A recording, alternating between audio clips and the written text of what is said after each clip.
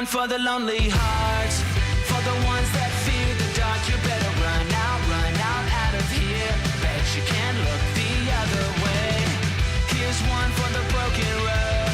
That's the only one you know. You better run out, truth or dare. Get me out, take me anywhere but here.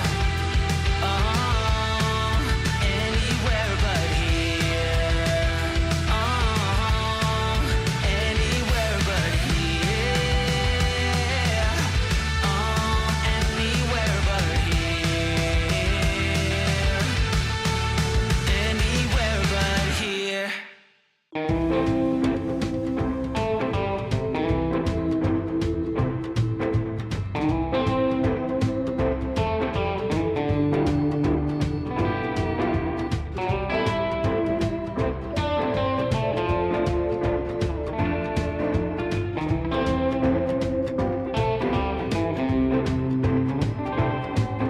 When I first saw her, a black cat crossed my trail. Bad news and high heels made me go off the rails. But one look at her, she's oh so fine. I know I've got to make her mine. She's just my kind, I can't get her off my mind. She's my kind of woman, I need her so. Yeah, my kind of woman, I can't let her go. 5 feet of dynamite will keep me dancing through the night. You know, a black cat got nothing on a lucky man.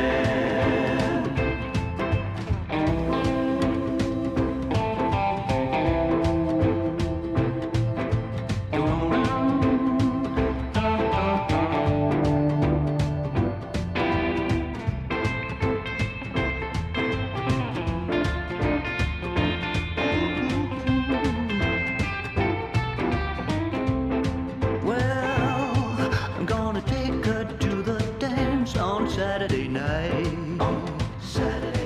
New shirt, new shoes, no room for oversight. Well, I'll be cooler than James Dean, and she'll be hotter than Marilyn. When there's electric in the air, you better be prepared. She's my kind of woman, I need her so. Yeah, my kind of woman, I can't let her go.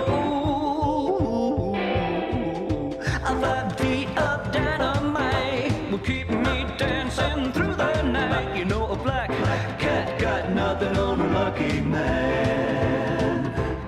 Yeah, a black cat got nothing on a lucky man.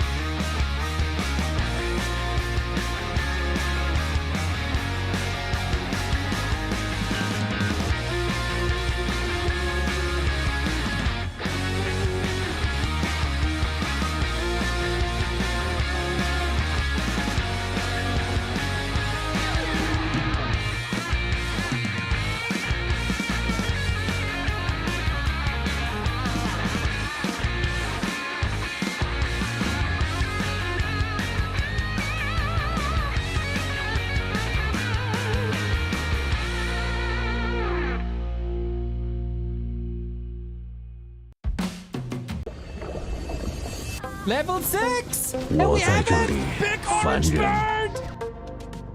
Who is going to win? Well, the Shadow Hunter is not portal too quickly, maybe? 别催我， Zero's 如 tournament 你 life. 所愿。 Are we going? Silence on the 尝尝 Paladin. 这个。 That was used, so we can use the shotguns now. But is there silence on the Paladin as well? Maybe the supply? 别挡道。 Archmage? Demon Hunter is dead now though, isn't he? Potion! 尝尝这个。 No way! The knight killed the Lord! No way! This was never meant to happen.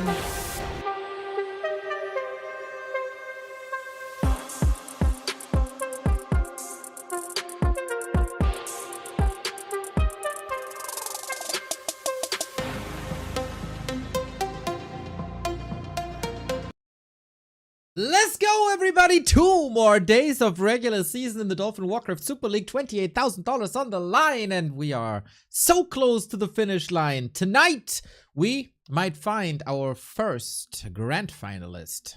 Tonight? Yes, tonight.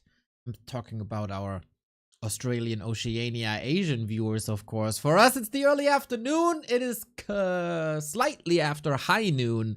And oh my god, do we have games today? Oh my god, are these gonna be bangers? We kick things off with 40 versus FoCuS. That is a fierce rivalry for 10 years, dating back to the early days of the Gold League. And then we got a match that needs no introduction.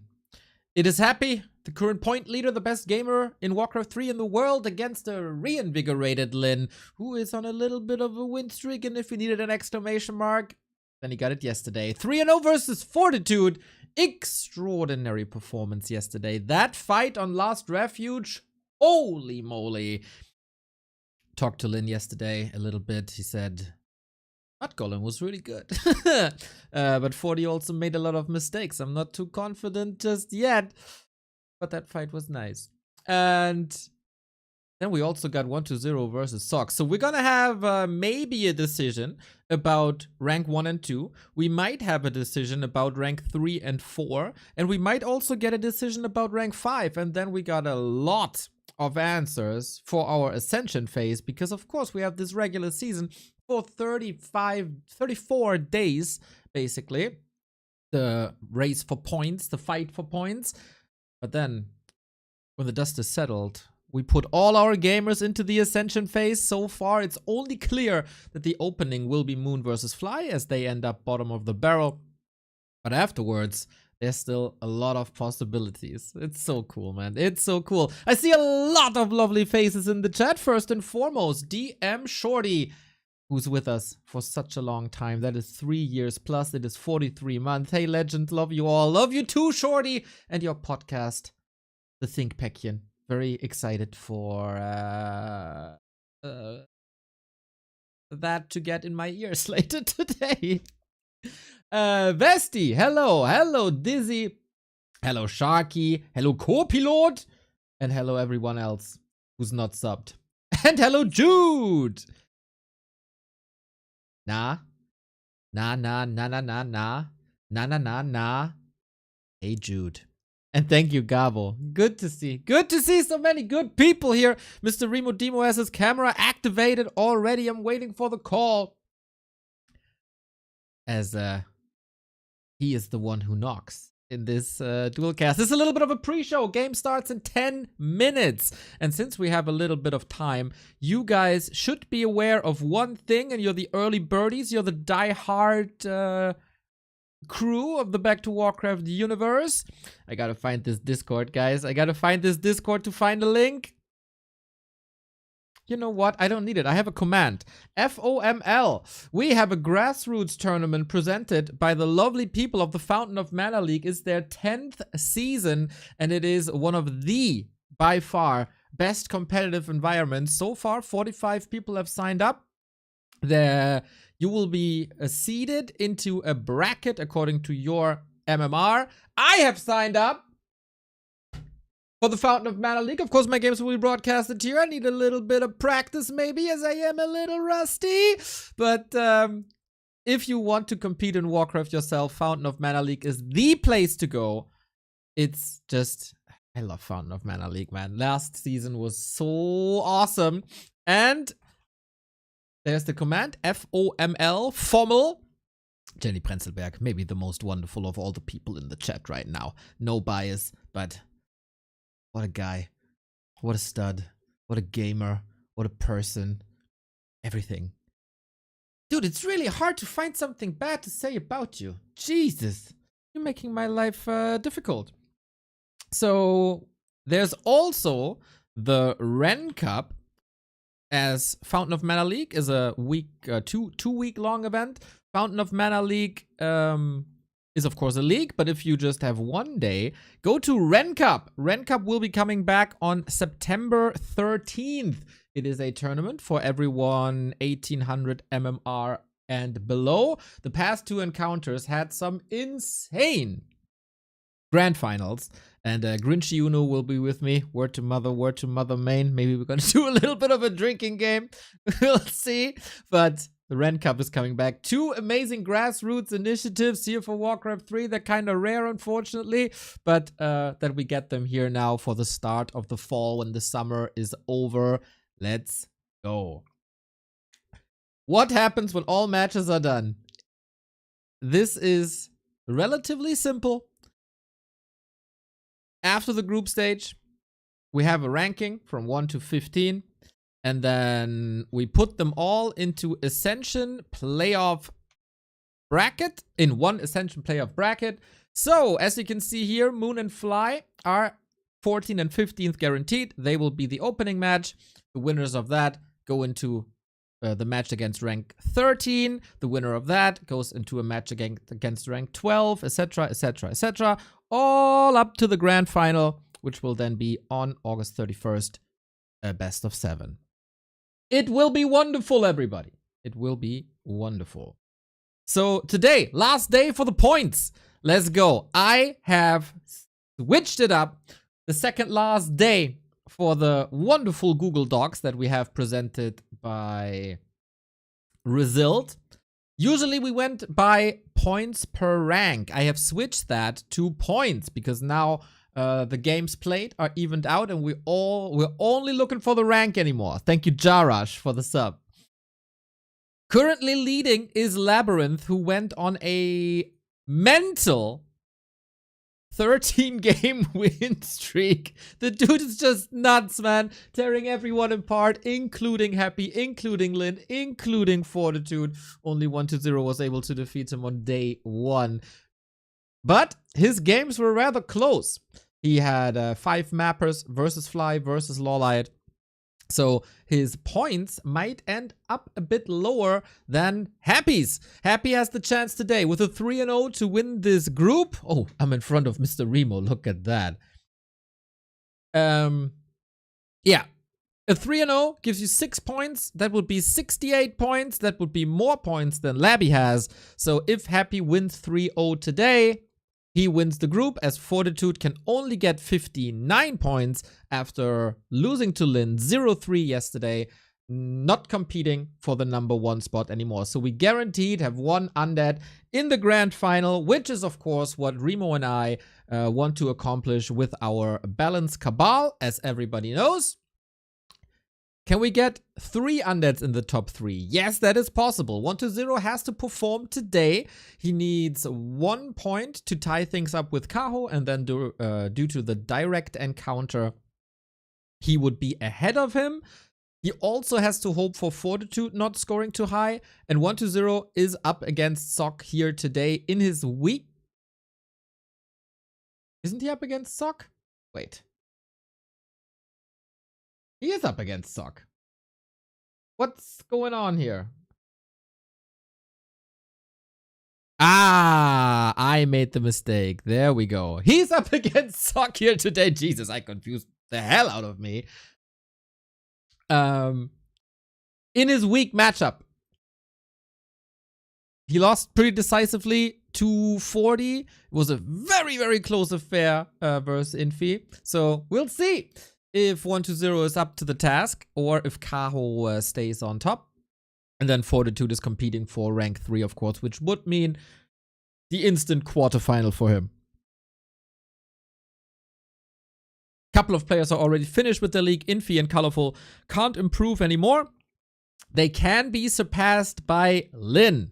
This is the big question. Today, the big battle versus Happy. Lynn needs to score. It's not gonna be easy, but he has a lot of catching up to do. 12 points theoretically possible. He also has to face LYN in the last Playday tomorrow. So maybe Lynn is looking rather for rank 9 than for rank 8. But what you can see is that everything from rank 1 to rank 13 is still in flux, especially here at the bottom midfield. It's super tight. Rank 3 to 5 is also super tight. And now, you know what it's about. You know what's at stake. Every rank you ascend is, of course, you make here is a round later in Ascension with this better guaranteed finish, and that's more money. So I think more than ever, every map matters. And I got the call of the handsome co-caster that I need by my side to make up for the lack of handsomeness on my end, Mr. Remo Demo. Hello. Hello, Neo. Hello, chat. Hello, everybody, to our second last penultimate day of the group stage. It has been 34 Playdays already, Neo. Isn't that crazy? The Super League providing a super group stage. So many matches, so many awesome Warcraft skills being displayed, and we've almost come to an end. Not yet to the end of the league, of course. That still will be very super for the rest of itself. But yeah, today and tomorrow are going to be the last 2 days of the group stage. I think somebody in chat just asked, is today the last Playday? No, tomorrow is the last Playday of the group stage. And then next week on Thursday, exactly 1 week from today, the playoffs begin. Hell yeah, we're gonna ascend as if it's Easter. Mr. Remo, I'm a bit sad actually that we can't really do our tradition at the end of this broadcast. Usually the games end and we sit here. Drink a shoey? What? Drink a shoey, you mean? A shoey? Wait, you don't know about shoey? How have you not heard about this? I feel like in wrestling, I don't watch wrestling, but if there's one sport where they do that a lot, I would have expected that. Anyways, shoey is apparently a tradition from Australia and New Zealand maybe, but certainly Australia, where when people are partying, having a good time, they drink their drinks out of the shoe. Ah, a And hence shoey. the shoey. With OE, I see. Yeah, I mean, that is what you probably do. I sit here and I go into the WeChat group and I ask, what games are tomorrow? And then they answer relatively quickly. But now, with deduction skills, Remo, we already have the answer. And what a better way to end the group stage than with Happy versus Fortitude as the last game of this. Yeah, absolutely. Has been, I think, the most epic and exciting rivalry we've had over the last 1 to 2 years.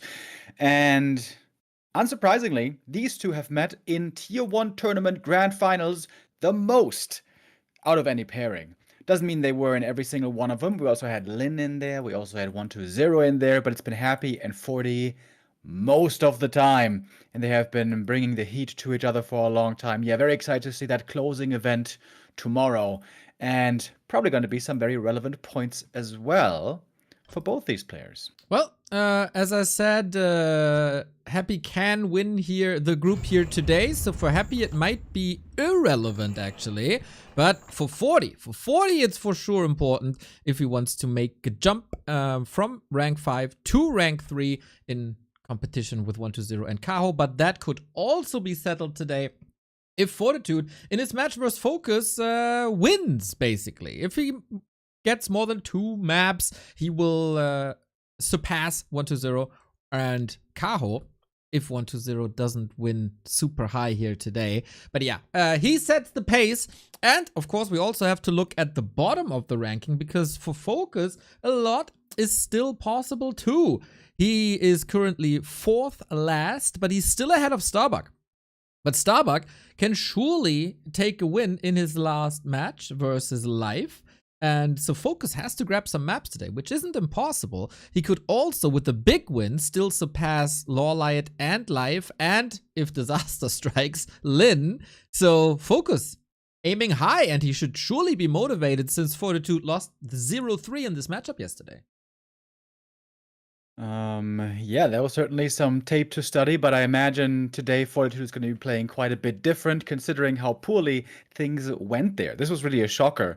Lynn was on a really cold streak, 40 was on a hot streak, although for Lynn, finally he got that win, of course, against Sock, as we saw. But yeah, I wasn't expecting that, certainly, the 3-0. Speaking of 3-0, by the way, Starbuck, if he gets a 3-0 versus a Life, he could still overtake Lawlight even in the standings, if Lawlight gets 0 points, but with those two things both required, I think that's very unlikely. So Starbuck seems to be bottom 4. FoCuS a bigger chance to maybe perhaps make it a little bit higher, but yeah, we're going to see them rather in the early rounds. Right on. And I got a question here leading into our first match. In what shape is FoCuS?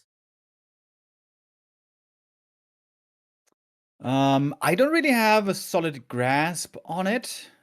Wouldn't say it's very good, wouldn't say it's very bad. I think you've been saying that you feel that he's been doing fairly well lately, perhaps on a bit of an upswing. Is that something you still feel confident in backing? It's been a while since I saw him play. When was the game against Life? It's been some time. But he was on an upswing, but I also noticed, Remo, that when I cast FoCuS, he's playing worse than average. When you cast FoCuS, he's playing above average. So now we're dual casting. Well, what does that mean then? Perhaps we're both gonna curse and anti-curse FoCuS today. He's gonna probably know what he has to face. It's either gonna be MK expansion stuff with Griffins, or Archmage, Breakers probably. Rifles? I don't know, man. I'm not trusting in these rifles anymore. We heard that loud and clear yesterday. Hey, Rain, thank you for the 38 month.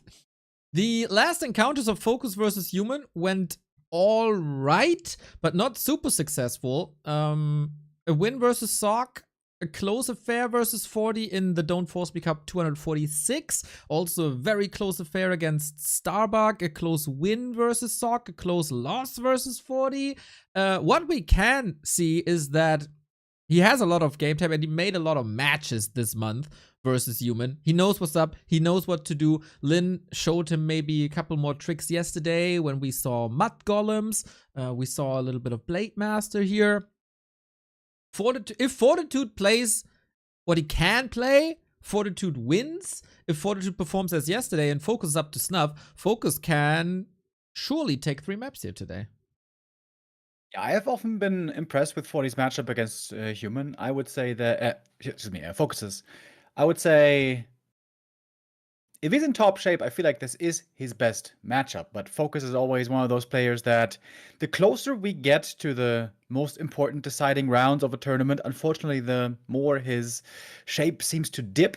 I wonder if he has those playoffs already in mind. I wonder if he's getting a bit of stage fright already. If not, if he can bring his best game, then I think we're going to be in for a banger. Because I am certain I say, Neo, certain that 40 will have learned from his mistakes from yesterday and will play a much better series. And I imagine also out the gate. I think the loss yesterday, the 0-3, bit of a wake-up call for him. I hope so. But he is the big bout machine. He is always accelerating when it comes to an end of a tournament. The anti-FoCuS, so to speak. And just like you, I am very hyped for this. And, you know, I'm a bit of a Warcraft historian myself, you know. I don't remember what I had for breakfast yesterday, but I do remember tournaments from 8-9 years ago. And that's the most important stuff. It is, right? And you fondly remember probably the Gold series. We talked about that a little bit. And their encounters in 2016, like it is now 9 years ago, but they always faced each other in the group stage multiple times. And it was always GSL style groups, right? So double elimination. And they faced each other in the upper bracket. FoCuS wins. They face each other in the lower bracket when it's about the playoffs and when it's important. And their Fortitude wins. So this was the case 9 years ago, it's still the case today. Some things never change. I think now we have a pretty good idea of what we're going to be expecting today, but now we also want to see what is actually going to be happening. Our first map begins, FoCuS versus 40. Let's start this show. Okay, you give the call. We start on Hammerfall. And we have the tail of the tape, everybody. This is the #1 human against the #2 orc in the world. Fortitude, a bit higher aspirations. The mid-season wasn't necessarily nice to FoCuS as every orc was struggling. But just like a fly, just like a Lynn, FoCuS on an upswing. He didn't beat Fortitude on this patch just yet. But it's a lot about the lessons you learn along the way. Especially the past couple of days. FoCuS. Can he bring his A game? Can he take maps, or will Fortitude stomp him and avenge the loss yesterday versus Lynn? The F7 button is hit. The game has started. Let's go! Second last playday of the Dolphin Warcraft Super League. Now, I must admit, I am a bit surprised here to see the Pally Rifle busted out right away on the first map. Hammerfall has always been considered a pretty good map for Pally Rifles because of the small size, the easy access to the orc side of the map, to deal with expansions and go for pushes and all that. But it's also pretty good for human fast expansion, a style we've also been seeing getting played quite a bit, even with MK at times. I was thinking, with Pally Rifles now looking a lot worse, that when there's other strats available on the map, good strats, you would pivot to those, tend to go to those. But 40 says no. 40 says, I don't care how much you nerf me, I can still pull this off.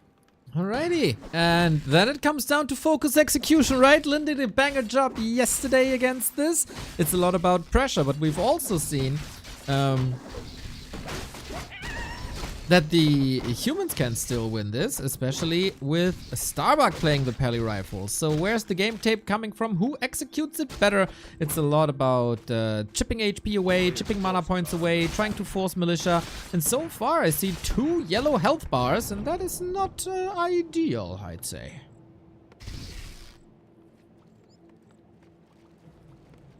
And we're going to have a slow early game over here. Of course, early on, the orc wants to make use of their range advantage, try to get in as much damage as possible, and really dominate the human early on. It is not a very comfortable position for 40 to be in, but one he's been in many times. He knows, yeah, this is pretty pesky right now, but soon he's going to be on tier 2. Couple minutes, and then things will get a lot better. Despite the loss yesterday, 40 is not switching back to his 4 rifle tech. It's still a 3 rifle tech, so a little bit faster, a little bit more fragile. And FoCuS, 2 headhunters here already. Is he still a fan of the Naga and the push is the question. Does he have own ideas maybe? Yesterday, this was a lot about early games. If the orc can get enough momentum, they carry that into the late game. They get their torrents out. And then oftentimes the griffins arrive too late. A very timing-based map we got here.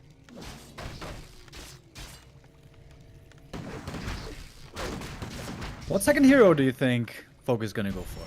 Is he going to go with the new wave of Torn Chieftain? I feel like he likes that Naga play. He likes staying in the face of the human and keeping that pressure up. It's really good early on tier 2, but it will tend to fall off later in the game, right? FoCuS is sometimes a little bit behind the curve when it comes to meta developments, but he surely will have seen the games of Starbuck. He surely will have seen the games of Lynn, and there the TC looked really good.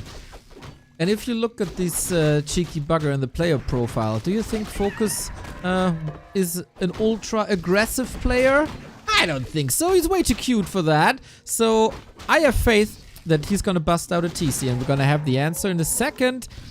And the headhunter is marching past the tavern, and that is an indicator for me already. And I spoke too soon because he moved straight back when I said it and is going for... Oh, now he moves back again. I'm double cursed. No, triple cursed. On the edge of our seats. It is the Naga. I know my FoCuS, bro. He loves the Naga. He loves that FoCuS fire. Well, his name's FoCuS after all. Part of the name, yes. Oh, not too much Oh, focus headhunter. here, though. On the other side, he gets the rifle. 1-for-1 exchange is always in favor of orcs at this stage of the game. So, nice position with the Farseer, blocking the retreat. A player's forces are under attack. He didn't hit the Holy Light button, though. Could have used that spell to save the rifle, most likely. But okay, at least he got something in return. FoCuS has good reason to feel confident right now. He could use the heroes to keep the human busy, and the headhunters could perhaps even creep something in the meantime. We've seen this often by Orc players doing two things at the same time while you have that hero lead. But FoCuS has the army together and wants to take this camp away. Love that pressure play. And we're not going for buildings. We go for the Makrura. Shout out Mr. 8-Man that came in with the raid earlier. Hope you had a wonderful morning. A little bit more damage. The inventories look very, very empty, as so often in the first 5 to 6 minutes. And with that Naga, that won't change for a while. Tier 3 cute, double totem, Tauren Coven. 7 headhunters into Torrents, something we've seen many times before. Occasionally also we're gonna get Troll Regen. But the Orcs have to pick and choose what kind of upgrades they want to get. They tend to be low lumber when going for this style. Torrents themselves, for example, costing 100 lumber each. And Pulverize also, which you always need, gonna be expensive. Master training at some point. So, yeah, you have to make wise decisions. As so often in life and in Warcraft. For some people, it's even the same. For example, for life. We are waiting for the heavy hitters coming. With the Blood Mage is already there, and that's usually the time to retreat a little bit, even though a Farseer Naga combo is not that mana dependent. Sends the Headhunters to the main to go for the farm. Interesting play by FoCuS. A player's forces are Thinking about harassing the peasants here a bit perhaps as well. But in militia form, they can fight back pretty well. Interesting play here by FoCuS, almost netting him a kill, trying to prevent the human creeping in the center at the same time. But level 2 is now finally reached, and this already makes things quite a bit easier for Fortitude, and the big mana potion, wonderful for him as well, especially if he's going Flame Strike. This is very valuable. This is a perfect situation for Flame Strike right now. Unfortunately not unlocked. This was 2 workers down for 40, but once you have the upgrades, especially long rifles, lumber isn't that important anymore for regular Peli rifle play. But if you want to go Griffins, then it matters more again. So these Griffins are surely delayed already, but we have 8 lumber workers still, so I think that should be fine. a player's forces. Yeah, he remade a lot of them, by the way. 3 peasants remade, so 40 sees the need to have good lumber economy. And this clearly is the game plan for FoCuS. He's trying to reduce lumber as much as he can. And with the tech being so late to tier 3, I wonder if there's a window to go for a tiny, perhaps. Well, unlike the past 2 days where the tiny did not throw, Lemes is in chat now and will tell us for sure that the tiny is gonna cost FoCuS the game. Every Headhunter heard, also a little bit because he doesn't have Troll Regen. We're skipping that upgrade, skipping that lumber to rush Tauren a little faster. Shadowhunter third, 4 hex to disable that pesky Blood Mage. But yeah. He's surrounded by a sheep. Look at the shadow. Oh damn! I didn't miss. I didn't miss it. I did miss it. Sad. It's okay. He got out. Turns out the sheep is pretty easy to slay. Slay is also what 40 wants to do. He's in the middle of the map right now. Not the most amazing levels yet, but he's got level 2 Pally, that's a start. Level 2 Blood Mage as well, and wants to lock in that level 3. We do have the Flame Strike selected, which is the norm nowadays. Can be especially great against those Berserkers. We don't have a level 2 yet. No Chain Lightning, no Fork Lightning, no Lightning at all. But the Tauren are here with Pulverize already. Flame Strike! Oh, FoCuS, that was a bit slow, dude. Nasty hit on the unupgraded Headhunters, and now they're all ripe for the pick-in. You were hurt already. Now they're even more so hurt. You mentioned it earlier, didn't go for Troll Regen to save the lumber. But isn't that one of the best upgrades you can go for? Especially when they're bruised from the early game. Right now, everything is way too hurt to look for any more fights. At least Berserker training finishes. You can boost with them away if you want with Berserk. But that is not the most comfortable position. But FoCuS still does not want to allow 40 to take this middle camp too easily. Doesn't want to give away the next consumable. Okay then, Hex on the Blood Mage. Can he? It's so hard to snipe the Warlord now without any spells available. Headhunters are coming back in. Same as the Walker, but everything is bruised. He doesn't have a heal scroll. This could be a very decisive fight for 40 already, but the pressure is on the Pally, who only has the TP, moves back, has the Holy Light. Big pulverizes on these rifles. Pally out of mana, but that's what he's got the big mana potion for. Certainly gonna need it in a moment. The Naga closely gets away. Pally hits the big level up to 3. Skills the Holy Light right away. That's full HP on the rifle. That is FoCuS with his tail tucked between his legs. Has to back off, back to the shop to heal. And this camp goes to 40. Scroll of the Beast as well. And I would say with that, 40 takes the lead in this game. Woohoo! And he has the tech to tier 3 done as well with the Griffin Aviaries coming. 40 finds his stride for sure. The past couple of days, it always took him a little bit to get online and show his real strength. Yesterday, he never could, really.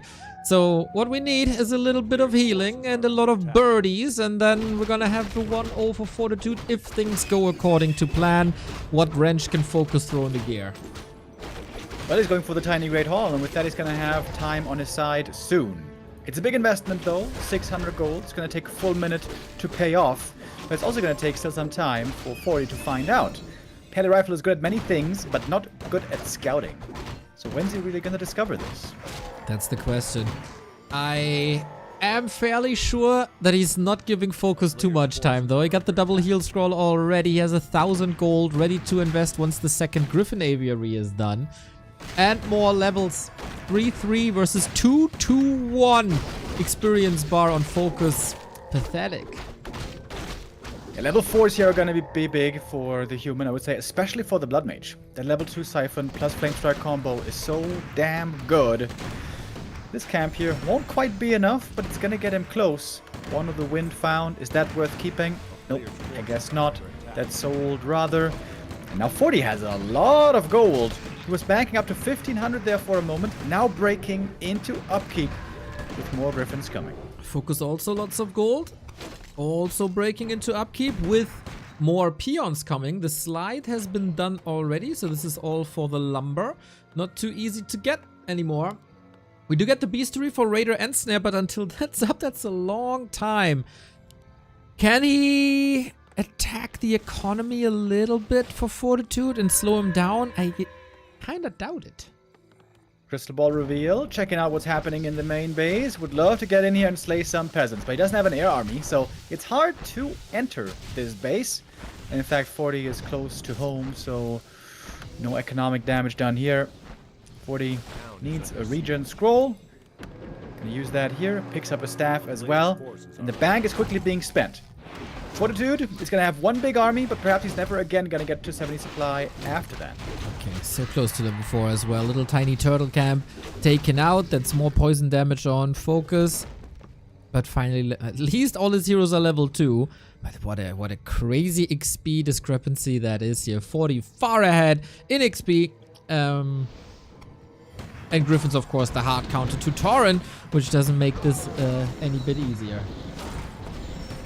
Big level up right there. Blood Mage now level 4. Now we have the powerful Blood Mage unlocked with Flame Strike Siphon. Once the Blood Mage gets to this level, he's super strong. Just getting here is oftentimes the issue.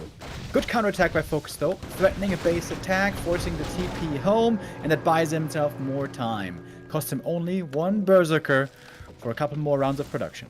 Wonder if 40 should just seal the base to prevent these attacks for the future. Maybe second Lumber Mill or something. We've seen that by Starbuck in this matchup. That was pretty cool.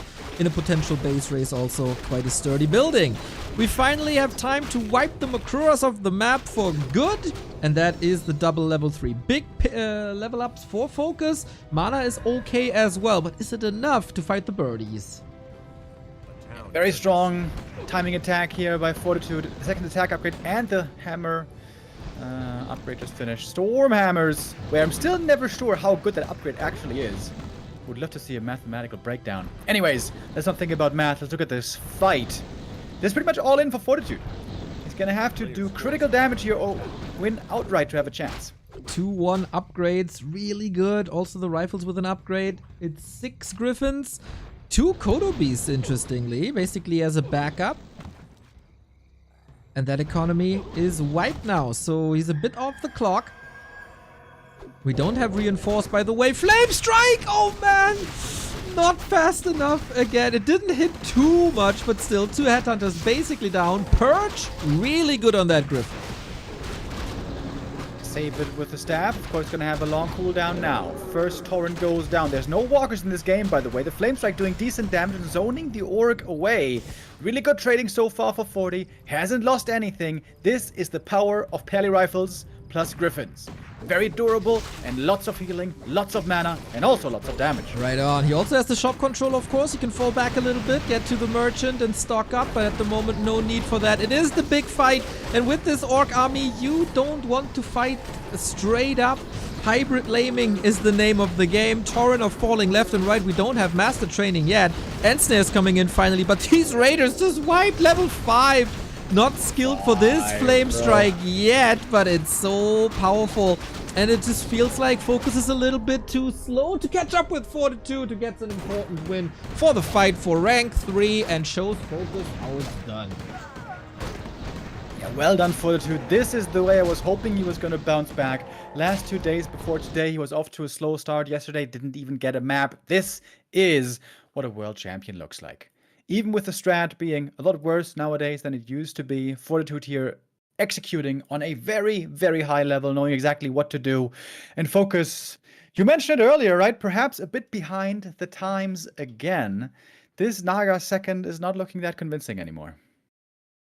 Ah, very unfortunate, man. What was he doing if he wasn't watching the games yesterday? It felt quite clear that TC is the new way. But okay, he's very conservative, at least. Yeah, I like the TC a lot as well. Of course, the question is always, how much has the player practiced it? How comfortable does he feel with it? Maybe didn't have the time yet to test it on the ladder. You need to get some reps in there before. If he didn't practice it at all, I don't blame him for playing the Naga, but we see here her downside. Outside of the second hero pick, though, also normally you want to look for advantageous times to fight, right? When you have the Torrents out, before the Griffins are there, ideally when you have an Orb of Lightning for Purge and Catch, you want to force fights, you want to find kills. That never happened here, really. It's just, FoCuS didn't find the right openings. I gotta say, Mr. Remo Demo, I was a bit worried when I saw that Holy Light not going off at the beginning, where we had that 1-for-1 Headhunter rifle trade, which is usually not what you want as the human player, but 40 recovered nicely, and FoCuS didn't raise any spectacular challenges. Yeah, 1 or 2 attacks in the main, 1 or 2 workers, but that's not enough when you're up against Pally Rifle Griffin. Yeah, I like the lumber harass strategy actually quite a bit. He forced 3 peasants to be remade, as we recall. 2 peasants were killed. Lots of lumber was lost to militia. He got far ahead on the tech, and then he goes into the main base, TP's home. If then he's a bit greedy, and he goes for the tiny instantly while the opponent is on his side of the map, and then he keeps laming. I think that could have perhaps worked out better. Of course, FoCuS probably knows what kind of mistakes here he made, what kind of improvements could have been done. But Fortitude just played a really solid game and keeps proving that this strat is not dead yet. Right on. With that result, he also tied points with 1-0, with, of course, a lot more potential. One more map, and then he ties with Kaho. And good news for 40 is he won both of the direct encounters. So basically, this paves the way for rank 3 at the end of the group stage. Questions, of course, still how 1-0 is going to do and how he's going to do tomorrow against Happy. And the rest of this series as well. But I'm feeling quite optimistic right now about 40's chances. I was getting a bit worried, despite him having that big win streak. We saw him, it seemed almost like a bit distracted in some of those games. Talking about yesterday against Lynn and the day before against Colorful. This wasn't killer mode 40. But we also know that he's not always in peak shape all the time. But mostly, he manages to reach that peak shape when it matters the most. Tinfoil conspiracy theory, Remo. 40 on purpose gave Lynn a lot of points, so he ranks up high. So Lynn is eliminating all the Night Elves, where 40 has some issues against. So he also knows that on a regular day, he will beat Lynn then. So he's basically his guard for the Night Elves before them. Okay, so 40 not just playing Warcraft 3, but also 4D chess. We see if that works out for 40. Important first point here. An important next map for FoCuS as well, by the way. We talk about this quite a bit. The first loser's pick is supposed to be your best map in the series, so if you want to have a serious chance in this best of 5, this is where FoCuS has to score now. We don't have the game just yet, right? Or Not yet. Okay. They're setting up the lobby right now, and we can see that Concealed Hill is going to be our destination. the tone of your voice was like, and we go into the game, and I was refreshing, and I didn't see anything in the Flow TV, so I was very confused, as sometimes games appear a little bit later. You at home can, of course, make sure that your Prime sub isn't appearing later, but right now, if it's available to you because you didn't spend it on any other channel, feel free to give it to us. It's 2 clicks and great support, and you take money away from Amazon. If you think that we don't deserve it, give it to another Warcraft creator, like a Soul 8man, like a Sparta, or, you know, it's very convenient. We're online right now. You get our instant reaction, like FeZofesp.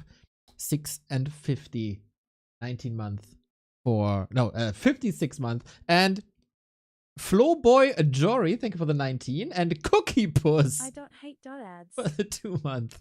That is a wonderful nickname. Thank you guys very much. Your support goes a long way. Thank you, thank you, thank you. Hopefully you're enjoying your ad-free experience here in the Super League, where the super games, the best games in the world, are played. Yesterday we made a bit of fun of that, where a lot of mistakes were also made, including by Fortitude. But today, just talking about the first map here, looking a lot sharper. Very sharp. Razor sharp. Can he do it again? We get a long text by Don Dolare. I think this is a Stormhammer explanation. It's too much text for me. What is it? Let's read it. Whatever. So, Don Dolare's explanation for the Stormhammer. Heard it now.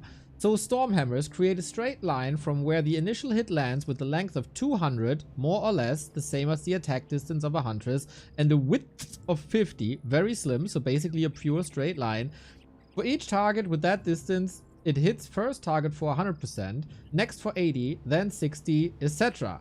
When units are clumped behind each other, it's very efficient, but if they are fanned out in a concave, it adds little to nothing in most cases.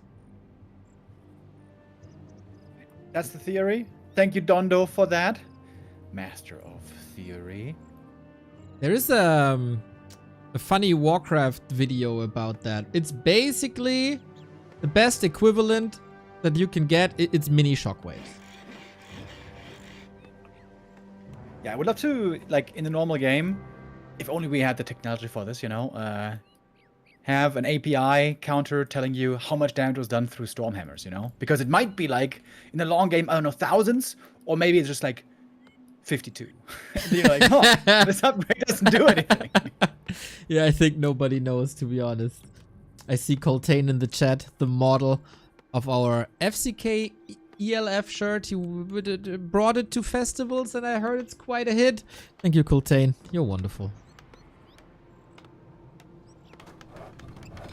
Now, join into our second map of the day. As mentioned, FoCuS here under a bit of pressure already. Really important to score here on his first map choice. Concealed Hill, the map for us here. It's going to be a very different strategy. No more Paddy Rifle, but rather Archmage and likely one base. We talked about 40's potential for the rest of the group stage. Of course, has to be mentioned. FoCuS has the potential to attack Lawlight and Life and, theoretically, Lynn for higher spots. He could also be surpassed by Starbucks. So if he goes down 0-3 here, that would be a tragedy almost for his tournament run. FoCuS, you gotta turn it up, man. First order of business is trying to slow down this Archmage. We all know how much 40 loves to creep small camps one by one in the early game, the greens, to get towards level 3.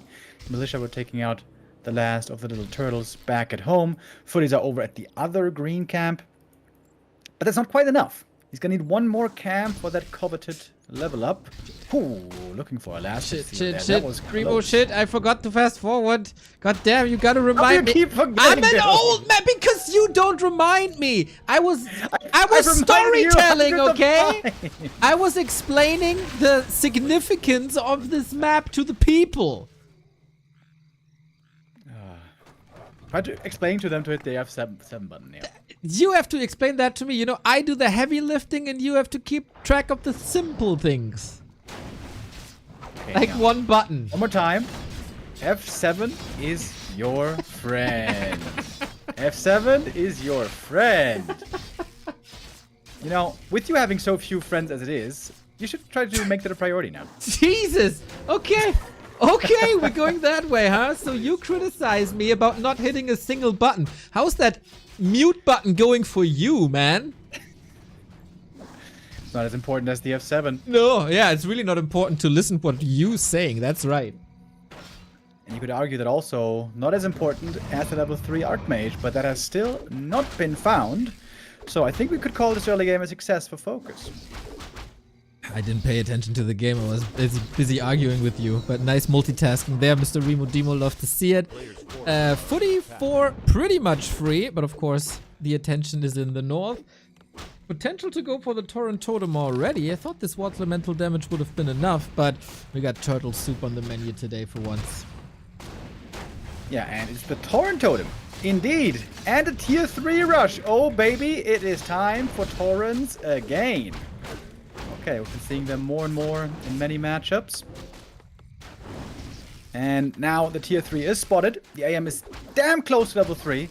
Just needs that one Headhunter in the back, but FoCuS doing a great job keeping these alive for now. Chain Lightning onto the workers. Kinda nice. How long can he keep it up is the question. Defend, of course, an absurd amount of EHP. I read something like 1300 EHP versus piercing damage. That's quite nice. That's a torrent. But okay. You win some, you lose some. And that's the case with Headhunters as well. Take care of that frog, brother. Oh, still not dead. Block, deny. Well done, FoCuS. I call that a very successful early game. AM still stuck on 3, and that is so rare to see for 40. Usually he's so good at claiming that.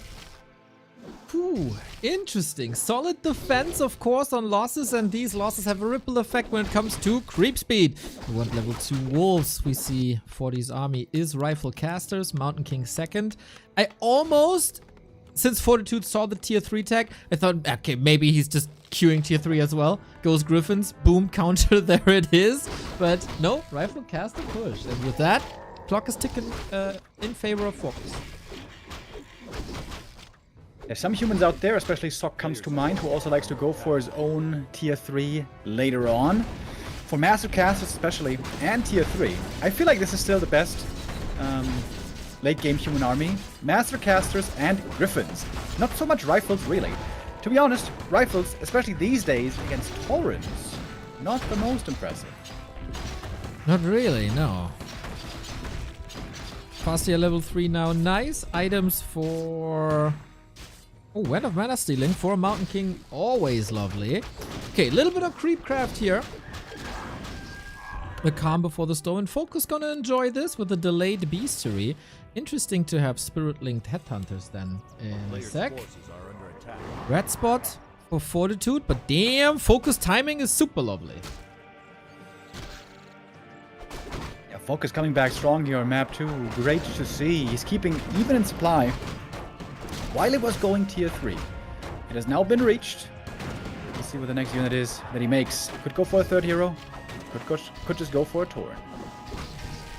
For now, we gotta throw 40 away from this red spot. That is just an orc spot with how manipulative you can be, just as the orc balance whiners are manipulating the entire scene right now. Militia called and instantly killed. It's a bit extra fodder for the Shadowhunter XP bar. Saving the priest though, I would say that's pretty big.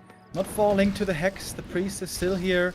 And he has adept training, so could go for some more Deespel later on. Stormbolt in the Walker, but also no kill there. Enjoying that resistance skin, of course. He had resistance skin before it was cool, the Spirit Walker.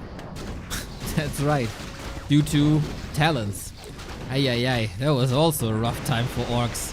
Nice snipe on the rifle. Dude, 40 is on a timing strategy. He is supposed to be accelerating. He is supposed to be to put the pedal to the metal, but FoCuS is completely owning him here in the middle. And get some return kills with Stormbolt. Can still look for more. They could have gone for the other Berserker here. One of mana stealing. That's more Stormbolts. MK could have gotten another kill there on the Berserker, giving that one up. Maybe trying to force the TP here on the Farseer. Looks that surround in. Another kill though. And FoCuS can now just TP away. And Torrents are already coming. Oh man, that was a second off of the next Stormbolt, and of course with Bash you can always get trapped there. Little dicey, but FoCuS taking risks. Good. Maybe he has to.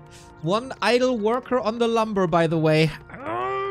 Then I complain about not having enough lumber, but hey, I'm pulling back. The fight was good enough.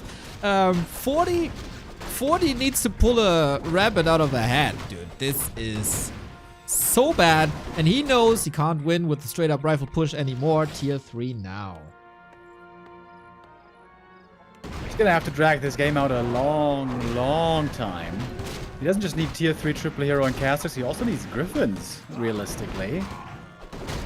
There's a lot of freedom right now for FoCuS to unfold. Of course, he doesn't know exactly that it's tier 3 coming. He might just be still worried it's gonna be a rifle push heading his way.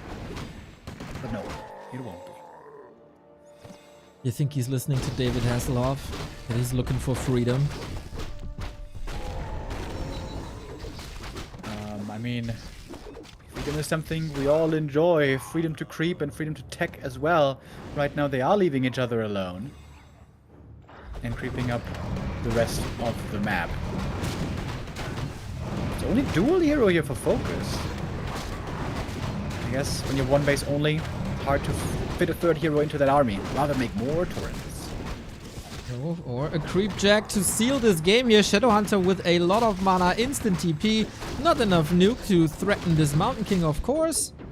Nice creep jack that was. Another big expense when you're supposed to save for Griffin aviaries and Griffins themselves. It's not what 40 wants, man. He's getting punished every step along the way.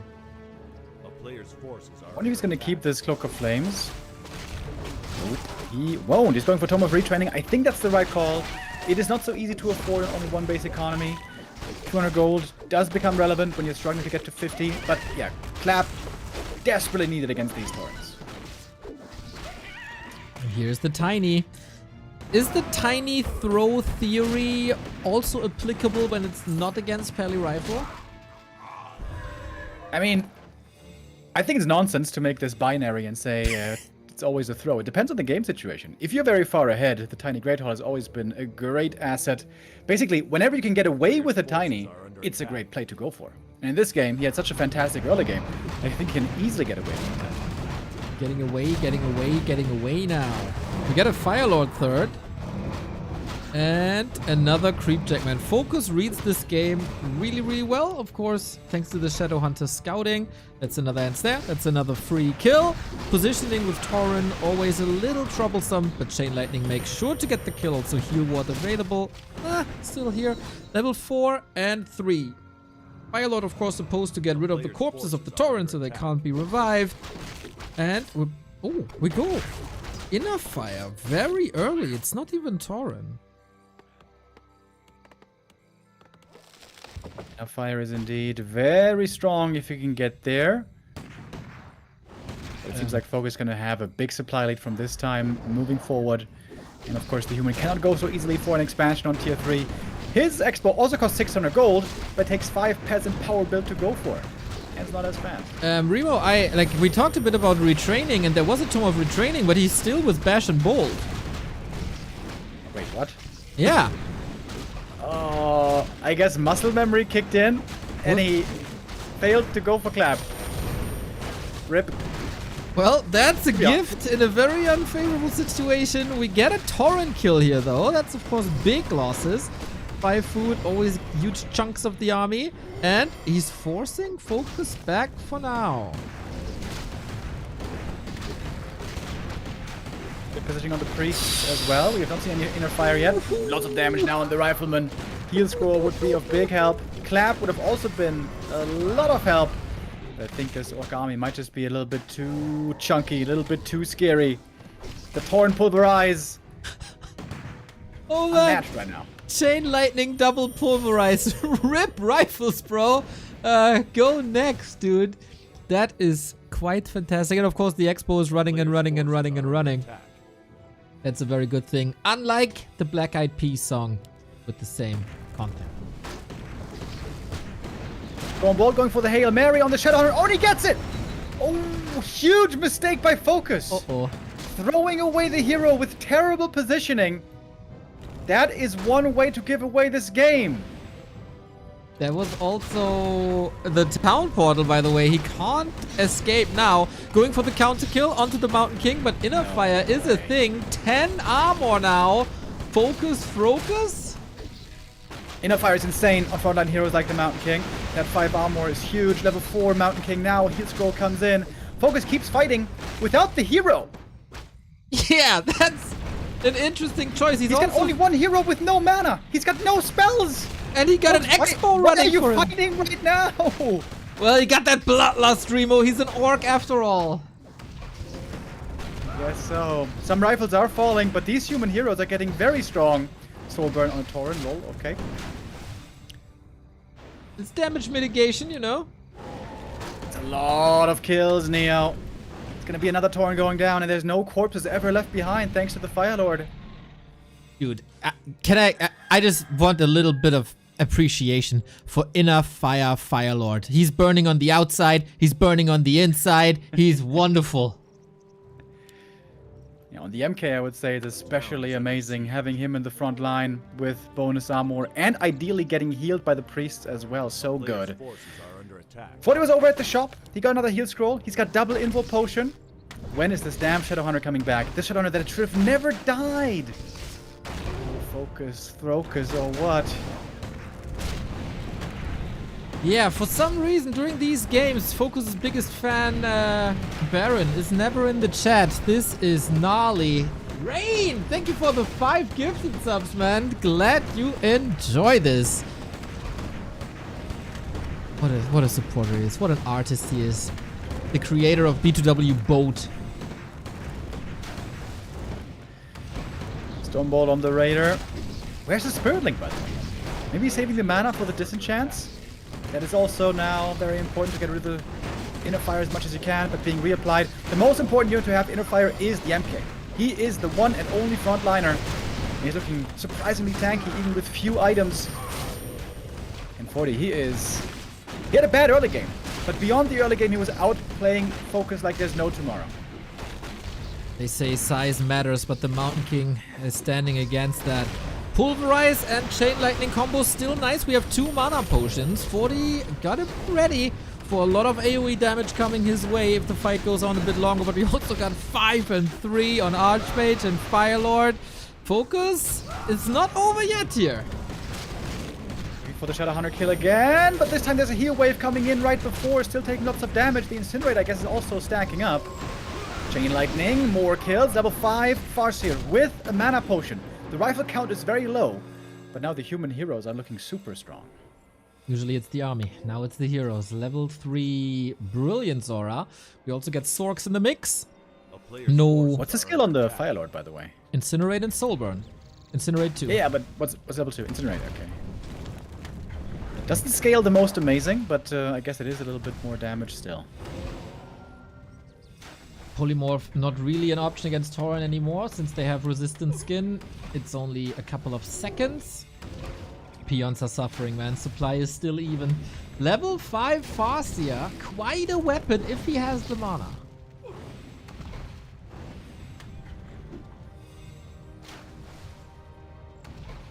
The Tauren still hold a lot of promise. If they get the right connection, they can still be really good. Thing is, now with the AM having level 3 Brilliance Aura, I would love to see some more Sorks, because sure, these Taurens have, you know, resistant skin, but with level 3 Brilliance, you might just have enough mana on Sorks anyways. Could be true. But we throw Militia into the brink. We want to fight this out. Water Elemental harassing, split to the side, Shadowhunter not doing any damage just yet. Inventory completely empty except the one mana potion. We got Soulburn on the fast here to prevent the Chain Lightning, but only for so long. Torrent not really in the greatest position, only against heroes. Lightning doing good damage again. There's a mana potion still available. Heal scroll though, also still in inventory for the Archmage. MK is taking quite a beating, by the way. It was the first heal scroll, still has the second available. Okay.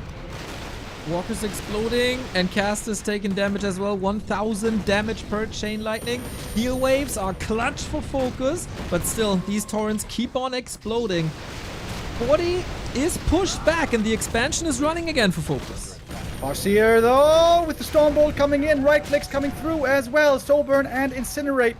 He does get back to the safety of the back line, but the Torrent is now with that exposed. MK on the chase, crazy mana regen for him, and a couple of bashes could also help. Nasty, nasty game here. It's about endurance, and you don't have a TC to provide that aura. Can FoCuS hold on here with that Expo in the back? The clock is still ticking for him. 19-minute mark, 20-minute mark. We have 1.5 minutes of mining left. Farseer here seems to be the only real threat left. Amazingly, surprisingly, Fortitude is dealing with the Torrents really well with a rifle-based army. Insane. Of course, a lot of that is because he has Triple Hero and Tier 3 and Inner Fire. But still, this is supposed to be a hard counter, but Fortitude is outplaying the opponent now for many minutes. Okay, that's elemental again. Split. Any chance for FoCuS to hold here? If he holds for 2 more minutes, it's his game. Chain Lightning, nice. More mana potions, nice. Torrents are exploding though. Mountain King level 5. Oh, that hammer is gonna hit so hard. Disenchant, Chain Lightning, looking for the kills with the Farseer spells. Heal Scroll comes through against it. That was the last Heal Scroll for Fortitude. Now he has to rely on Priest healing as the only source. Farseer is in trouble again with the right clicks. The Stormbolt, he is dead. And FoCuS will indeed lose this game. And I would say it was him losing this game more than 40 winning it. Man, that Shadowhunter kill in the middle, continued to fight in the middle after the Shadowhunter kill. That threw him so far back. FoCuS with the gigantic lead halfway through. But again, I gotta say, Fortitude wears this name for a reason. Holds on, sees the win condition, and takes this map home. Tremendous effort by the world's best human player. Yeah, absolutely. Very, very well done. Had a very shaky start there, by the way. Normally, he always gets that level 3, but he tried hard to get it, tried to get the kills, FoCuS with a beautiful defense in the early stages. Fortitude, I wouldn't say he was shaky, but things didn't quite go his way. But the way he was able to clutch it out, very impressive. Very impressive also how you are supporting us. Tastestosterone, thank you for the 5 gifted subs as well. Much love. Same for Hammerlot, 18 months. Sub notification coming in a bit. Whew, Fortitude is surely playing in favor of Starbuck here. I mean, these guys spent some time together in Dubai. Not the worst place to hang out on a yacht, share a beer together. I think Fortitude is a bit extra motivated here. Yeah, looks motivated again, looks strong again, and these are 2 very relevant points for the standings. With this, Fortitude goes up to 49 points, tying with Kaho, and that means he overtakes Kaho because he defeated him in the running season. So, now 40 is top 4 minimum. That is correct. Only 120 could surpass him. But for that, a lot of stuff has to happen. Starbuck with this needs... Wait, FoCuS can get 4 points max. That's 33. Starbuck could tie him with a 3-0, of course. But yeah, it is to be expected that Fortitude will take the series. Nothing is a foregone conclusion just yet, of course. FoCuS had some tremendous reverse sweeps in the past, including versus Fortitude. He is not a player where you should usually expect that, but yeah, the amount of reverse sweeps for FoCuS is surprisingly high. Would be quite the effort if he pulls it off here. I mean, it was an amazing start, in this game. His first map choice. But, well, that didn't quite work out. Down 0-2. The difficulty only increases from here on. Of course, 40 for the rest of the series is also going to have his map picks. And I wonder what the next map is going to be then that we're going to go to. Northern Isles, apparently, seems to be our next playground. And I wonder if 40 is going to play rifles here again. Because it is a fairly good pally rifle map. Not as necessary to play rifles here as I think it would be on Springtime. But I think this is going to be a good tell of his confidence. If it's pally rifles again on Northern Isles, it seems like he still has quite a bit of trust in this strand. Yeah, it did work in the past, especially with the high number of Griffins, and it's also with FoCuS being a bit behind the meta, as we said after game 1. There is a solid chance for him to get to that state where he has like 10 Griffins, even though that didn't work out yesterday. Northern Isles doesn't have a Mud Golem, and Mud Golem was the reason for victory yesterday. Good to see that there's so many decisions to make when it comes to playstyle these days. The variety in this game. So off we go. Map number 3. Could be the last one already. If 40 is successful here, we're going to close out the first series rather early on. We are hitting the F7 button, Neo, to make sure we don't end up behind the times. First, I hit the restart game button because our overlay didn't find the API. You're in this comfortable position, you know, you don't have to do anything. I do the score, I do the scenes, I do the overlay. Then you mock me for not hitting that one button. It's one button, Neo. How hard can it be? Not as hard as FoCuS having to beat Fortitude. Can we 40. clip that for the next time Remo is muted, please? That never happened. That is obviously slander. By the way, it is going to be pally rifles again. Fortitude, 40 and Starbuck right now seem to be the only two players still trusting the pally rifles. Even if Lemez has given up on the strength of pally rifles, Fortitude says no, sir. Alrighty, he is a big fan of playing stuff that was nerfed to show the world that he can do it. And as I'm fast forwarding, you know, the fast forward function is indeed used the best in pally rifle games, as we know how slow it can be. Fortitude, bottom left hand side, chance for 6 points if he wins this one as well. 40 going for the fast ultra build this time. Pally right away. The intention here is to creep right away with the militia, even if your rifles may be a little bit slower out the gate. With his opening, if the orc is super aggressive right away, then very often he will waste his time, with the human having crept the first green already. Maybe FoCuS isn't expecting pally rifles. In fact, I would say, I don't think he is expecting pally rifles. Yeah. Because he opened with grunt as well. And that grunt, it doesn't sound like a lot, but that's basically a 200 gold waste against pally rifle. Very much agree. I saw 2 games like this in the past 2 weeks, and this grunt was so useless. And yes, 200 gold is a lot of gold. I don't want to say it's a free win, but as like it puts him behind pretty much before the first shot towards the rifle, and now he's gonna shake his head probably. Man, Remo, every time I start to praise FoCuS, the next time is again a bit of a disappointment. So I'm a Zwickmühle right now. Should I keep praising FoCuS when it's worth it and not get angry DMs from his manager? Or should I just stop it so FoCuS performs better, but then I get angry DMs from his manager? Well, as with every decision, Neo, you should put the decision off until a later point. If FoCuS loses here now, then we're not going to have to worry about it anymore, because his day will be over. And according to the legend Starbuck that's in the chat, he's saying this is GG already. Oh, and this end snare doesn't make things better. Bucky Murloc. Oh my god. This is looking spectacularly like Fly in the middle of the season. 40 has the Holy Light ready this time, and the rifle is safe. It's a gnarly early game. It is costing a lot of lumber with this many militia involved. So that is one little glimmer of hope. But yeah, clearly not the opening that FoCuS was hoping for. If you lose the Grunt, but you get some kills in return, I think that's fine, as the Grunt's going to be garbage later on. But those Headhunters, you're never supposed to lose them, ever, against 400 range rifles. There was a game of Fly where he lost 5 Headhunters in the early game. That was mental, man. That was crazy. I thought it can't get any worse. And then it was Headhunter 3 and 4 and 5. But thankfully Fly is performing better.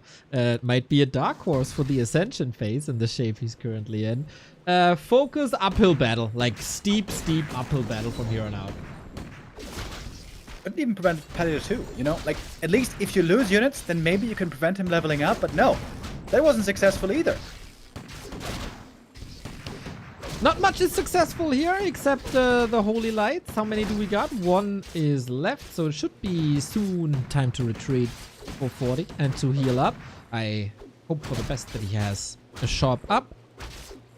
Oh, last hit battle. He has to get like a last hit series. Ooh, Come on. Come on, got FoCuS. him. Nice. Indeed. Should we do a little sync here? I'm at 5, 22, 23, 24, 25, 26. Yep. Okay. All good. TC, Remo. A player's force is Okay. Things might be looking up. You got the last hit steal. Level 2 unlocked. TC on the way. Chain Lightning as well. Getting some peasant kills here. Bro, And slow down the tech again. 40 doesn't have a shop. He couldn't heal. He can't heal these rifles. It's going to be up in a moment, though. In general, he's going to play defense as long as there's no Blood Mage, as long as there's no long rifles. I think this is not the worst thing. But yeah, look at the lumber. 40 is going to be so late on tier 3 this time. This could be perhaps a tiny Great Hall again, dare I say? Okay, then. We find the replenishment potion. That is awesome. Oh, wow. With 1% HP and mana, he gets to replenish. Let's go. Yep, I like it. Could still be time for a retreat, at least a little bit, to continue to heal up. The TC is there, grabs the heal cells. 40 has some time to recover as well. Love that Watcher Ward by FoCuS in the middle of the base. He's gonna have perfect vision where 40 is and what he's doing. a player's force is Pally trying to get his necessary level ups here, finally. Actually, not gonna get 3 here with the Blood Mage around. Gonna need another camp. But then he's gonna have the big level up. And once you got level 3 Pally, that's when you can grab map control and creep those center camps for yourself. Maybe. FoCuS right now, he's the one playing defense. He's hurt. He has fallen back. Again, no troll region. So Headhunters are gonna... Oh, no, he does have it this time. Excuse me. I take it back. Does have it this time. I like that. Passive healing on all those units. Yeah, it's the perfect use case for that. In numbers, it doesn't look too crazy, but it's basically half a Ring of Regen on every troll. That's a lot of Ring of Regens over time. And that's great synergy also late game with Spirit Link. Distribute that damage, heal up that damage passively. 100 investment worth making, it seems. On the other side, we get the flute, and that is the perfect item for a full range army. Doesn't matter if he sticks with rifles or if he goes for griffins later on. This will be phenomenal. Same for the wand of mana stealing. So it's a bit of a tame game. FoCuS making sure that there's no big creeping going on. This is level 3 for the Farseer, and he will be uninterrupted, it seems. 40 in the middle. Wand of the Wind. Nice playmaker.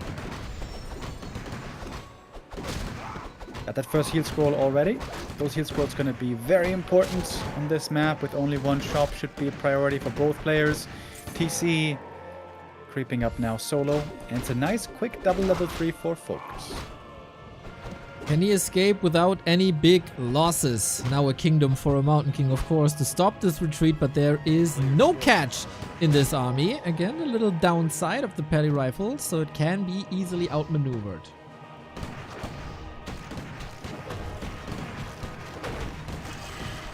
Tier 3 begins now for Fortitude. That is a solid 2.5 minutes behind the Orc, so seeing a big tech lead over on FoCuS' side. What's he gonna do with it? What you gonna do, brother? Well, 3/3 heroes. We got Shockwave. Love it. Torrent coming, Shadowhunter is coming. FoCuS after this disastrous early game, some people called it over already, finding his stride, still with the 1 grunt, heal potion as well, tanky TC, a little bit of extra catch with the ball of lightning coming in, orb of lightning. And 40, he's just trying to catch up, but against Endurance Aura, that's a bit of a problem, isn't it? Sending 1 rifle north as well to scout. A little bit worried that there might be a tiny Great Hall, but there is not. Ooh. Bit of tension in the air here. FoCuS fighting. Wants these points, needs these points in his last match of the group stage. Pulverize coming though. Everything lining up nicely. 40 is not giving him time to get crazy levels. Ooh. Blood Mage soaking this up a little bit, but the Orb of Lightning finds his first victim already. Yep, that's 1 rifle for free. Not bad, not bad. Age-old debate, by the way. Orb of Lightning, who's it better on? Shadow or Farseer? Tja. Who would I Stop be? talking to chat. Stop. Where is Orb of Lightning better? Shadow or Farseer? Make a Reddit thread, people. Discuss it. And blame us. It seems to me, I'm not an Orc player, but it seems to me like Shadowhunter has the longer attack windup. Farseer shoots it out faster. So I feel like it might be better on Farseer, but I'm not sure. Maybe a bit level dependent. Does he get attack speed? Or more attack speed with Shadowhunter?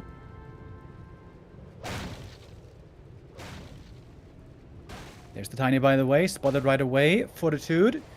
Not close yet to Griffins, though. No Gryphon technology.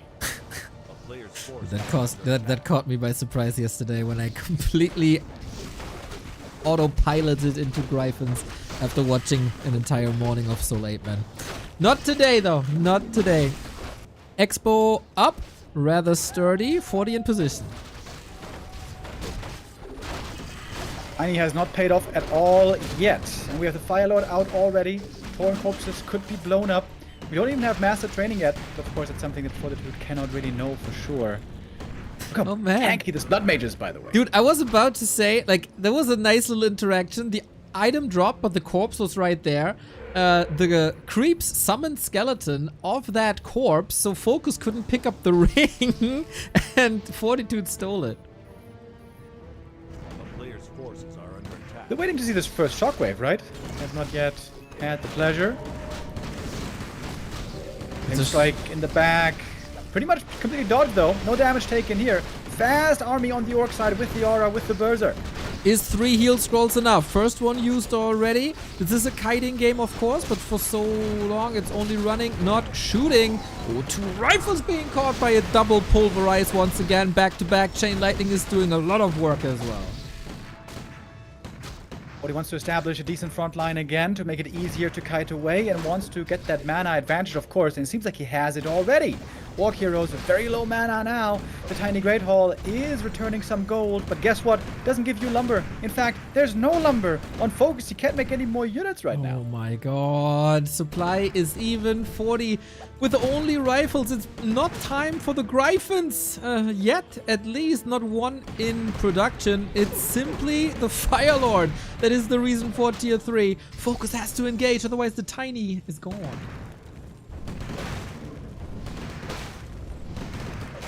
Supposed to be the win condition. Hex one more time. We need some big shockwaves here. Chain wave combo. The age-old combo for the Orcs. But mana's running very low. Rifle's also running very hurt though. But a good heal store comes in the hole that everything suddenly back in the green. Oh man. Does he have to fall back to get another heal scroll? It is available! Shockwave nasty in the back, but so is the Flame Strike. Huge AoE damage. A kingdom for a heal scroll. Going to come out on top here. The torrent count is very low. That's the big concern. We don't have much smashing going on, not much pulverizing going on. And here's the shop being built. This should seal the fate if it does finish. Everything is so hurt. Look at all these berserkers. FoCuS has to abandon this expansion. Oh man, Fortitude looking so good. This is the real big bout machine. When it matters most, he's there with a great performance. Blowing forward, this expo didn't work at all ridiculous return on that investment. And now we got the shop up and we got the Scroll of Regen. And these little dwarves will look very, very healthy again. On the other side, FoCuS made it to the show. Look at the base. Everything is wearing a crimson mask. And he doesn't have Ancestral Spirit to kill the Torrent. This will cost a fortune to get back healthy, things back healthy again. Yeah, lots of gold and lots of time. Time that I think he doesn't have. Fortitude looking for the knockout blow. What a different looking 40 compared to yesterday. It's not like he was looking terrible, but not in top shape. And Lynn was looking very strong. 0-3 yesterday, might be followed by a 3-0 today. Looking now very much. FoCuS splits, not fast enough. Blood Mage under fire, but the Invul Potion. We have a Holy Light again to save things. And FoCuS has to tap out. What a roller coaster.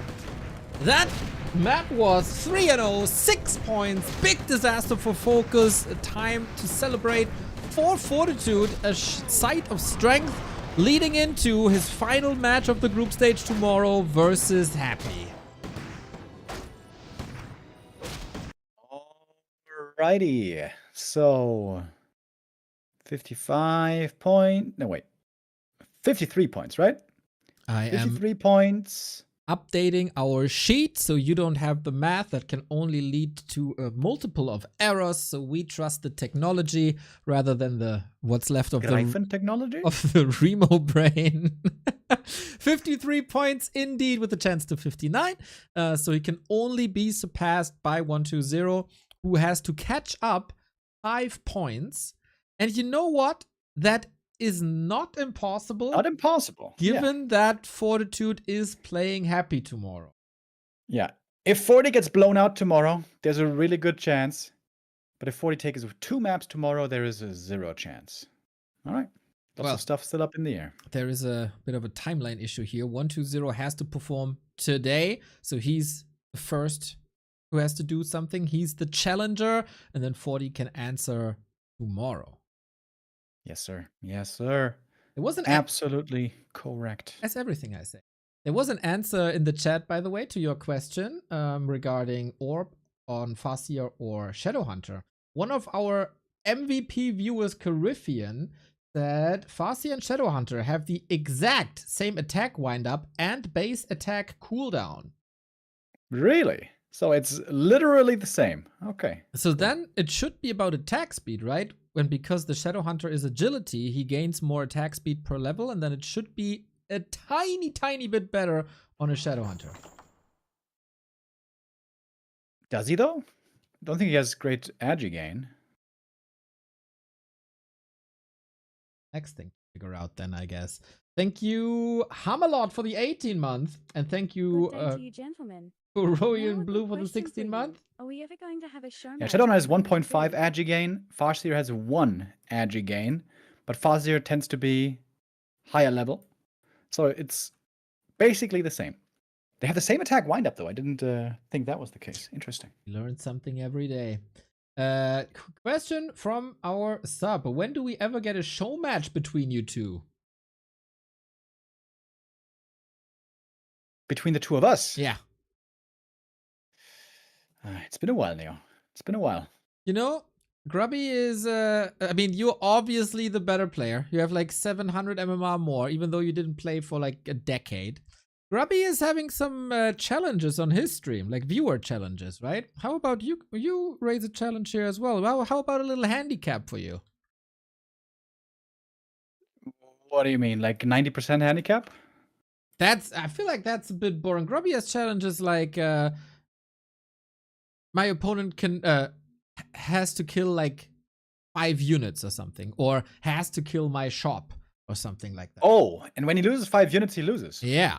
So if the Ooh, community that's comes pretty up rough. with some nice challenges, we can surely do that. Yeah. Remo That's must play not bad Pally Rifle. Ooh, dirty. I'm gonna have to take a shower after that, though. Speaking of that, there's still a reverse race match versus Kevin outstanding. True. Kevin, what's up? Are you in the chat right now? How you feeling about Under at the moment? Well, he has to wait for the patch, I guess. So, the next match is Happy vs. Lynn. This feels very special. Very... Oh, baby. Yeah. It sure is. On paper, considering what we've been seeing from Lynn lately, if we disregard the win against Fortitude yesterday, it seems like Happy should have the big upper hand here, which is a quick change from what we saw before, right? In the Don't Force Me Cup 223 grand final, Lynn got the win. In the Don't Force Me Cup finals, Lynn got the loss, but it was very close. The B Cup season 18 before, Lynn was winning. He was winning the game before that. So there was quite a good win streak happening for Lynn until, of course, disaster struck in the Super League, where Lynn had a 4-game loss streak. The Orcs were in shambles. Lynn was frustrated. But against Fortitude, indeed, yesterday, it looked really good. I wonder. I think Lynn is an emotional player. I think he very much gets influenced by his mood, his feeling of the meta, his frustrations, or his excitement. How much did that change his mental state? Because I think with Lynn, it's a lot about mental state. Was that just a flash in the pan, or can he now against Happy perform way better the way we've seen him do before? He needs to play his absolute A game, and I guess even his absolute A game currently isn't enough, so he has to hope for one of the weaker Happy games, you know, one of these days where he misses 1 out of 20 coils. That's the margin of error that Happy is operating in, but I gotta say, this is not the perfect robot tool assistant Warcraft player that we've seen a couple of times. Happy was struggling a little bit versus 120 yesterday in micro, and Lynn yesterday looked creative. Lynn looked razor sharp. I haven't seen him that much versus Undead since this disaster of a series versus Labyrinth, which was just one of the weakest Lynn performances that I've probably seen in the past 15 years. That didn't work. The matches versus 120 were really close. I think, though, 120 at Labby a bit more expansion heavy. Not sure how Happy is approaching this. We haven't seen him in this matchup too much either, except versus Fly. And there, he kind of looked beatable.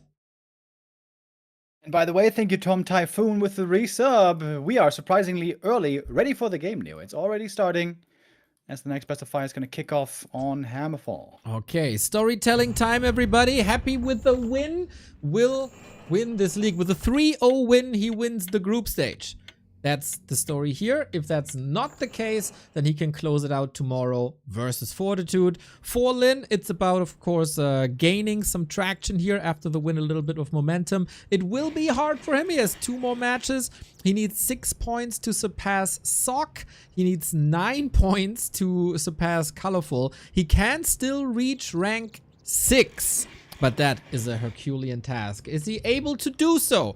We start things off on Hammerfall and the F7 button. The question is still at the moment, what kind of a strategy are the Orcs going for? For a long time, we saw Mass Wyvern play. This seemed to be the most prominent and the most promising, with the most wins going the way of the Orcs, but the strat seems to have disappeared. Mostly. Still see it mixed in every now and then. Hammerfall used to be a very popular map for the Mass Wyvern play indeed, but not this time, no sir. It's a fast tech for Lynn, but going for a late Headhunter build here. Ooh, interesting. Alrighty. We go for creeping the blade early. Happy is trying to steal this, and Lynn gets a little bit of assistance from the Hydra here. Items are crucial in this matchup. You need to pimp the Blade Master, plus keeping him safe. Happy with the Revenge creep on the right-hand side. Items still up for grabs. We do not have a reveal here. Chance for Lynn to get something, but Happy is just a tiny little bit faster as the ghouls dominate the early game on the ground, as they oftentimes do. And Happy pauses the game just as we're synced. Yeah, I think not the best. One of the worst start, rather, I should say, for Lynn so far. The big danger always when playing Blade Master only in the early game, skipping units and just rushing tech, is that the undead opponent can totally run away with levels. If he takes one green camp after the next, a couple of oranges, all of a sudden he's level 3. But that wasn't really the case. Happy was creeping the small green camp into another green camp. So slow start by Happy, and dare I say, maybe not the most efficient creep route. Alrighty, we go to the Makrura camp where more water elementals will be slaughtered. Can Lynn kill some ghouls and drain some coils? Happy has a newfound love for the dust, using that basically every single time, multiple times in this early. And of course the ghouls are healing up on Blight. Very little to acquire for Lynn currently.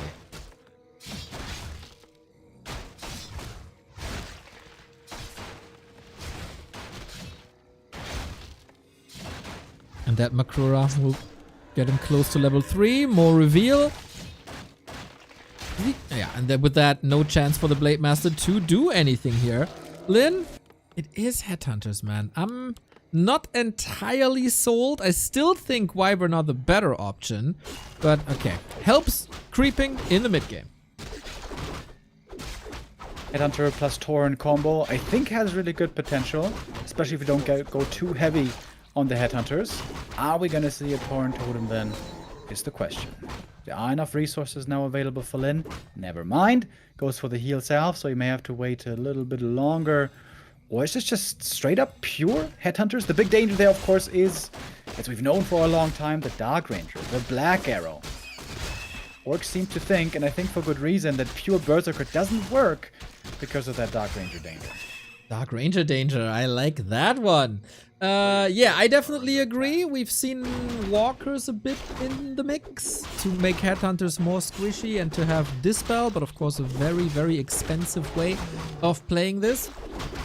We see Happy only on ghouls. No Fiend transition just yet, as there is no air. Oh, DK coming in. Little bit of healing. Nothing to steal anymore. So far, both players pretty clean. Death Knight very strong right now. 1 or 2 hits and a coil could easily lead to a kill. Surprised he's not using the Hex here to create some distance to this Death Knight. A little bit of a block might be enough.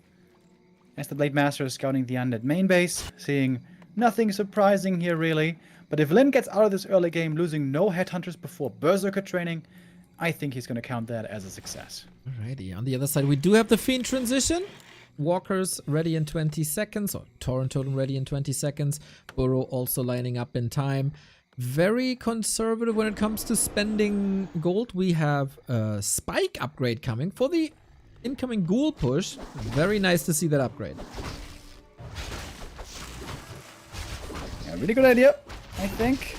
Happy, as many undeads will try to go for a power timing with the Frenzy. Still a little bit away, by the way, so Happy is flexing already before Frenzy and tier 3 is even there. But yeah, low levels and no Berserker training yet makes Lynn very passive. Yeah, can't really do anything right now. DK level 3 oppression. Blade Master Shadowhunter under-leveled, under-equipped. Not the greatest sign. We still get a TC pretty early. Plus the Berserker upgrade to make them a little tankier. Happy so far pure dominance. They're gonna try to steal the item here. Is he going for the last hit as well? That might land him in a surround. Nope. Got the item though. That's a ring. That's quite good. Double ring to have, especially for TC and perhaps even for Blade. Still, he would love to have more damage, of course. The big red numbers are what's supposed to bring him the victory later on, especially when orcs get their orb. TC out, Tauren out, a lot more ground control now. A player's forces are under attack. And then, of course, is opting for the late game. The longer the game goes, the higher level, the more tech, the better it is for the orc normally. Right now, with 2-1-1, he's not looking that amazing on the heroes, and it's not the biggest map ever, so not that many creeps to go around. Happy taking camps away from the enemy side, taking camps away from the middle of the map. This is very smart creeping by Happy, using the strength when he knew he could get away with it. And Ghoul Frenzy and Destroyer timing around the corner. Dark Ranger added as well. Scroll of the Beast and no Dispel against it. Already high damage output on that undead army will make it even better. 25% of course. Shadowhunter not level 3. Blade Master not level 3. TC not level 2. But the cow is a tanky one.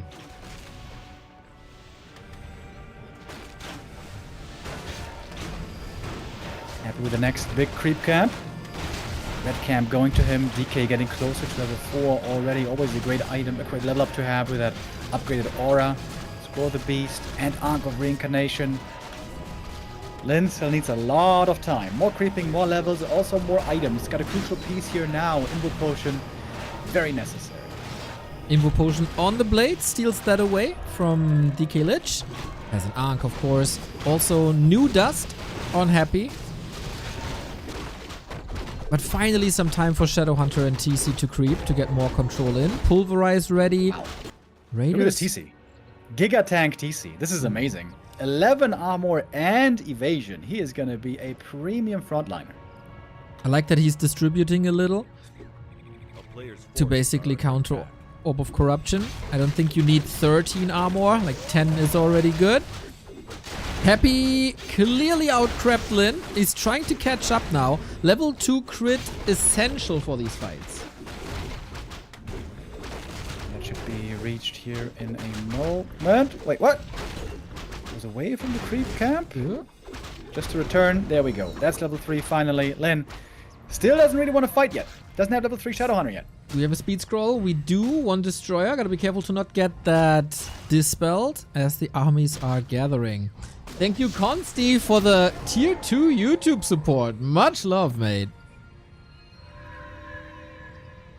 Speed scroll pop now. Rest of the berserkers get away, but one has fallen, and Happy's going to claim the next creep camp. Running away with experience here. Lich now almost level 3 already. Lynn still has an uphill battle ahead. Gets a Kodo. 4 more damage. This lack of Shadowhunter 3 hurts big time. No walkers either. This camp gives him level 2 heal wave. Can't think of level 2 stomp, of course, but at least the heal wave is ready. No TP though. How long will this orc base stand? We do have cement and the Kodo is microed back. That's nice. Bit of piercing damage as well. Full fortification on Lynn as he has the orb. The shop is not that necessary at the moment. Pretty good fighting position here for Lynn with the undead taking lots of damage from the structural defense already.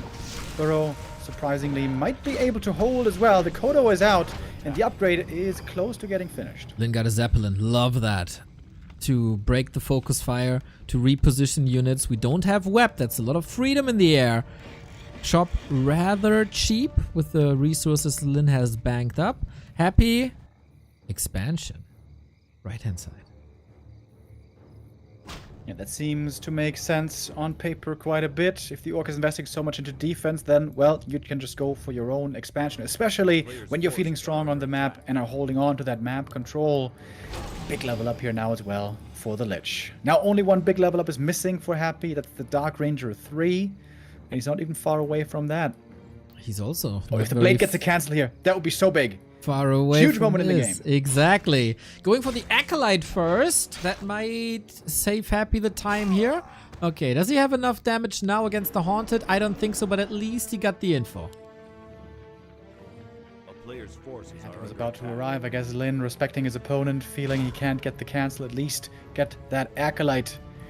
And if there's an expansion up for the undead, Orc can try to go for a tiny Great Hall. If he can get away with it, that's always the question. Can you get away with the tiny? Looking at the supply count right now, it's looking a bit dodgy. Not the ideal timing, is it? Happy 16 food ahead, Lynn 700 gold. This is, of course, the exact amount of money you need for the tiny. Double invuln. He has to make a choice now.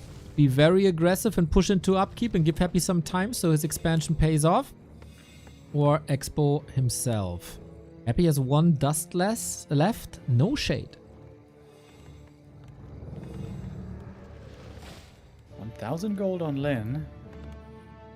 No tiny. And he has to attack at some point.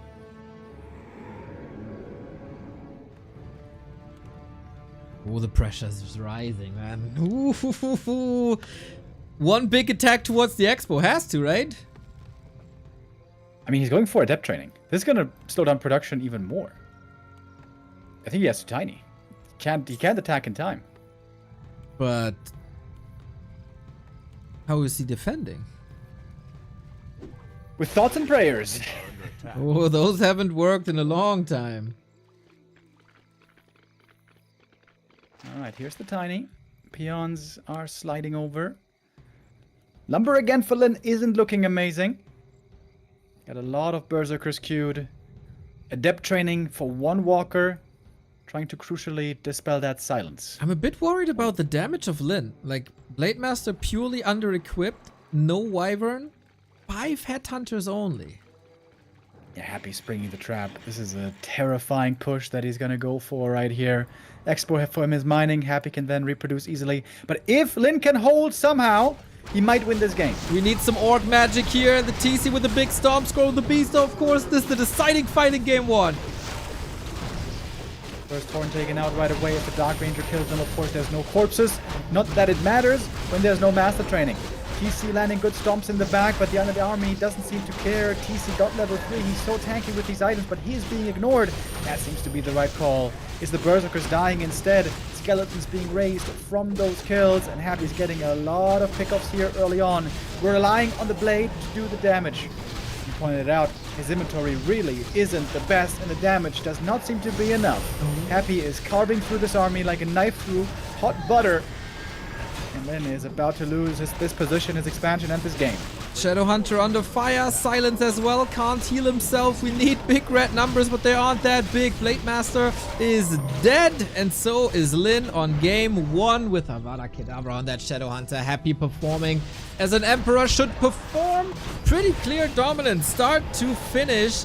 And in the last fight, Lynn again at some point started to attack the Fiends. This is a grudge I hold in these fights. What does it really do? Attack the statues, attack the Destros, find space for the Walkers and the Spirit Link, but Fiends not the target that I think is correct. Yeah, very often the Orcs will be on A-click with their army to try to have high damage uptime and then move things back that need moving back to try to save. There's a lot of things to do, of course, between spells like Stomp and Heal Wave. In this case, also with the Zeppelin. That Zeppelin, by the way, wasn't able to be utilized too well because Happy, realizing this was a concern, he did go for Fiends, he did go for Web, and all of a sudden that tool was no longer a danger.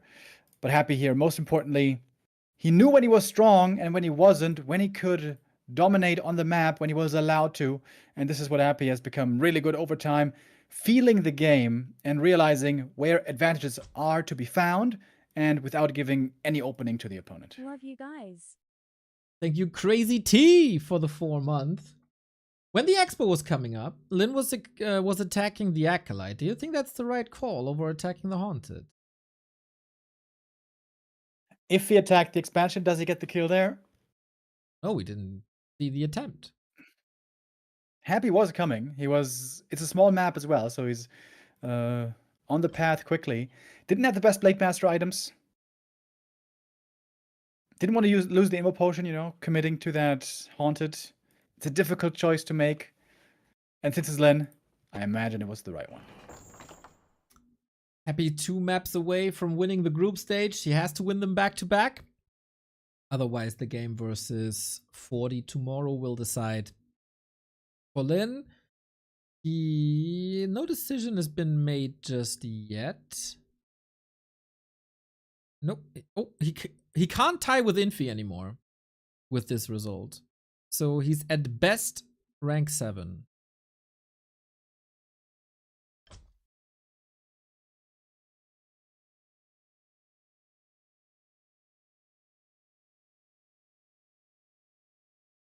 A lot comes down to what the next map is before we go into big speculations.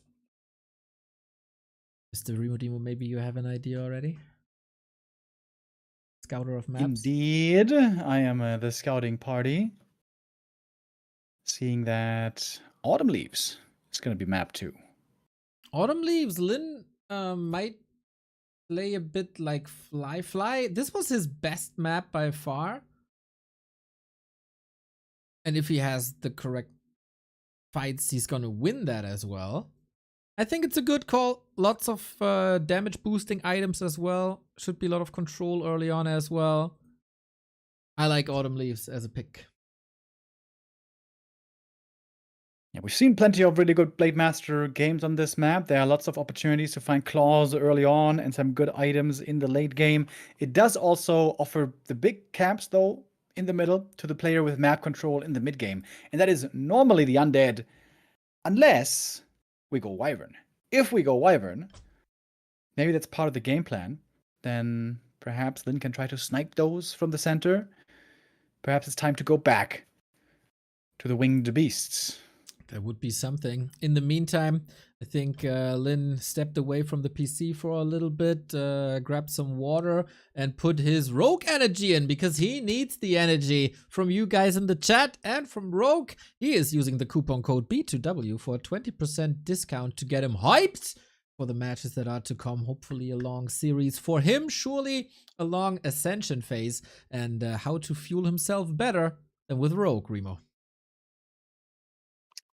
The best fuel out there, our partner, our sponsor. Check them out at rogueenergy.com. Use our coupon code and get your energy for this hot summer, for these hot games.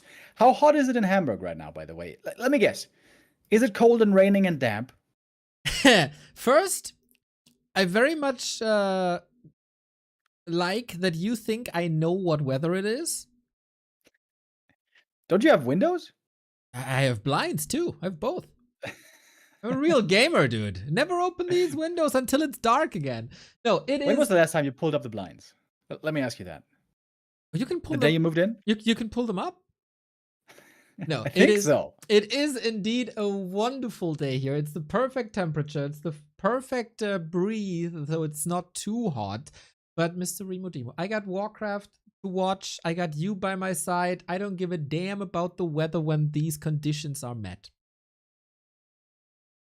Perhaps after the games are over, that's when we may consider going outside and having the sun touch our skin. I'm not saying we will, I'm just saying it's a thought. But right now, for the next 3 hours at least, we're gonna have our asses buckled in our chairs to watch these games. Happy versus Lynn, epic encounter. Has had very close matches in the last couple of months. As we've said, Lynn was looking a little bit less convincing lately. Lynn indeed dropped to rank 7 in the ELO standings. First time in a long while he dropped out of the top 3. But Lynn is a player who sometimes dips and dives and rises and falls. The question really is, how's he going to be doing when we get to Ascension next week? He's going to get a lot of points with the win over Fortitude, so he will surpass probably Infi. Has to catch up on Kaho. Yeah, below 2600 elo is a thing. Of course, the loss to Fly will also hurt him. Oh, the loss to Fly will hurt him big time in the elo rankings. Yeah. Oh, yeah. Yeah, that will hurt him so bad. And Fly is gonna make up for some ranks, so that's gonna be good. Yeah, it was really nice to see Fly doing better and having a little bit of a highlight moment towards the end of the season. Of course, it was a very sad state of affairs for Fly, who was with only 5 points until the last Playday. But then a glorious success, 3-0 win against Lynn, no less. And it seemed like that may have been that wake-up call that Lynn really needed. After that loss, he looked a lot better against Sock. And after that, he looked even better against 40. We talked about that a bunch already today when Lynn defeated 40 3-0. Seems like a lot of players here need a bit of a wake-up call. Also, Fortitude then came back very strong today, leaving no chance to FoCuS, really. I gotta say, if FoCuS doesn't improve on that performance, he won't make it far in the playoffs. That's right. Fly is surpassing all of them. Back to back to back to back to back to back to back wins for Fly are coming. I feel it. And what I also feel is that we got game 2, everybody. Hope you stocked up on drinks. Hopefully you got your snacks ready. These are the best undead against the best orc. Round number 2. Happy is playing his regular self, the dominant self. It's up to Lynn to challenge him. And he has some more strategies. He can go Farseer, he can go Wyvern. He can hopefully bank on a better early game, as I had to restart real quick for our overlay to work.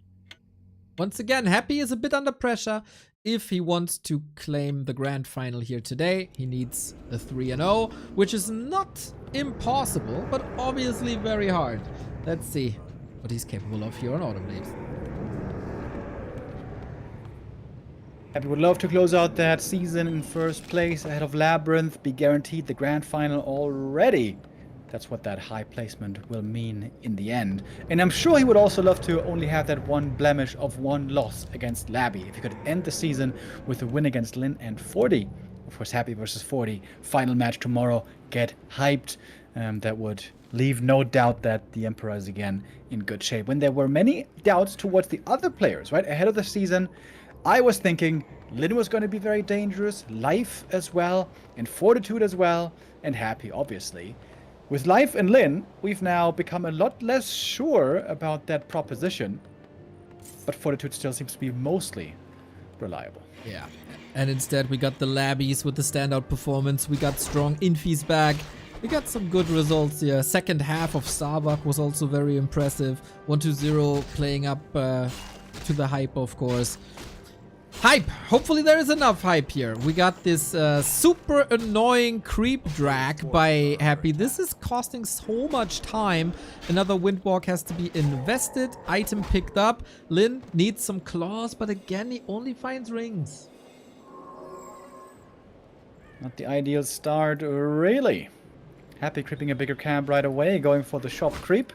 Went for a Dust appearance again. I feel like for a long time, he didn't purchase Dust trying to save that money. Yeah. But nowadays wants to be on the safer side against Blade Master, who's showing up for the steal. Would be a big one to get, and Lynn claims it.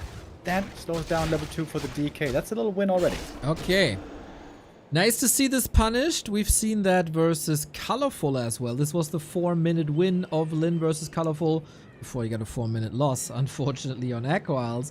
But yeah, reading creep routes is of course an indicator that Lynn is putting in the hours, knows exactly what his opponent is doing, and trying his best to prevent that. Sometimes it works, sometimes it doesn't. Here, it was very nice, dodging some ghoul blocks along the way, but Happy can save this ghoul most likely, if not for a deep base dive. Trying to force a coil maybe, but not even that is successful. The base is built well, the Blade Master cannot follow. This one last seal, by the way, already means that the green into natural will not quite be enough for level 3 Death Knight, so just one creep steal here has serious consequences. Nice control by Happy on that blade. 2 ghouls and the DK. Always around the blade. He is an agility hero, he has high armor.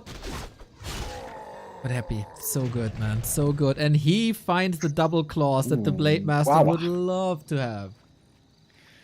Yeah, it's gonna be a very powerful Lich right out the box. Player's forces are under attack. As the DK is even using coils aggressively here, realizing there's only one heal salve left. Oh, if you use another coil, yeah, that means the Blade has to go all the way back home to get some more salves. So much map presence by Happy once again. That was the foundation to the win on map 1. And it's looking good for map 2 again. Gets the slippers, dude. As if he needed that. It's just, if it's insult to injury if that Blade Master checks the inventory of the DK.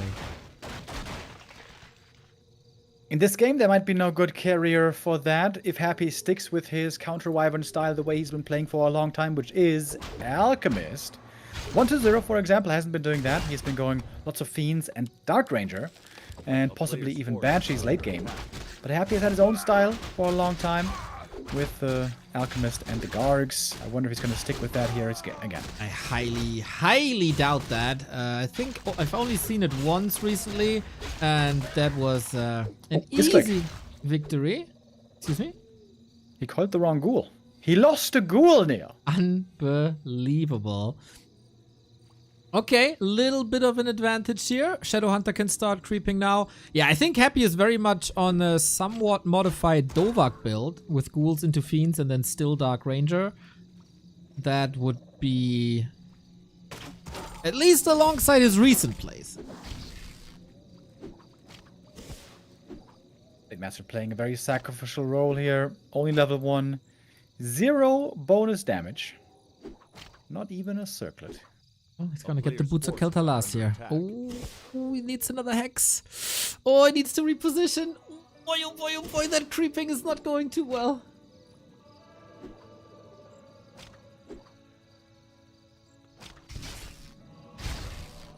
Bit busy with the Blade Master, I guess. Continuing to control the DK, who did not make it to 3. Slaughterhouse, will maybe be... Oh, will it be cancelled? Wait, we need some stutter stepping here. Got it. Shadowhunter pulls the Wildkin to the Players' forces are natural. under attack. This is extreme, but nice to not put him in the base, I guess. What the hell is up with these creeps? They are so lost. Like Battle.net forum posters. Oh, you finally got him. How long did that take? Was that like Forever. a full 60 seconds? Not the most efficient time-wise. It looks like your call was spot on. It is no gargoyles anymore. It is fiends. That should be Dark Ranger. I feel like when you play fiends, you should always also have one of negation. So good against Hex. But Happy don't want to spend that money. Not yet, at least. You might know that there's a bit of creeping phase coming up. And then when he grabs the orb, maybe that's the time for that. Envenom Spears online. Lynn has somewhat a strong phase ahead. Creeps the first middle camp, creeps the second middle camp, uncontested. Happy rather passive as he's lining up the web and the fiends and a health stone here. Ring of the Archmagi, of course, nice, but this Blade Master is still nowhere near where we need it. Couple creep camps still to try your luck on. But yeah, so far, RNG hasn't been amazing for Lynn. That much is certain. As we are teching to tier 3. Lynn is there already. Going for a TC and Kodos. Not just pure Wyvern. Okay. More damage. When you lack damage, you need more damage. Interesting to see that Happy is not going a single Garg for scouting and maybe faking. Maybe he's of the opinion that everybody knows the plays and that that Garg will not be confusing Lynn here. Finds the Scroll of the Beast. Can be somewhat solid. But I guess Happy's Dispel should be on time as well. At least it's damage, right? We're talking about damage. He gets damage. We shall not complain. A player's forces are under attack. And again, going for heavy fortification. Tower reinforced and spiked barricades.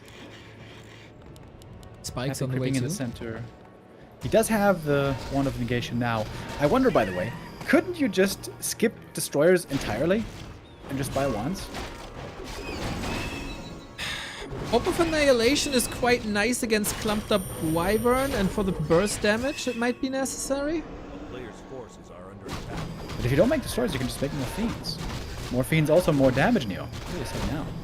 Yeah, but fiends die relatively fast, as so do destroyers. Maybe it's also about positioning. The town is under siege.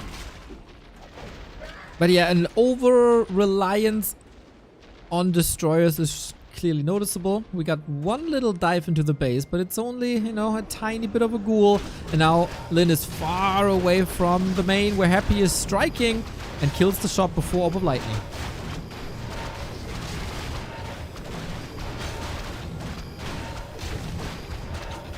I'm gonna run on home. Would have loved to catch some reinforcements. Just got the one ghoul in the main base. Happy's army here, honestly, not that big. Maybe Lynn has a good chance of taking a good fight here. Hexes and Dispels are gonna be important. Shadowhunter dead immediately. Healthstone on the blade. Invul on the TC. Shadowhunter naked. Silence killed. And with that, where's the healing coming from? Lynn is focusing on the statues now. It might just be too late. He can produce again, but it's only one Wyvern at the time. He's aiming for the statues, but goddamn, Happy is just annihilating this quote-unquote army. The last fiend, at least. The call there was a little bit too late. Lynn getting a bunch of kills, but he lost 2 heroes. Big Master Herd will survive with that health stone. Happy, to be honest, lost a lot as well. Hold on. Happy's way down in supply. Careful now, buddy. We used the health stone already. The Wyvern, can they carry the weight of this match? The wand is gone, but getting these heroes back, man, in a hero focus matchup, I think that hurts more than just losing army. It also means the TC now is not creeping for a long time. Blade locking in that level 4 is nice. But still no claws, dude. This Blade Master, he had one item on his Christmas wish list, Neo. It was Claws of Attack. And Santa has been ignoring him. Maybe he was a naughty boy. Pretty sure. Oh man, and, I mean, Blade Master's getting levels, okay, but I mean, he had crit before, Forces are under and attack. crit is not that important if you don't have the items to boost it. 15 seconds till Shadowhunter. TC will then, of course, come back soon as well. TC died with an Invo Potion, by the way. Not great. Oh, he's gonna have it for the next time at least, you know? True, true, true. Also seems like one ring should certainly be on the TC. Master has a lot of armor already. Getting a ton of experience as well. Okay, claws plus 12, baby. Let's go. One time. Never mind. Purple Flame's also pretty good against Fiends, though. For the TC, quite amazing indeed. Shadowhunter is level 3 already. On the other side, 4-3, 2 heroes. Gets a little bit of evasion now. And a Temple of the Damned. Happy, by the way, did what you suggested. Skip Destroyers up until now. Upgrade is halfway. I think it's in a bit of a comfort zone now. Raiders are coming, A player's forces which of course are under you attack. can't dispel anyway. Red spot for Happy. Lynn might have a chance to jack here. Heroes are converging. Blade, Shadow, TC, all are back again. TC level 1. Still doesn't have Stomp, of course. Purple Flames, by the way, was sold. Oh wait, there's no Orb of Lightning yet. There's no Purge against these statues possible. Yep. Normally first hit Purge, of course, as we know. Well, he had to invest quite a bit to get the heroes back. No Tavern Revive. And also purposefully not going for it now as he needs a bit more armor. Fiends are melting. Destroyer saved with a little bit of Dispel here. Nasty Nova onto pretty much everything. And Web is online. This time the focus on the statue looks a lot better. Regen is gone. Fight start for Lynn so far. Took out a Fiend right away and also got in the Devour. Next Fiend being picked off. Happy's losing units left and right. Happy may have to hope for a hero kill now. He's going for the Shadowhunter, but Invo Potion is transferred. Lynn having a very good engagement right here, but Happy's close to the main base with fast reinforcements. Then the Fiend comes in with the web, but it is going to be going down again. Big level ups for Lynn. Now he's got the Stomp. Shadowhunter, of course, gone. No more healing in this one. Nova hits the Wyvern really good. TC hits the Stomp, but Happy dodges with an invul. Frame perfect. Oh, snap. Coil aggressively to take out the Wyvern, showing confidence that there is an escape route. Do we have another Stomp? We do, but not enough damage thanks to the Frost Armor. Great save by Happy. This could have gotten way worse. Back at home, Happy can heal up quickly. Not using that Ritual Dagger. Okay, buying it, not using it. That's a bit weird. That means Lynn is going to get the next red camp as well, I think. Can he finally get some damage for this Blade Master? Ooh, can he get the... Agi or Claws plus 12 would be really good. Can he get the camp? Is another question, dude. TC's gotta run. We got, okay, Hood of Cunning for at least a bit more agility, for a bit more damage. Can he save everything? Happy has no Nova currently. Wyvern, you gotta run. Or in your case, rather, fly. That one gets away. Should get away.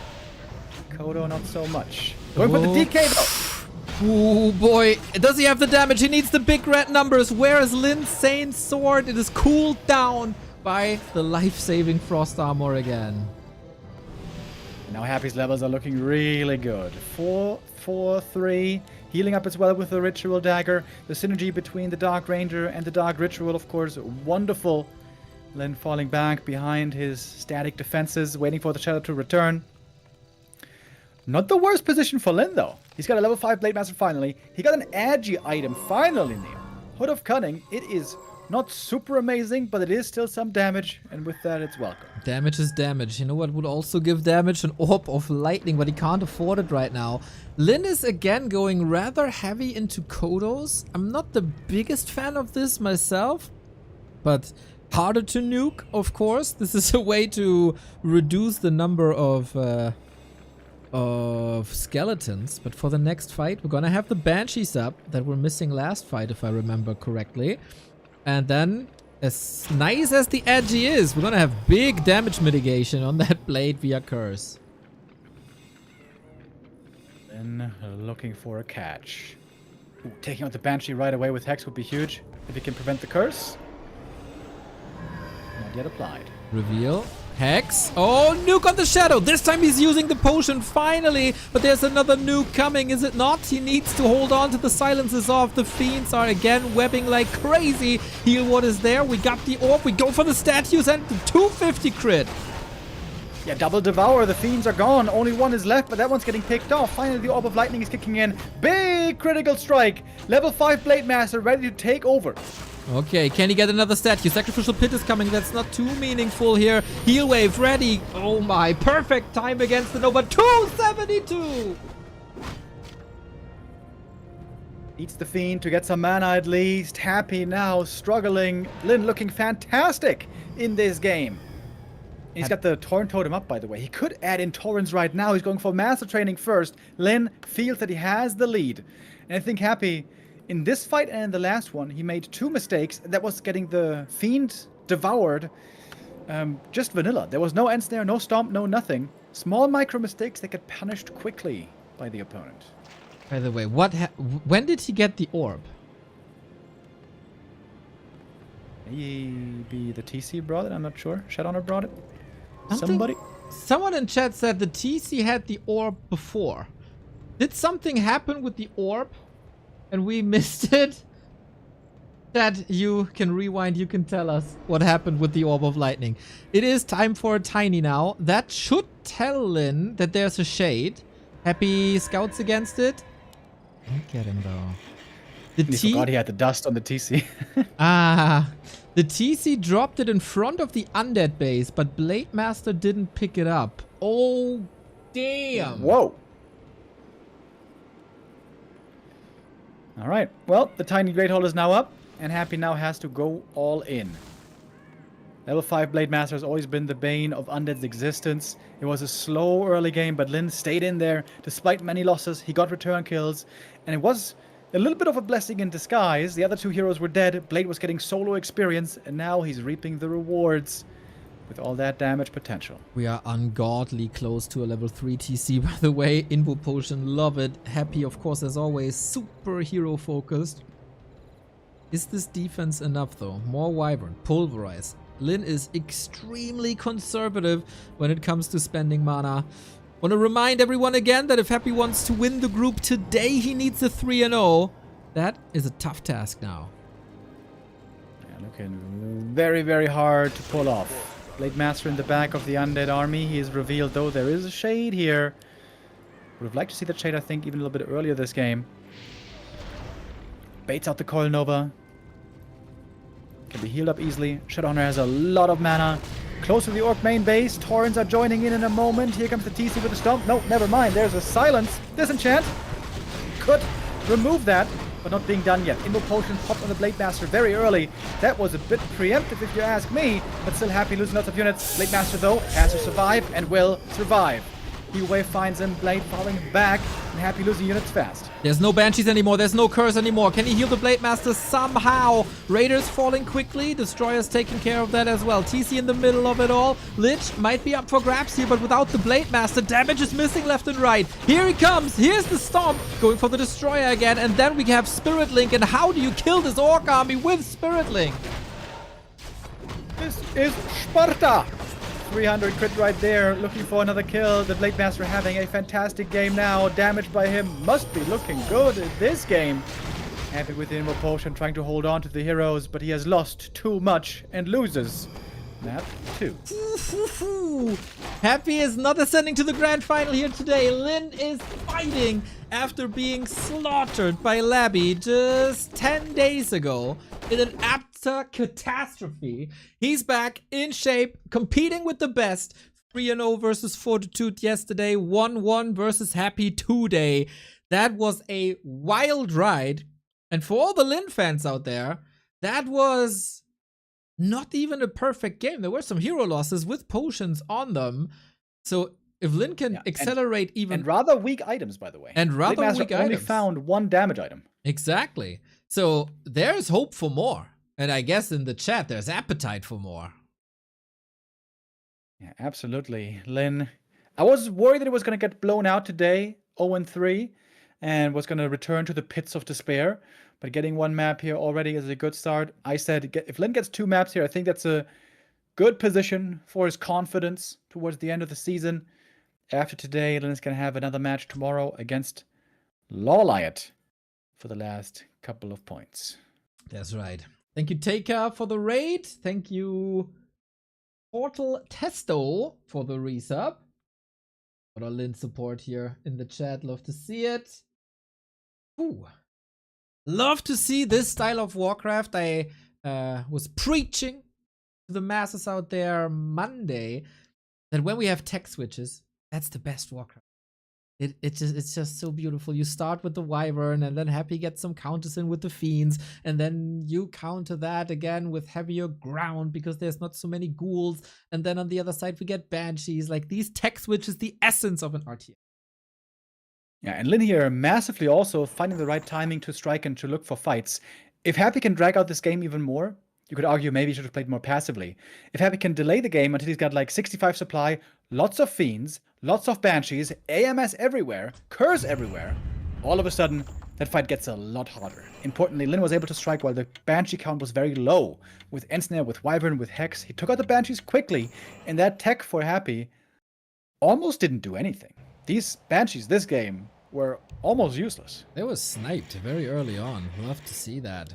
Love also that we move on to map number 3. Who claims match points is the question. Before we go into that, little reminder, we bring you the Super League for 35 days in a row here, plus the Ascension phase on top. For this league, we had to acquire the broadcasting rights for the first time. From our own pocket, of course, we did. If you want to support us and reward us for that, backtowarcraft.com/support has all the links for the financial support that you can throw our way. Whether that is the Patreon, the Twitch sub, the YouTube memberships, the one-time donos, the crypto donos, or the lovely, lovely merchandise with FCK Elf and Humba. Great discount also, 5% discount if you're a sub. So the double whammy is right at your fingertips. And now at my fingertips is game number 3. Lynn, do it again.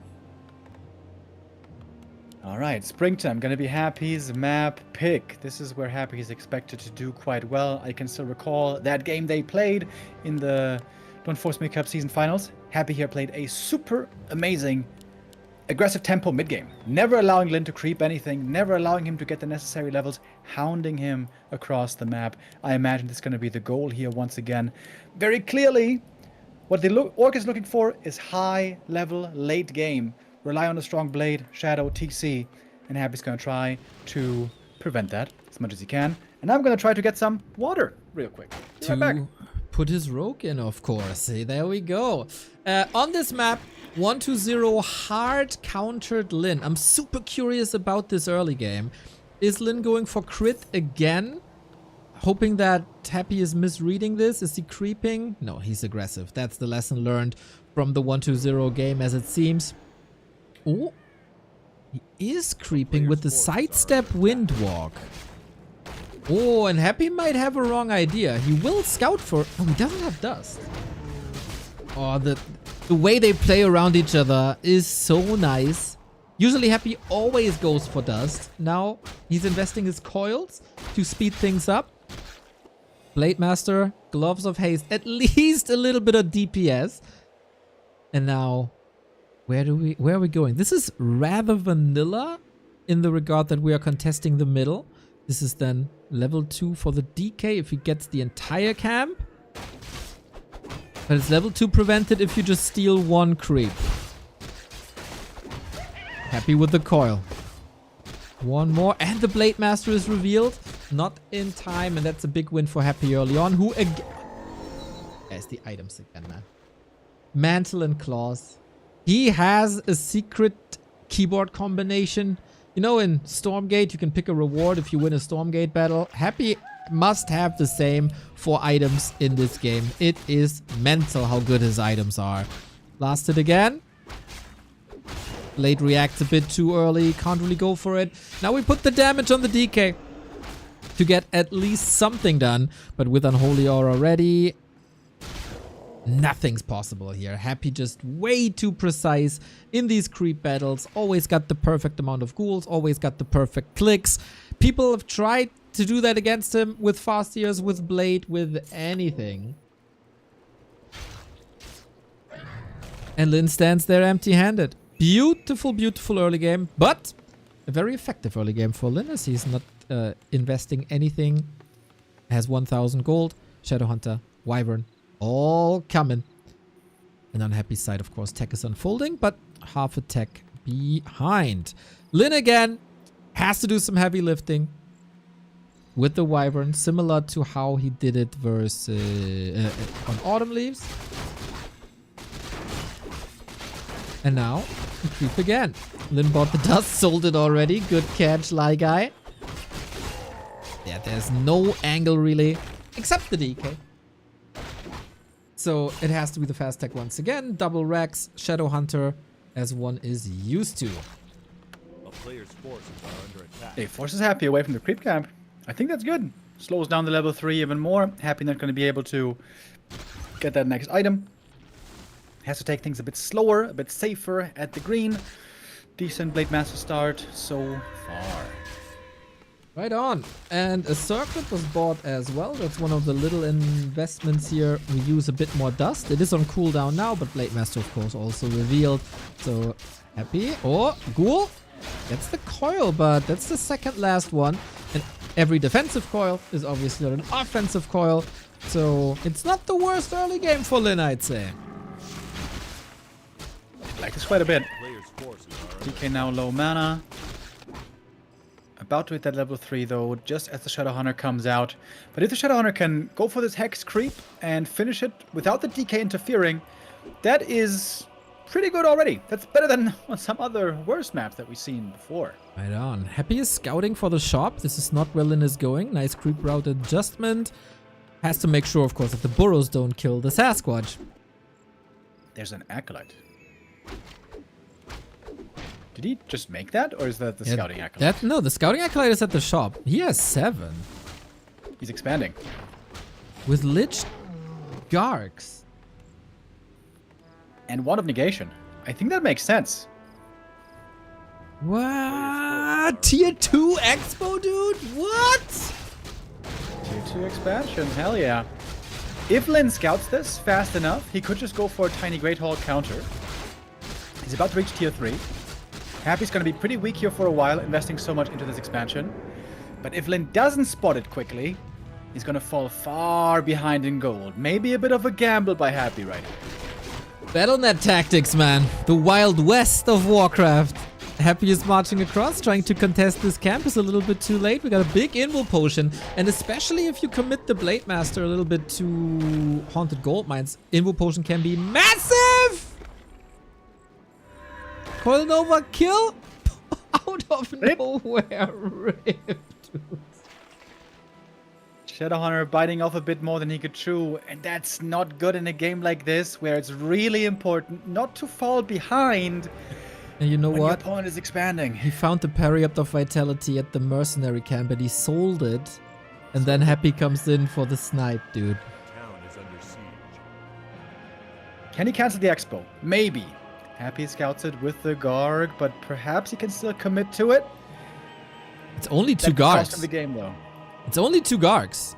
And we got a bat. It's also Coil Nova though. Pretty good, I heard. Yeah, can't go for it. Lynn has to get a tiny down. Sooner rather than later. Alrighty, for that he needs 400 gold. Creeping helps with that. Of course, huge lost time when it comes to the air. And he keeps Happy pinned at the bottom left-hand side, so no progress on the Lich. Yeah, that's a good move. Feigning aggression down here. Baiting in the Gargoyle as well. There's one Bad Rider locked and loaded. And the Wyvern can annoy these Acolytes back here as well. Okay, Lynn is a master of patience and not dragging out the game and looking for the late game win condition. Can you find that again? Someone clearly didn't watch the game 5 versus Colorful. A player's forces That was are just a under day attack. off, Leo. Don't worry. Lynn is the god gamer. He's back to his winning ways, I'm sure. Ooh, we get a Raider transition early. No TC to save some money. And of course, this is a tier 2 expansion, but that also means that Happy won't have tier 3 for a long time, no third hero for a long time, no orb for a long time, no frenzy for a long time.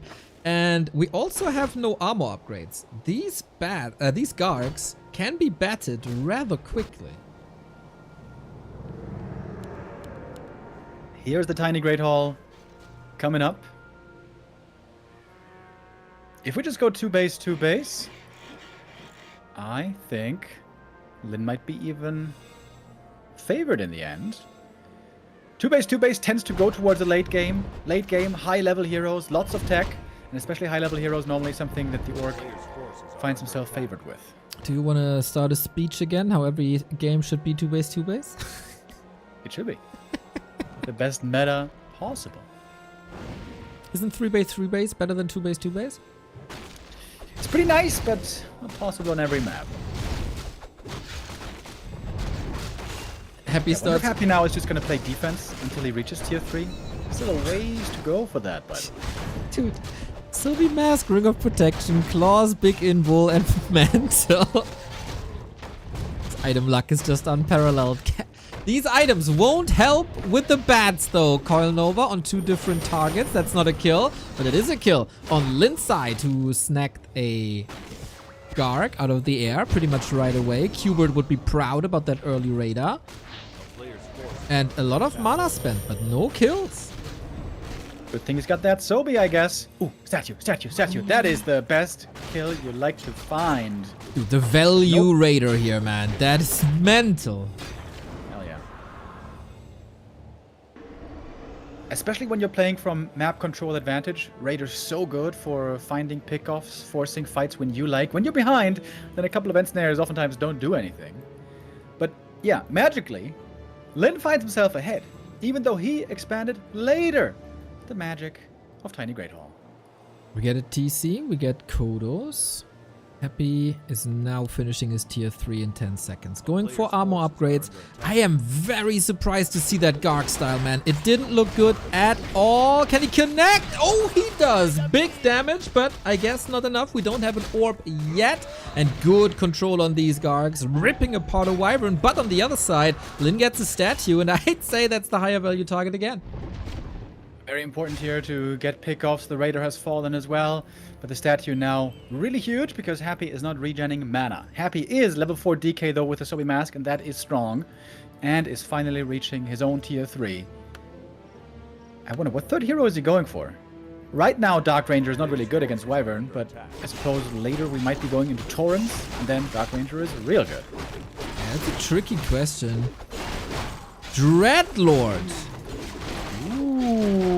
Bro, Happy cooking. Is he going Sleep Aura? That would be so dope. Oh, I think his playstyle is way more Carrion Swarm. Carrion Swarm has an insane range. I think it's Carrion Swarm. Aura here. He's got guards and ghouls. Perfect setup for aura play.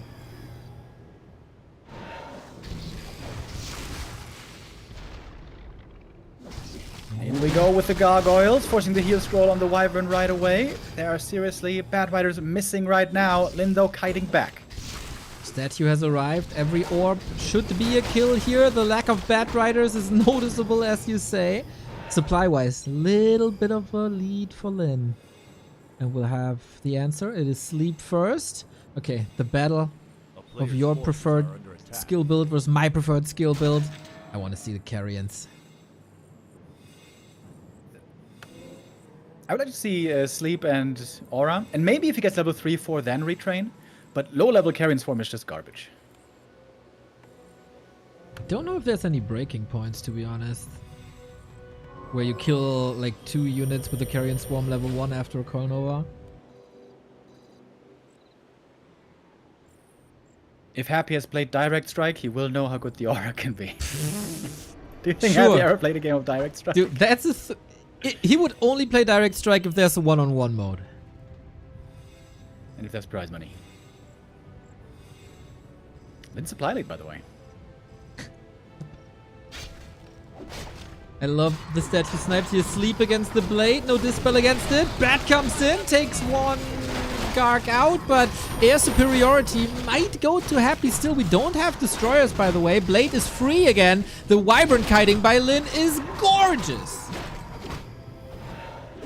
Taking a few gargoyles here, but still some in the air. Happy has lost some supplies, so has Lynn. Peons could be very exposed at the expansion. We do not have reinforced defenses, so this burrow is going to go down real quick. Now we finally have destroyers. Oh, Lynn investing into units right before the burrow falls. That's nice. Another Garg down. Air units might be sniped. We have another bat trying to snipe against that, but it connects. 3 Wyverns still up. Another bat with a double kill. They're going to TP out now, trying to escape for losing too much. Some more ghouls are falling, and Happy down to 50 supply. Making lots of money right now, but seemingly Lynn got a lot more kills. That's right. Catching up in total value. Happy still has a lot of items. The wand, the mana potion, the invul potion first and foremost. There's a lot of creeps still to get. On the right hand side, especially with mercenary camp, into red, into lab even. And Happy is of course perfect coverage. 2 shades is an investment, of course.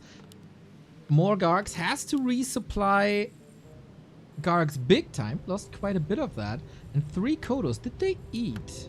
No, bellies are all empty. Red camp is clearly going to be the next big prize. Big Master very close to level 4. TC close to level 3. This game is looking really good for Lynn. This Dreadlord, very under-leveled still. If he ever gets 3, he's going to be strong, but we're not there yet. Not by a long shot. Dude, Happy's getting creep jacked at the red spot this entire tournament. Labby 1-0. Now Lynn is doing the same. Heal wave at the ready. Is there enough damage? There's no sleep this time.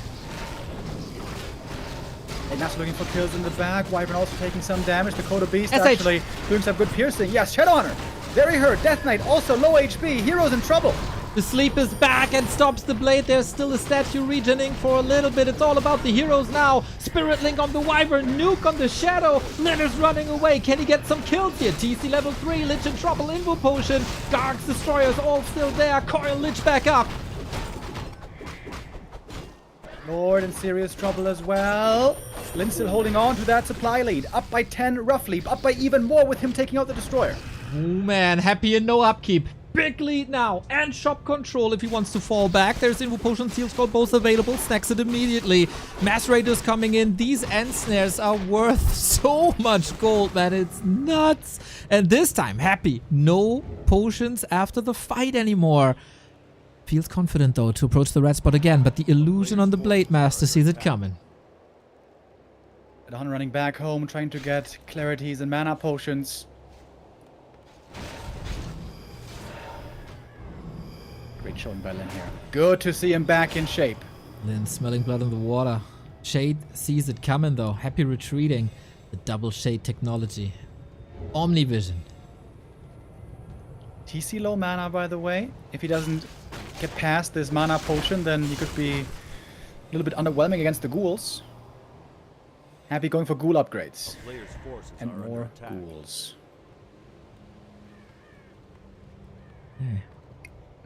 No Immortal Unhappy anymore is very scary. Yeah. Posturing up on the right hand side lane was great. Got crit level 2, got the heal wave, got the mana potion as well. We got the Hood of Cunning once again, by the way, for a little bit of extra damage. Plus 10 agi. That's quite strong. Plus 25 damage on the blade. This can be some big crits indeed. And look how quickly the Magnetor goes down. Next big item. Who says Orc don't have damage anymore? Item on the ground, right? It's still on the ground. It's the Helm of Valor. Pick it up, brother. Oh man, he has to take the fight. Happy gets the item. That would have been so good. Blade Master is asleep again. Destroyers might disappear quickly if Lynn plays it right. Blast of Appearance being used as well. The TC has no mana. No stomps from the TC right now. These ghouls are having an absolute frenzy field day. Happy going for a heal scroll as well. Huge value. This is the way Direct Strike is played. So many ghouls taking damage at the same time, enjoying the aura. Low mana is the problem, but the Lich is also so close to falling. TC, can he block? Can he do something? And snare! Boom! Backstab! Lich down! GG! Lynn takes wins back to back on Happy's losers map. Oh boy. Oh boy. Interesting game, really cool back and forth. The 2-base, very fun. But once again, I think it rings true. The longer the game goes, the higher level, the better it is for the orc. And I imagine Happy is regretting not going for the 1-base play, not going for the contain, aggressive play, controlling the map, but rather giving Lynn a lot of time, a long leash with his own expansion. Damn, dude. Yeah, Tier 2 Expo was certainly a choice. Shout out to the value graph, by the way. What a roller coaster at the end. Happy on the verge of bringing this back, but Lynn pounces him down like there's no tomorrow. Great control, man. This Wyvern micro at the top of the fight at the top when Happy was pushing his Expo. Great control and also great decision making. You mentioned the Tier 2 Expo, of course. Not feeling the pressure, even after a more or less failed Wyvern attack. Just chill. You're not in a hurry. Counter expand and play the game from there. And also the more or less perfect unit answers at all times. Yeah, good play. Lynn now with 2 points already. If he gets a win here, where might he end up, I wonder? Happy is doing his very, very best to get that ghoul nerf away from the PTR. Yeah, it seems a bit premature, doesn't it? One group stage where Undead is doing well, Blizzard saying, not on my watch. Happy perhaps giving them a new reason to consider. It's really fascinating what changed so much that the mid game is so much stable. I think a lot comes down as well to a strong early game with a Blade Master, making sure the DK doesn't get away too easily with level 3 and can then dominate with full HP, full mana. That's the worst position. The mid game, the Shadow Hunter creeping. So a lot comes down to good Blade Master play early, which so far has been working indeed very well. Sick. To be honest, I expected Happy to just destroy him 3-0. I did not believe going into this day. Of course, I tried to sell it to the people that this is going to be close and stuff, but deep inside. Well. Many people had Happy pegged for the winner today, but perhaps it's going to be a bit of a surprise. We'll see what we got on the next map coming up. It's going to be Northern Isles, one of Happy's favorite maps for a long time. He's playing a rather unusual opening build here, by the way.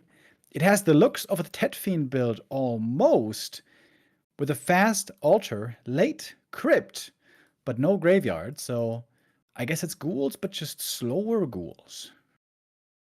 Alrighty. Still waiting for the game to start to see if that's correct.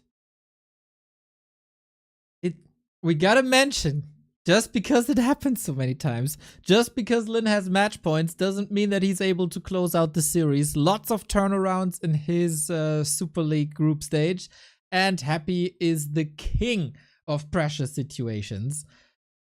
Let's not celebrate too quickly. On Northern Isles, it's gonna be a lot about shop control.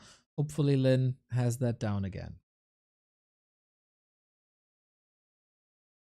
I wonder, what is the advantage of this build?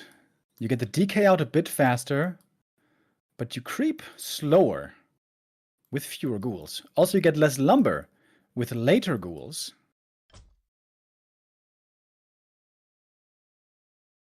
Not clear to me right now what is the upside here. Wait, are you in the game already? Yeah, Why? I don't have that in my Flow TV. I do. What? What's that? I just said possible? he's playing a ghoul build. I thought you're just theorizing. No. Huh? I'm banned again from War 2 Champions. Why, Pharaoh?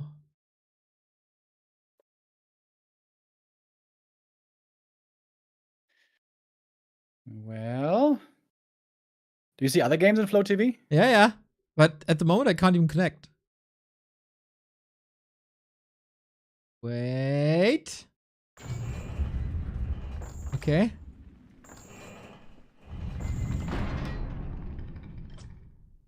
Okay, now I get it. If you try turning it on and off again. Okay. Yeah, I need some fast forwarding, of course. And we're still very much in the early stages. 3.5 minutes in. Nothing real has happened so far. Okay. I'm in. As you hear, overlay working. Happy with his back against the wall. 2 losses in the group stage for the Emperor are surely a possibility. I can tell you, Happy spawning in the bottom left-hand side. Lynn upper right. I think that is a solid position if you're Lynn and if you're playing 1 base. Not that easy for Happy then to cut off the shop. But yeah. Tell us all about the build that people are now seeing, Remo. Happy went for a delayed barracks to have a faster hero. I'm not sure if there's a huge advantage to this. Seems like he's got lower lumber. In fact, his second lead is looking a little bit late. As Lynn already on the way to tier 3. Very interesting base build, by the way. 2 burrows very far up front. Wants to have those ready for a possible defense against ghoul push, I imagine. As the Blade Master is again trying to slow down Happy's level 3 creeping. And that is again a success, by the way. Not going to reach level 3 here too early. And for once, he also gets early damage items. Circuit from the shop, of course, but also the slippers. Really nice.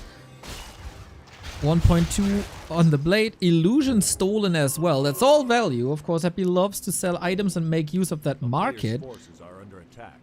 And every item that can be sold is nice for that playstyle. So far, again, no crazy steals. We got 1 more here. It's not a horrendous early game or anything. If he gets the Magi, there it is. But Happy playing around the Blade Master nicely. Blade Master playing around the ghouls nicely. And we are getting close. I'm at the 5:30 mark. I'm pretty sure now there's the sync. Happy again going for the gargoyles. Going back to what he trusts. The fiends didn't quite work out the way he was hoping. A player's forces are under attack. Both scouting each other here, trying to find out if they can be aggressive or if they want to get away with some more creeping. Understandably, Happy here wants to creep 1 more camp to get that level 3, locking that in at the Arachnithid. He has not gotten too much damage items just yet. He also wants some. That's right, for once. But what he got is a Ring of Regen, and that is always fantastic against his chip damage. Blade Master got the Ring of the Archmagi once again. Super nice, +3 on everything. +4, +3, +3. And why we're not coming for damage so far? No tier 2 expo anymore. That's put to the shelf again. Has to be a possibility, of course, so Lynn has to be on the watch for that. Both players scouting with Wand of Illusion here. Happy knowing where the opponent is, gonna take that little bit of room and creep the Magi away from the enemy side. So we got both Magi's, but I guess no claws +8. Nope, Pendant and Ring of Regen. Decent items, but not the nuts. As Lynn also keeps creeping. He's got very good items on the Blade Master. He's already decked out. He's gonna have an Invuln and an Orb of Lightning later, and that's it. This Blade Master is already looking good. Not to forget about that big mana potion. Lots of hex, lots of heal wave. And yeah, finally the damage, man. The damage numbers will be crazy. Lynn is finding answers in the mid-game. Lich brought the wand again to disrupt some hex plays here early on against the Gargs. When it's about these air battles, it's always a numbers game. You don't want to lose any unit early. That will tip the scale in favor of your opponent. He sells the Healthstone, buys a Circlet. If he's going Alchemist, I feel like a Healthstone would be so damn valuable, with that being the only real source of healing for him. We're seeing a TC third. Again, heavy reinforcements coming in for Lynn with reinforced defense and like barricades. Wow, he built 4 peons so far forward. I thought it's just 2, but it's 4. It's a kingdom for sappers. If you get there. And it's just a passive game. It's just a lot of creeping without fighting. Yeah, you saw that creeping by Happy. He lost a ghoul. Oh my lord. It washed. Cool down, but Frenzy still coming. Destroyers as well. Soon to join. This game is looking really good for Lynn, and I feel like Happy might not be aggressive enough here. Dude, Legion Doomhorn, another great item for Lynn. Yes! Man. That's crazy. If he can disengage in time here with the speed scroll, he surely can. Destroyer upgrade isn't there yet, and Dispel is only single target, of course, the item, the wand. I would go as far and say this early game, it's hard to get much better for Lynn. Also the Ring of Protection. This is looking wonderful for Lynn. Absolutely. Very fast now with those speed auras. And there's still a few more camps to take. If he gets the other red camp, that would be picture perfect position. Happy has to prevent the next red camp going to the opponent. Yeah, he has a wand. He has a ward there. So if he is in position, he can punish that. Lynn sees Happy coming. Another Ring of Protection, by the way. Amazing. Level 3, pretty much perfectly in time. We got bats now. Oh, can't lose these Wyvern here. Careful, Lynn. The back, looking for the statues. Happy a little bit late with the reaction. Just gonna give this one away. Happy not protecting the back of his army. Is he shaky? At the end of the group stage, in the clutch match for Wait. once. Blade is I was about getting to say he doesn't have an orb, but he does have. Blade is getting invuln for free as well. This is looking extraordinarily well for Lynn, but it's a prime situation for Happy to just ruin Lynn's day and turn it all around. Big Master coming in. There's a sentry board still here. Also no slot to steal anything. Dark Ranger will pick it up immediately. Would have been a nice item for the TC with more strength and more int. But this is the consumable for Lynn then. This might be worth more. Sentry ward spots him. And this also means that Lynn could then go for the base attack with the Wyvern, possibly. TC solo experience. Damn, even he's getting closer to 3.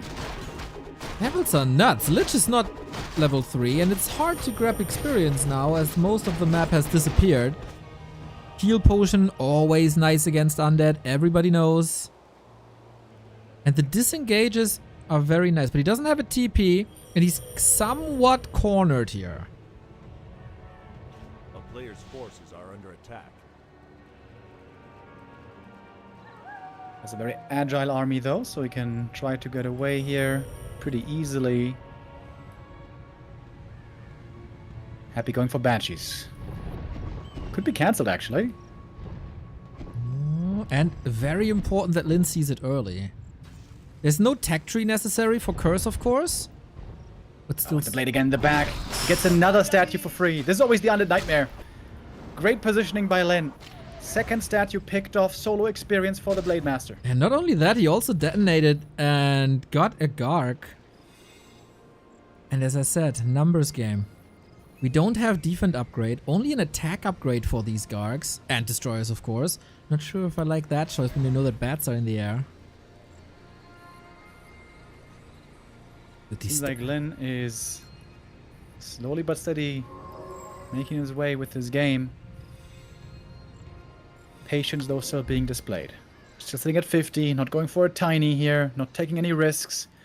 But did such a good job here finding those pickups. And again, catches another statue.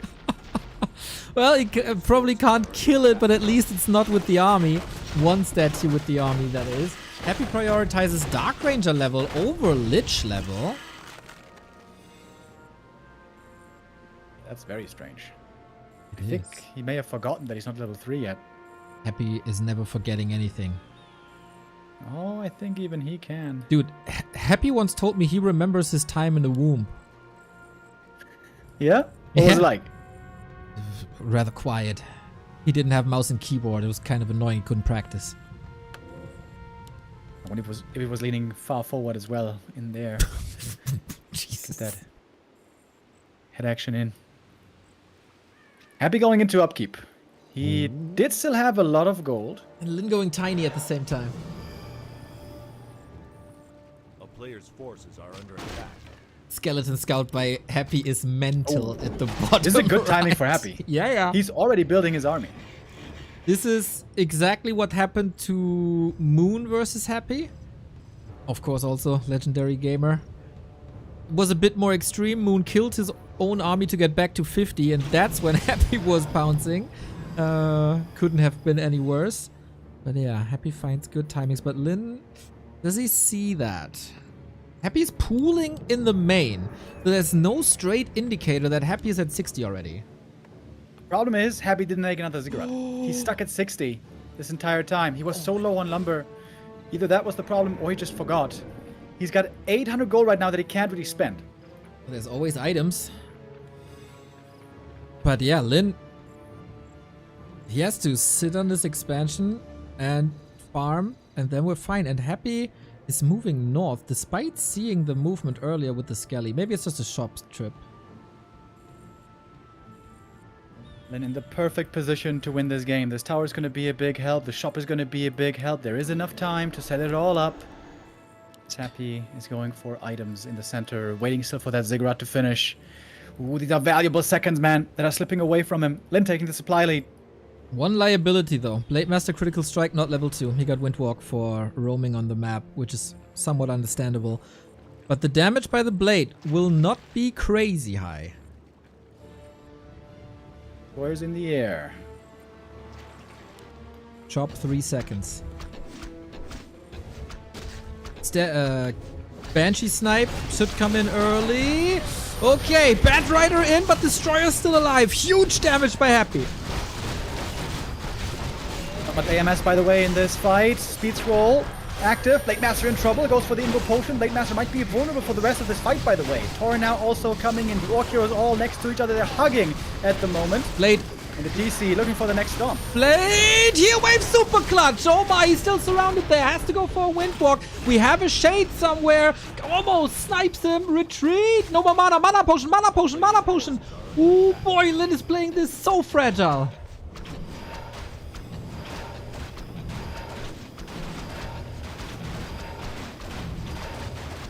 These are some crazy, crazy narrow fights. Tower is down. Expo still stands. Lynn in recovery mode. 10 food lead. Potion is on cooldown. He has to play around that. Potion was used, so no time necessary to wait for the clarities. Can Lynn close it out? Blade again soaking up a lot. There's no Banshees this time. Bitch in the front line. Stomp is absolutely wonderful on these ghouls. Big damage now going to be coming in from the Blade Master most likely.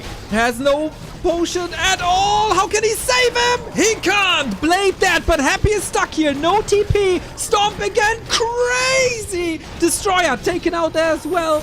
Clutch save with the heal wave for a bit. Happy is down to 37, but he still has that strong undead heroes. Yeah, here's what's missing here right now for Happy. He's got no regen. Very low mana on the heroes. Can he do this with the Blade Master not being here? The shop now for the Orc is amazing. Mana Potion, Heal Wave, more recovery coming in. Happy's running out of mana fast. He's still stuck there as well. Ghouls should be taken out quickly by the Pulverize. It's just a mini Pulverize, but it is. When is the Blade Master back? 77 seconds until then. Almost 0 damage for Lynn. Looking really good for the Orc. This might be the 3-1 win. Happy looking at his next loss in this group stage. So far he only lost to Labby, but now an L is looking very, very likely. Ooh, usually behind such a play, such an attack, you would somewhat expect a counter expansion by Happy somewhere, but he never had the lumber, he never had the resources. TC is getting close to a storm once again. Mana Potion. There is no silence here. We're aiming for the Lich. Is there enough? Oh, shifting targets here. Invo Potion on the DK, trying to trigger that early. 35 seconds till the blade returns. Storm. No! Pulverize Hex! Lynn with the perfect skill rotation. 3 wins in a row. He is so back. Then at the end of the season, after having a very tough time, it looks like he is finding his groove again. Happy, only 1 point today. Just like against Labyrinth, no win, 1 point only. And the Emperor does bleed. The Emperor now only 63 points. With that, he is likely... No, wait, 64 points. Excuse me, 64. It's looking likely that Larry's going to take first place. Bro, what the hell is happening? This dude got 3-0'd by Fly a couple of days ago, and now he 3-0's 40 and 3-1's Happy. Finding the way again to play this matchup, playing it really well. Really, really good play by Lynn. I think this was orc playstyle that Happy hasn't experienced in a while. It takes a world-class orc like Lynn to play this well, and then when you perform really well, orc can indeed still be really good. Take that, all the balanced whiners in the chat. It takes skill to win. And some experimentation, some adaptations, whatever was played against 1-2-0 and Labby clearly didn't work. This did work. Happy on game form and also kinda shook. Like Ghoul to the Creep, Ziggurat Forgotten, etc. He didn't play bad, but he has some room to improve. He was also experimenting a little bit here. But man, what a return by Lynn. This is just gorgeous. Tomorrow, his last match versus Lawlight, where he goes into as the favorite. What a tremendous display of skill once again. And these results now, as you said, Happy needs 5 points tomorrow. That is a 3-1 versus 40 to win the group stage. Otherwise, Labyrinth is in the grand final after the group stage. Unreal. And yeah, for Lynn, he can still get rank 7, surpassing Sock and Colorful. God damn it, dude. If only he started this run a little earlier, he'd be tearing through the bracket right now. But he can still do that in the Ascension phase, of course. Lots of Lynn games is what we like to see. And what else? Infi guaranteed 6th. That has been confirmed now as well. Nobody can surpass him anymore. Even if Lynn wins 3-0 tomorrow, there's not enough points. So that's our top 6. Labby, Happy, 40, Kaho, 1-2-0, Infi. And now the mission is on 1-2-0 to surpass Kaho and maybe 40. Yeah, very important points here still. Surpassing Kaho should be a given. He only needs 1 map. Now, if you say that too loud, all of a sudden Sock might 3-0, but that is very unlikely. He lost to 40, right? Yeah, he did. So he would need to 3-0, Sock, and 40 would have to get no map. So a top 3 here is looking very, very unlikely for 1-2-0. But 4th position, very likely. This is a wild roller coaster, this league, dude. Can we say again that this is the best format we had in many, many, many years? Yeah, definitely. Very, very cool. Most of the league is now done. At most, players have 1 match still to play. That is Happy, that is 40, that is 1-2-0, that is Sock, and Lynn, and Life, and Lawlight, and Starbuck.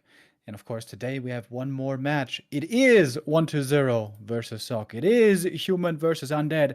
And this is 1-2-0's trouble matchup. I say that though, and looking at the recent stats, he has a win streak against Sock right now. 4 wins in a row. Sock is not quite on the same level in this matchup as Fortitude, for example. But with recent results, I would expect this one to be a close one today. Absolutely. It comes down to who plays it cleaner. And it could go very one-sided both ways. Both in this matchup, not known to be like mega stable. We'll see when the matches start. Little bit of a shout out to GrabTap, our sponsor of the end of the Super League phase. If you're a mobile gamer, GrabTap might be for you. Of course, in the games you have a couple of missions to get ahead in the progress of the game, but GrabTap offers extra missions basically, where you accumulate points when you play these games, and for these points you can get stuff like Amazon gift cards, which you can then put into Back to Warcraft subs. Just an idea. Shout out to GrabTap. Go check it out. ! GrabTap in the chat. Everyone installing is already a great support for us. And the more you play, the more support we get from it. We'll do a little play session as well in the upcoming days. Shout out to Stream Elements providing us that opportunity. Yeah, thank you very much for the support for you, our dear viewers out there. You can install it. And thank you also to our sponsor, Mobile Games Neo. It is the way of the future. We might be old relics, we might be old dinosaurs, but mobile gaming, that is what the internet tells me is what's coming in the future. When are we going to get Warcraft 4 on our phones? Well, perhaps never. We have Warcraft Rumble, though, in case anybody still plays that. Yeah, that is not getting updated anymore. Really? I mean, That was quick. It's not getting content updates anymore. But have you seen our YouTube short that in China they play Warcraft 3 on phones already? I saw the thumbnail, I think. You saw the thumbnail, Remo, on top of our content, of course. Well, if you if you don't want to be like Remo Guy and miss out on amazing content, youtube.com/back2warcraft, as well as youtube.com/back2warcraft more, where we offer you even more. We're getting really close to 88,888 subs on YouTube. If you would like, if you would like that channel and subscribe and hit the numbers, one day we're gonna get to the 100K, and each and every single one of you out there can be a help. Gonna be a glorious day, a golden day. Wait, is it the golden button or is it the silver button? That is the regular play button. That is like silver-ish red. Ah. And then there's another silver? How does that work? No, that is silver. But the play button and is then, red. And then gold is 1,000,000, I imagine. Gold is 1,000,000, and then like a quadrillion, you get a custom-made button for you. At a quadrillion? Oh shit! I don't know how much it is, but I think only like 5 people got that so far. Well, guys, if you haven't subbed to our YouTube already, do that right now while we have a little bit of downtime. It's free. It doesn't cost you anything. It makes us smile a little bit more every day. I hope you guys had a smile on your lips already with these first 2 matches. Really good performances, I would say, by the winners. 40 and Lynn both looking really good. Striking while the iron's hot, very importantly, at the end of the season. And we got one more match today. We mentioned it already. Sock versus 120. Looks like they're doing the vetoes right now, so a couple of minutes, and then we're gonna get the first game rolling. Time to thank Delayed 12 for the 6-month resub, Lajuk for the raid, Pompeling for the resub as well, GG, and Chalaba with the 17-month. The time of the orcs has come. Sketch Chipper, thank you for the prime. Hungry One, 19-month. Good day. I hope you're not hungry anymore after these feasting games. Taker, thank you for the raid as always. And that's it for now. We'll see what comes in after. Oh, but yeah, the can't wait to watch Reddit and Battle.net forums after this result today. So what's the storyline now? It's like, see, Lynn can do it, and then people will say, oh, but it was only one series. Where will we end up? Well, with the balance whiners, you never know, Neo. They get very creative. They suddenly recall ancient prophecies from Aztec calendars or something, whatever serves their purpose to make sure that their race is the weakest. Clearly, their race is the weakest. We need some help, Blizzard. Oh my god, it's unplayable. Lynn says, screw that. I can show you the way. I can show you how it's done. Beating the top 2 in the ELO standings back to back today and yesterday. That's right. Happy killed. 40 killed. Lynn trying to reclaim his glory. And I can't wait to see him tomorrow as well, by the way. After these amazing results, I wonder what he's going to do tomorrow against LYN. Just chill, dude. Play with one hand. Just play with the Blade Master all the time. Just take a day off. You know, for him, does it really matter if he's ranked 9 or 7? I mean, if he wins tomorrow 3-0, he gets up to 51 points. No, 45. He's at 39 right now. He's at 39, excuse me. Yeah, that's my max points, yeah. 45, 45, 45. He can surpass Sock and he can surpass Colorful, but that's... Yep. Infi definitely ahead of him. Yeah, Infi right now, the gatekeeper between the plebs and the upper class. The plebs, like Lynn. The plebs. The plebs like Lynn. That's right. Wow, I'm gonna send him a clip of that. And if you don't want to be a pleb, then you gotta prevent going on a 4-loss streak, dude. What was that? 4 losses in a row, middle of the season, but better than very end of the season. I sent him a message because we discussed this matchup a little bit, especially after his loss versus 1-0, where he didn't snipe the statues. And I said, man, in that fight, you kind of got to snipe the statues instead of the fiends, because I hate when Blade Masters attack fiends when there's higher value targets. And now I sent him a text that I'm apparently a great coach. I wonder what his reply is. Yeah, sniping statues is really good. This is something we knew already like 10 years ago. This was the big strength always of Blade Master. He could kill statues better than everyone else. Against human, they can't kill statues. Undead Mirror can't kill statues. Against Night Elf, can't really kill statues, unless you get lucky. Even Farseer can't really snipe statues. That is the Blade excelling when no one else can. Needs a lot of conditions to go his way. He needs the right items, the right supporting cast, the right levels. But when all that is met, when a master like Lynn pulls it off, it can look indeed glorious. Right on. Right on. You let me know when there's a game. Oh, there's a game. Yeah, now. There's a game. There's a game right now. Okay. While we tune in and fast forward once again, for you TikTok brainers out there, what's the situation in the group stage on the last match of the second last day? 1-0 has high ambitions. He can still make rank 3. For that, he has to score rather high in his last match of the group stage. 6 points are necessary. With that, he would surpass Fortitude, and he has to hope that Fortitude gets squashed. Those are big if conditions, not that likely, but the direct encounter versus Kaho, he might be able to skip to get 3 undeads into the top 4. For Sock, 6 points are possible. Since he lost the direct encounter to Infi, he can't surpass him, but he can get further than Colorful. That's the goal first and foremost. For that, he needs a win. Did he win against Colorful in the group stage? Yes, he did. So he wins the direct encounter. But Lynn is still catching up, and he has a game tomorrow. So Sock needs to score as high as possible. 1-0 needs to score as high as possible. Both have to score as high as possible. And we go in-game. It's been very much a middle-of-the-road player so far this season. He's in the midfield. He got basically 3 points on average per match. That is exactly average as far as potential goes.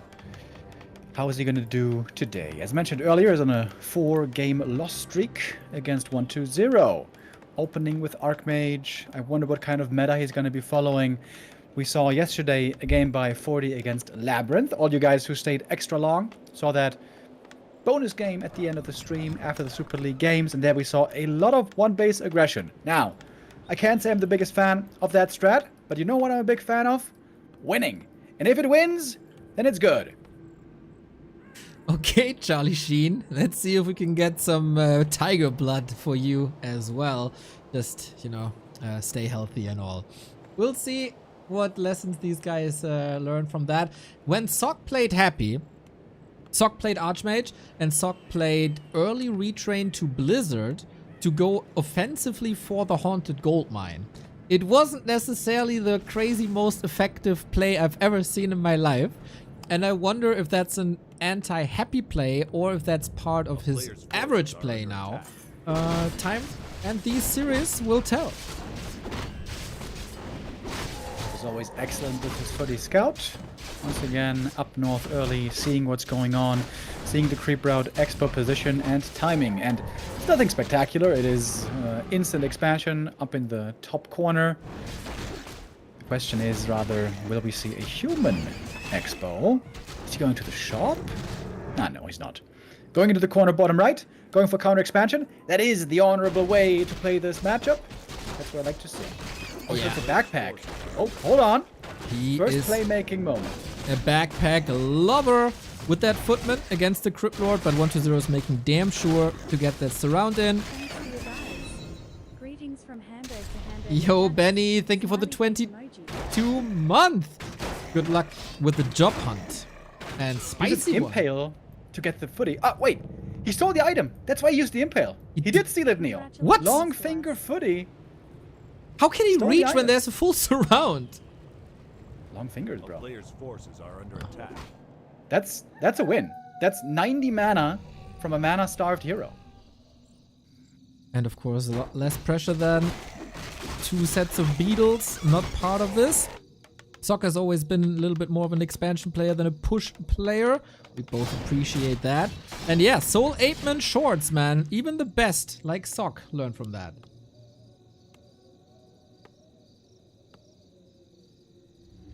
Expo power build has not yet started. Sock seems to be a little bit low on resources. A player's forces are under attack. Now here we go. Ghouls spotting it right away. And Staff coming in from the Crypt Lord. Nice. Regen cancelled. What about that tower? 20 seconds. First workers slaughtered, but we got a fast level 3 Archmage. Level 3 Crypt Lord as well. You don't want to get that Town Hall cancelled. That would be very painful. Peasant Micro here is not quite looking perfect. That's a few more Peasant Glosses than necessary, perhaps. Same goes for the ghouls on the other side. I guess between Labby, Happy, and 120, 120, the player with the weakest ghoul micro at the moment, and shows again a little bit. But his expo is up. He should be fine. Sock taking a bit of a beating here. Now starting the power build again. Also that took some time. Few imperfections here and there, but we're lining up to Remo's beloved 2-base 2-base.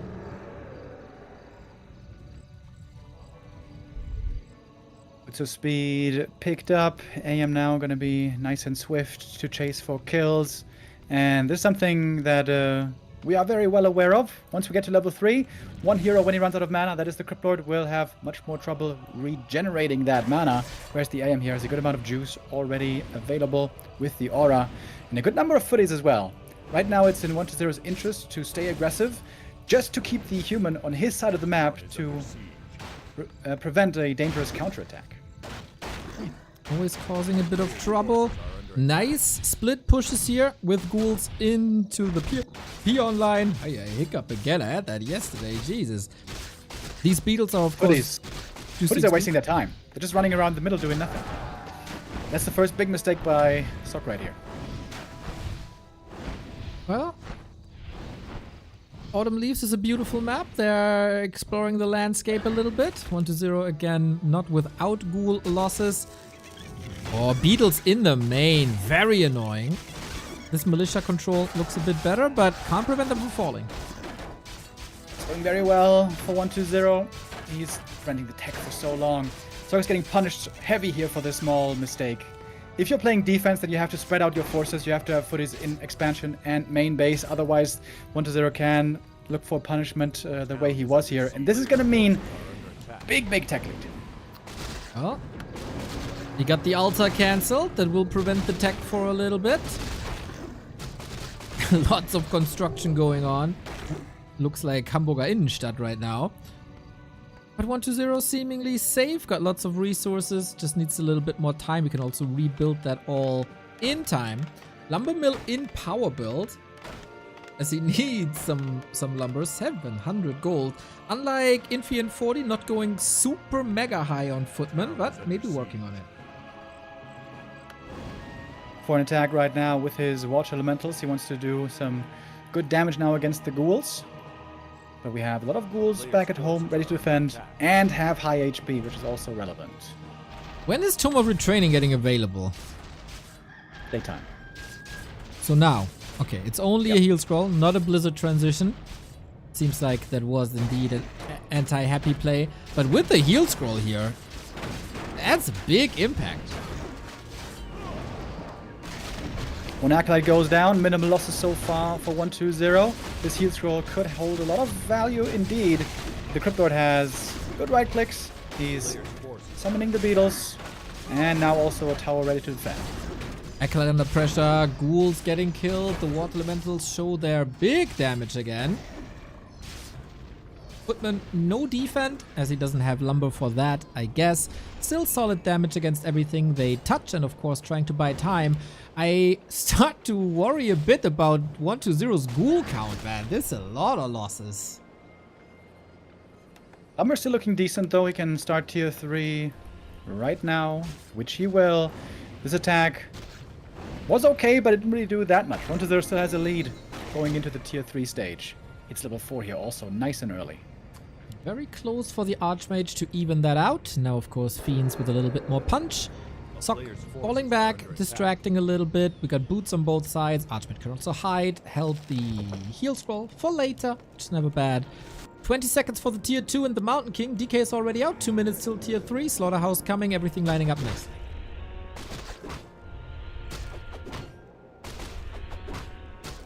Sock has a lot of gold. Question is, can you spend it fast enough? How fast is the tier 3 push going to be hitting from 1-0? Is he going to go for a big commitment with destroyers? Not necessarily. Not everybody does this, but it can hold quite a bit of promise. As the Archmage is looking for little straggler kills here and there. Does he get the Acolyte? Ah, not quite. He's close to 4. Would love to get that level early. There's another water elemental, always a distraction. We get a second Rax early. That has fallen a bit out of favor compared to earlier Griffin Aviaries and also earlier workshops. But for a Night Gyro composition, this is really good.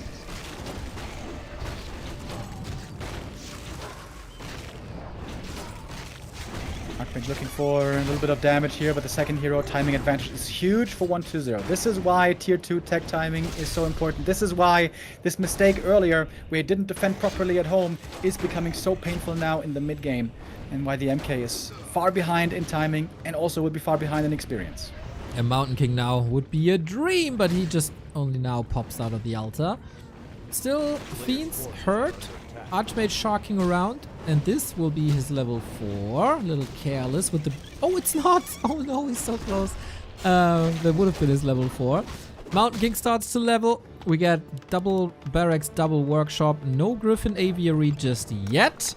And Sock needs numbers. After all these footy losses, he needs to replace them ASAP.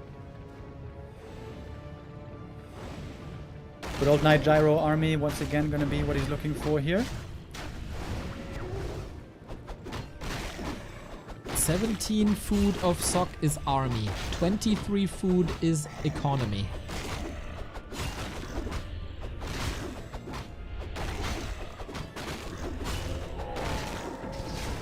Waiting for the tier 3. A bit scary.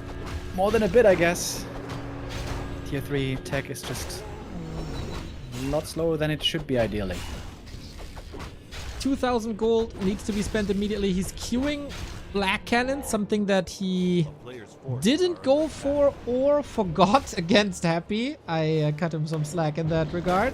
So we got the gyros out, 2 of them queued, and now production needs to ramp up. Is that lumber blocking him in any capacity? Yeah, scary moment right here. We got tier 3, we got the Paladin coming, we got the Knights coming. That's who The altar, though. Oh, the altar! It might just go down. It's still low from the beetles from earlier. 40 seconds. He needs to repair a lot. We do have Impale. We do have a Mana Potion. That repair must be denied, but 1-0 not putting emphasis on this. Only now. And that's... Ooh, that's a lot of kills. Needs to invest these peasants, though. This means also less militia in the defense when it comes to the real fight. We're waiting for the Knights, waiting for the money to be spent. Militia crazy fighters, but they need support. No. Okay, we do have a staff. We also have a Lich. Heal ward for 1-0, by the way. Mwah. Ali, is he gonna survive when he comes out, I wonder? Has to run away right away as the altar is falling, waiting for Knight reinforcements. The supply is 65. 2 Knights in production. And that's not gonna be it. He built some backup farms in anticipation of this push. Can still go up to 80 if he stalls more time.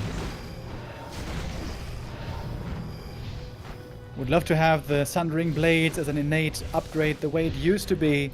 Still think that was a mistake by Blizzard. Removing that would help in this defense. Supply has gotten even at least.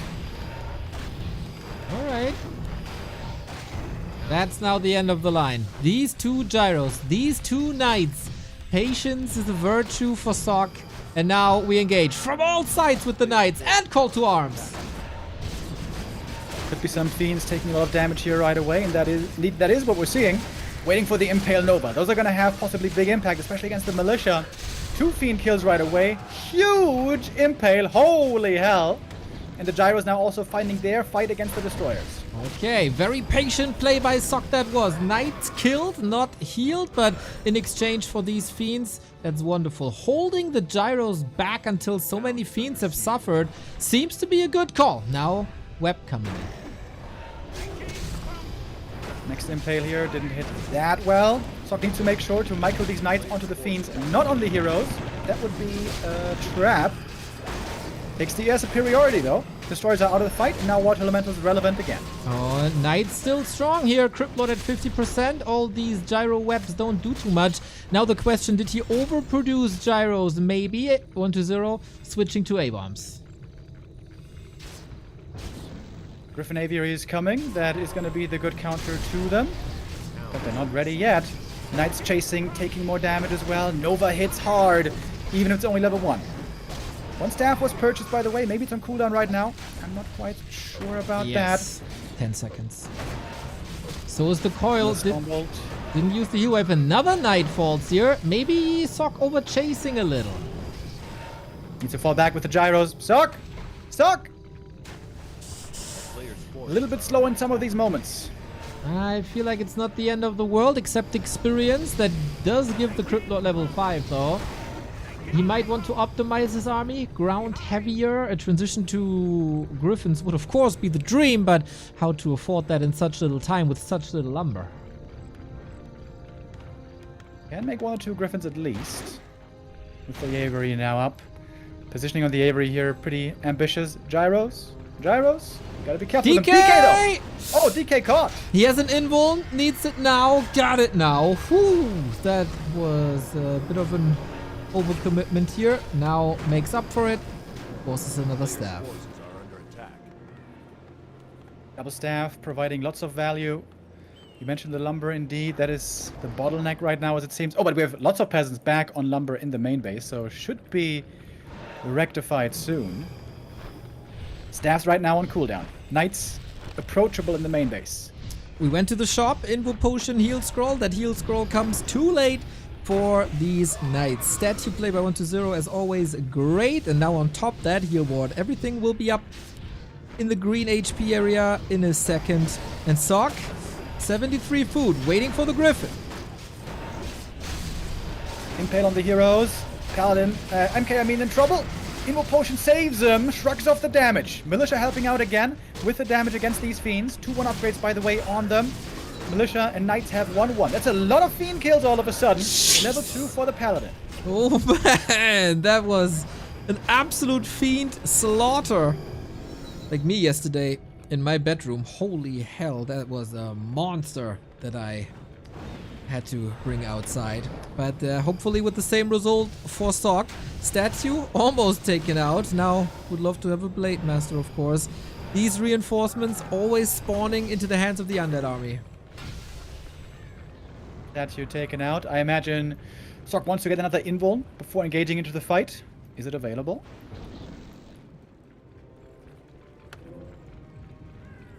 Apparently not.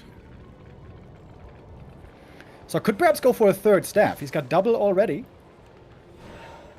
Maybe it's available. He's got a bunch of gold here. Yeah, triple staff now ready. This is where you can get a lot of value. Okay. These Cool feats, huh? Cool game. Big tug of war. That is Impale, Nuke, Knight gone. One Griffin sniped, the other one not so much, and that is gigantic damage on A-Bomb. What about mana here, of course? Another Impale comes through. There's going to be one more after that, but then the Cryptlord might be dry. MK charging forward. He's looking for the next kill. Would love to see a retrain, by the way. Oh, that heal ward in the back is wonderful, but doesn't stand for long. AM snipes it the way he should, of course. Stormbolt for another kill. Pally, though, still away, far away from level 3. That's the problem here for Sock. Getting one more kill, but the supply lead seems to be ending up on 1-2-0. Plus, Disease Cloud is working overtime. A Region Scroll would be a dream. We still have this dead supply, more or less, in Gyros. So fighting army for 1-0, always nice. Sock is donating Water Elementals away. Not the smartest move against an undead, if you can prevent it somehow. This base somewhat in shambles. The poor workers... Knight! Again? You're right. Again? He has an invul and a TP. 7 seconds. TP maybe. Doesn't hold us around though. Going for Griffins one more time. DK behind enemy lines. So are the Fiends. This is getting scrappy now. Crypt Lord hurt, by the way. Death Knight also hurt. He's going for the Crypt Lord. TP out. Holy Light here could make things close. 1-0 here. Lucky to get away with everything alive. 3 statues, not part of the TP. Is missing in the region now, but he has one at home. So that's fine. Ooh, dodging some bullets here. 1-0. The issue might be upgrades in the end. 1-0's economy has been untouched this whole time. He didn't have to call militia and all that. So he's been enjoying great upgrades. 3-1 now on the Fiends. The Knights only 1-1. The Gyros only 0-1.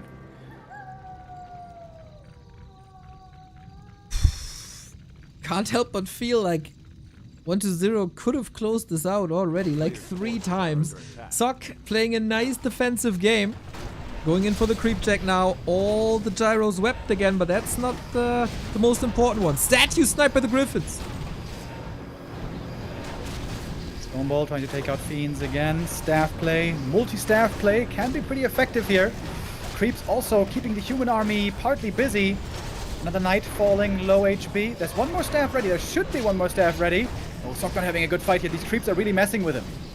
Poison spread as well. Mega annoying. So much damage prevented. Pally! Staff. That was the last staff possible. Now he got a TP out.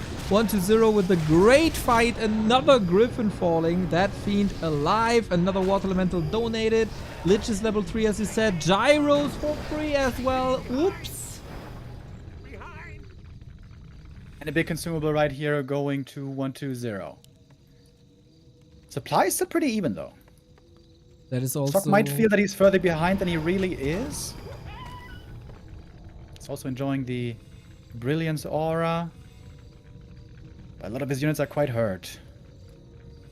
Even fighting army, even economy, both around 18, 16, doesn't really make a difference.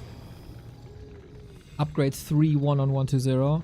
Items, as you said, Invo Potion on the DK, very nice, and let's be honest, kinda necessary here with the plays.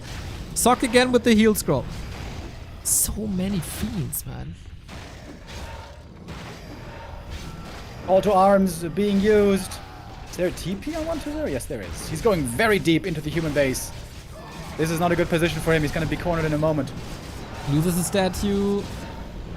But again, kills the Gyros. Also a Knight. Plus a couple of workers. This was quite a slaughter here. Calculated losses, of course. An A-bomb stayed safe in the north. I feel like 1-0 is getting closer and closer to a game 1 win. Yeah, I think so too. Sock has had some good fights, some not so good fights. All in all, has been doing a good job in the late game. The early game here really was the problem. He was behind after the early. And 1-0 never gave that away. Gyros. Careful. 1-0 with some good anti-spy technology. Also with the good third base technology. As so often, completely ignoring Banshees, but that's also undead meta, not just 1-2-0 meta. Dude, Fiends in high demand. 12 Fiends. Clap Blizzard would be so good. Yeah, Clap, I think, is the thing that's clearly lacking here in the late game. Something I have mentioned many times. I think that is the superior choice in the late game. Hard to afford, I guess, this game. Sock was always a bit strapped for cash. Again, all this comes back to the early game, where he suffered from a bad defense. Cancelled the exploit at least, but 1-0 has so much gold. Main base is empty, both of them. 1600 at Sock, 1700 for 1-0. And Sock gets his revenge on the consumable camp. There's that. Level 3 for the Paladin and level 5 Archmage. That's some good level ups. Once they're going into high upkeep, building a gigantic army. Gets to level 6, 5, 4. So strong. He's going for the castle. No castle means no knights and no griffins. Yeah, that's a bit of a problem with the human tech tree, isn't it? That's the Achilles heel. A 2500 HP Achilles heel. It's a rather good Achilles heel, to be honest. But yeah, that's the tech tree gone. Sock is already maxed out in army, like low upkeep. But 1-0, 2 invulns, level 6, Mana Potion, Locust Swarm. It's gonna be a tough fight. The town is under siege. The only hope here is that he gets insane value from these staffs and keep many, many units alive. But yeah, with no more reproduction, tier 3 being possible, this is looking terrible. Also, he's so supply blocked. 1-0 seems to be going for the checkmate move here. Investing quite a bit into items now. Double heal scroll versus Nova. The knight is engaging first. He's a brave one. He might get punished for that. TP by 1-0. Doesn't like the fighting position, rightfully so. Resets. He's in no hurry. Not mining for much longer, by the way. Only a minute left at the expansion, but can just re-expand again in the center. Sock has quite the formidable army now. It took him a long time. Only now does he have decent upgrades. Only now does he have good levels. He was stuck on level 2 Paladin for such a long time. Wait, what consumable did Sock get at the right-hand side?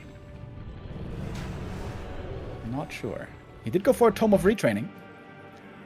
Time for Blizzard, as we're seeing more destroyers again. And there's basically nothing against destroyers. I guess Sock can still make gyros, actually. Yeah, but he doesn't have the gold. And he only has 200 left, as you said. So, Archmage, good luck fighting against Destros. Oh, we also got Clap. Double Tome of Retraining. 94 supply, 3-2 upgrades Fiends. Kinda wild. That Clap Blizzard combo has to hit uber hard. 20 of that supply is destroyers. Oh, love that Griffin play. Ooh, not getting caught. Looked a bit close, but he gets away. Okay, no mining anymore. But 1-0 still getting a bunch of gold from Unsummon. Will be enough for another haunted attempt. He has triple invuln as well, mana pot. And yeah, trying. He's in, like, he doesn't have to force the issue, just a bit of posturing up, bit of distracting. Time is clocking? Time is ticking for 1-0.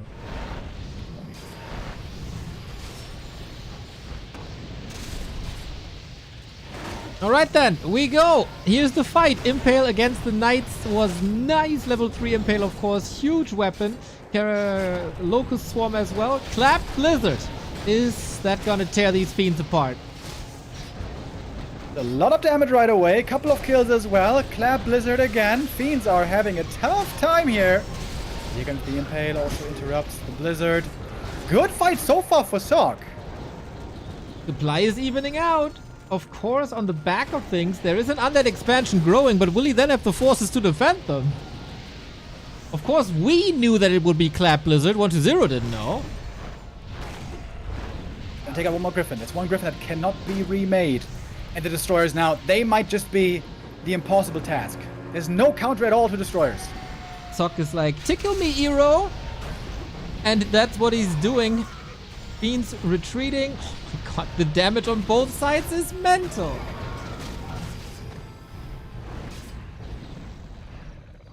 He can't fight the Destros, can he? Yeah, no he can't. 5 Destroyers, basically invulnerable. That's so funny. Players' forces are under attack. Knights are still falling. Level 5 on the Lich. Expo up for 1-0. Crypt Lord. Big Blizzard! Invul to the rescue. Mountain King on the other side also saved. And A-bombs are falling. Oh damn. 30 food down. Is Sokka. It We seems can- like it's a clock ticking. Yeah. Those destroyers especially just untouchable. Fortitude playing his econ advantage very well to the end of the game. He got so rich. Invested into lots of army. Really, really good upgrades. And the high hero levels plus destroyers now carrying him across the finish line. Sok is a good FFA player. He might see something we don't. Yeah, he has perfect vision. He got like the same damage output as a disease cloud with these Destros.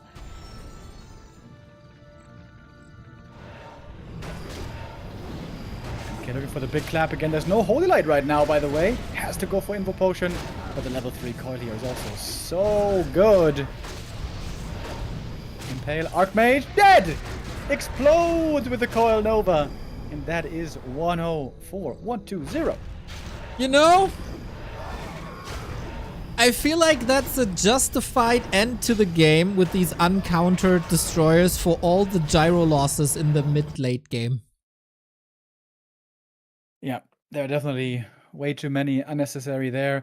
But that's the thing about this matchup. It's really entertaining. It's really fun back and forth. But every moment of the game is important. And you could argue that the early game is one of the most important. And this is really where Sok made the big mistake. Losing way too many peasants, not being in the right position to defend. If you see the undead heading your way, you can't send the footies across the map. You're too late for that. You have to play defense right then. And I would argue also, not the best creep route. If your goal is to get level 3 and expand, which I guess there he did, there must be a better creep route than this. What if you go for Merchant Camp first, then you get level 2, you get the circlet, you get the item from the drop, then you go for a green, and then you go for the expansion. There, in this game, he went for the expansion creep, but there he wasn't level 3 yet. This, I think, was far from the best creep route by Sok. For him, not much is changing. He needs to win the series to surpass Colorful. He had not much room to improve. It's only about Colorful and Sok, and to surpass Colorful, he needs a win no matter what. Of course, creating some distance between himself and Lynn would be nice, but not necessarily necessary.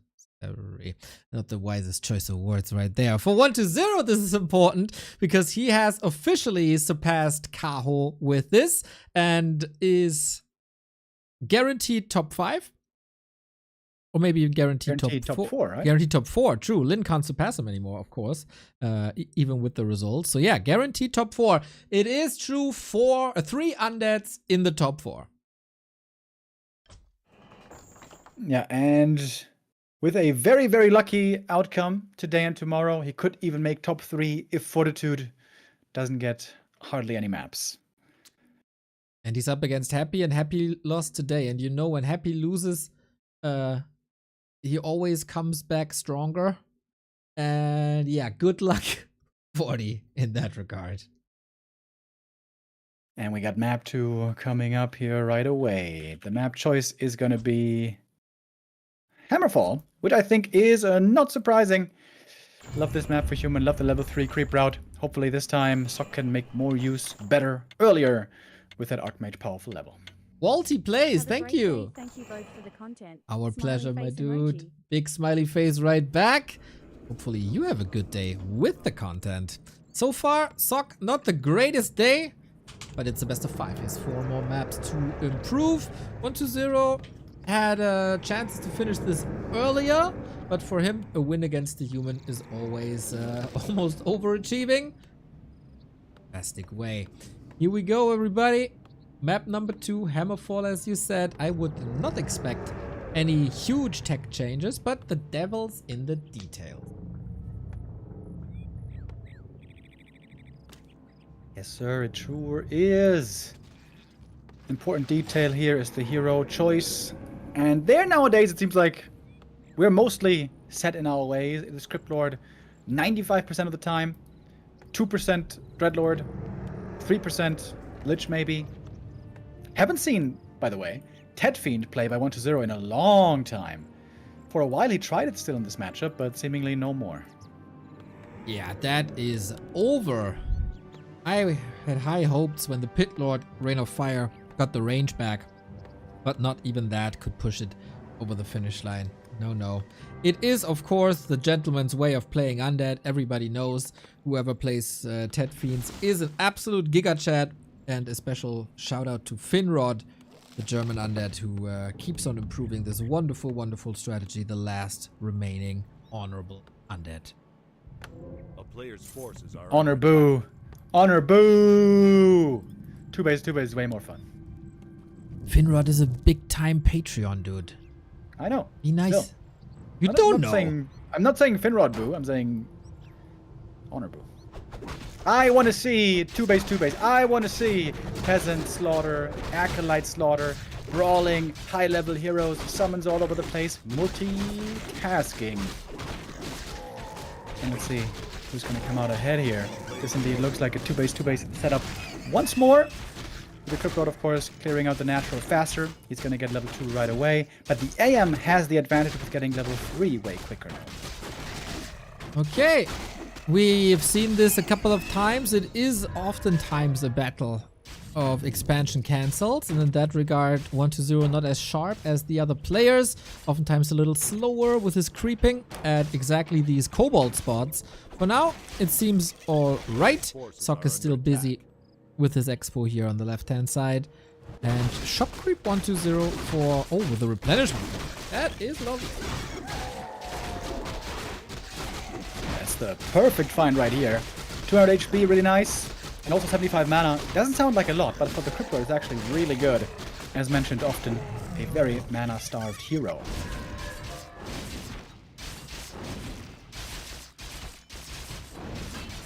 Sock with the level 3. Ring of Regen on the Crypt Lord as well. These Wow. item drops. Wow. Muy bien. That was Spanish. Wait, did he sell the replenish? Yeah, right? Oh yeah, it's not the replenish animation, it's the ritual dagger animation. That is criminal, sir. What are you doing? Well, I got boots for it. And he's healthy. Soon. He has nothing to staff on at the moment. Sock is playing an uber defensive game as if he's listening to the cast yesterday and wants to follow your advice. Nice, Sock. That's what you want to do. Listen to me. If you want to lose. a player's forces are under attack. Cryptord staffing in, but only level 2. You want to spread your peasants here so they take less damage from the impale. Normally, didn't do that quite right away. AM now tasked with defending. Militia, of course, on the way from the main base. And that tower is about to finish. Alrighty, couple of peasant losses, couple of peasants hurt, but Expo still finishing. But it's an untouched Undead Expo, and that is usually not a great sign in this matchup if the Undead can unfold his strat uninterrupted. Look at the tech timing, though, for Sock. This is really good. It's a minute ahead of the average. Dondo, are you in the chat? Look at what passive play can get you. Isn't that something? Do you really want to celebrate that early? I'm not saying he's going to win, but this is a great position. He's got the expansion up at 5 minutes. He's teching already ahead of the Undead by a good margin. I want to see that play against Labby or Happy, and then we talk again. That is a... See that play by 40, and then he can show what's really possible here. AM in the main base. This is a wonderful start. This is a perfect early game so far for Sock.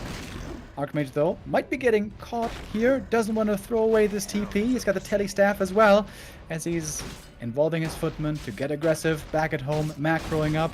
Got the lumber mill, got the shop, all the necessary things coming. And tech-wise, yeah, he's ahead by half a minute or so. Acolyte being killed in exchange for a footman. That's a lovely trade. Water Elemental Supremacy once again, but now we're running out of mana on both sides. That makes the footies quite strong here. Nice little dent in the road for 1-2-0. And another ghoul kill. Man, these are piling up. Yeah, level 4 timing is also going to be a big deal on both heroes. Important skill point distribution there. 1-0 is stabilizing now, though. He's got the Necro up. But this is hundreds of gold lost already. Okay. Archmage has to retreat. Was quite hurt after that exchange. Might open up the middle a little bit for 1-0 if he's interested in these consumables. Which he should down the road. Yeah, he's probably not gonna expect this tech timing by Sock. In 20 seconds we're done. Could lead to a play with a Mountain King. I'm seeing a play with a staff as well. AM rejoining the footies up north, still healing up. Lots of mana upon him. Oh, he can cancel the altar here. Oh, sick identification. It's gonna slow down tier 3 and the second hero a lot. Or can the Impale stop it? Maybe. No, I guess not. Oh, he's not going for it. No, that's so rough, man. We talked about Achilles' heels, and that is surely one for the undead if you unsummon that altar early, which everybody does. Oh, yeah. Sock? I just noticed he made it backup altar. So, actually, he's fine. Ah, okay, nice. Still... oh, it's perfectly in time then, actually. Lovely.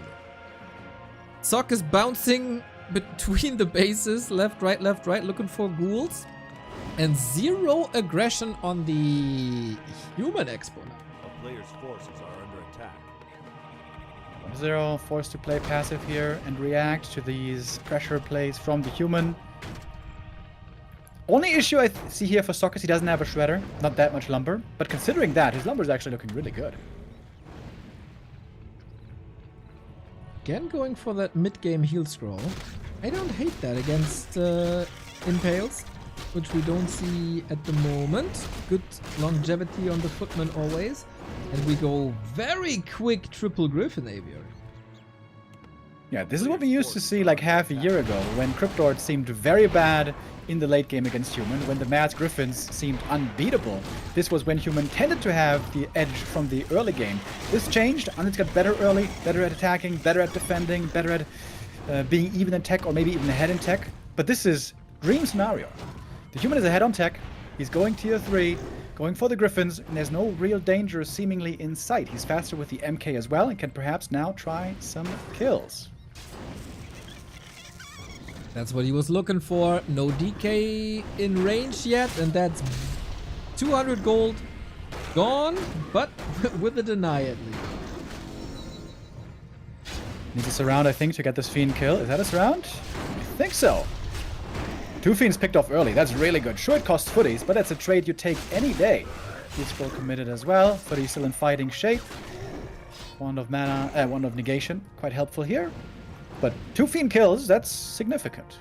Also mana exchange, of course. There was 2 Impales trying to save the units. Didn't work on the cost, and a coil, on the cost of 1 Stormbolt. Plus, one of these players has a Brilliant Zora for free. The other is still waiting for the statue to get a similar effect. And tier 3 is done. Nice and early. Paladin can now be added. I wonder if he's going to mix in a couple of knights. I feel like a low number of knights can be really helpful for the normal damage. But I don't like heavy knights, because then of course the value of Impale increases more and more. Or is there already an upkeep, by the way? Sock making a lot more money right now. Yeah, we only have 1 statue, so it's not gonna be that big destroyer bust where Sock might be a bit fragile against without gyros. Gyros are coming now with the 5th and 6th production building. And in the meantime, we go for the Acolytes once again. Force 1-0 of the map, retreat. Worst case is a town portal, but not even that. Just walking it off. Yeah, that Scroll the Beast could be really good later on. There is 0 Dispel in the human army. And Sock's still in no upkeep. What a different look this game is, right, compared to map 1. He has the tech lead, he has more time to chill out and go for more upgrades. These fiends are getting hammered away, man. And the unlucky end snare. Coil level 1, really not a great... 4 Fiends lost in the mid game. That's a big deal, man. Make it 5 though. Oh, Impale defensively. Gets the last hit. Maybe a good item. Okay, 5. make it 5. Damn. Both consumables indeed did go to 1-2-0 though. Double Scroll the Beast. 1 was sold, I guess. Sock now going into upkeep, but he was able to save so many resources. Beautiful game by Sock here, playing out the macro advantage very well also, and the tech lead. Really good shot. Man, this mid game with all these fiends falling to a Mountain King reminds me of Czechia 2014. Seems like every cast, you feel the need to mention him at least once. Czechia is one of my favorites. You know, gotta mention him, gotta show him that I think of him. You want to say that you prefer the magic of Czechia? The magic of Czechia? What? That's the copy pasta, bro. Ah. I mean, I would slap everybody who says that he's not that great. That's what I would do. For good reason. Sock building the big army now. He's closing in on 80 supply. 1-0 on 70. Once again, forcing a TP home. That could be a knight for free, actually. Oh, he's actually got the staff as well to save this one. God damn. This is one of those Sock games where you're just like, who is this guy? He is playing super smooth. Even has the rally points for the Griffins done. Yeah, this is like night and day compared to his game versus Happy on this very map. Gets a level 4 Archmage as well. Always very convenient to have. Oh, item on the ground. Got it. I think it was a circlet.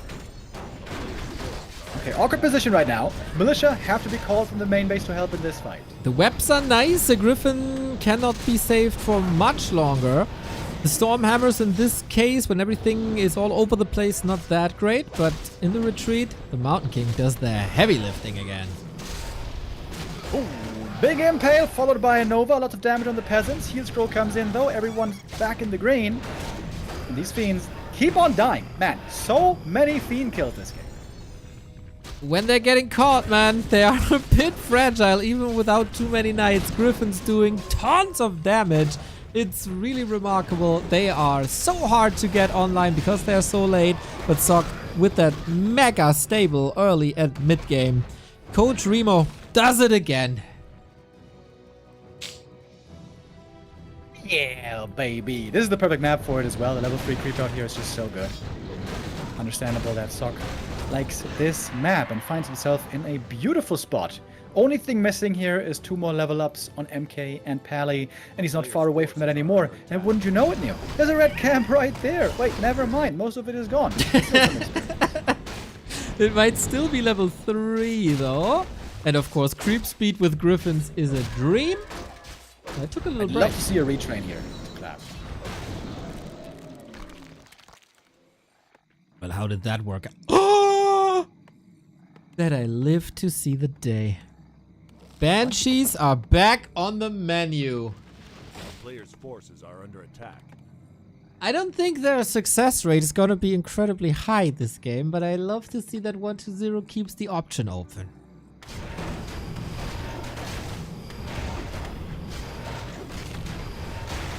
Sock at 80 supply this whole time. Getting more upgrades. 3rd attack upgrade already coming for the Griffin Knights. Of course, they share that upgrade. It's gonna be some serious damn. We're shortening damage now to damn. Or DMG, you know. Damage. Rolls of the tongue. So much DMG. Also, tanky MK. He can take a lot of damn. You love to have those items on the Mountain King. Makes him much more fearless of a frontliner. To be honest, 1-0 also crept pretty well. He's level 5 Crypt Lord, DK close to 4, Lich 2.5. Would love to get that level 3. That's a big upgrade on the Nova. Yeah, how does that Crypt Lord help you against the Griffins? Town is under siege. Greifen technology, it's here. It's strong.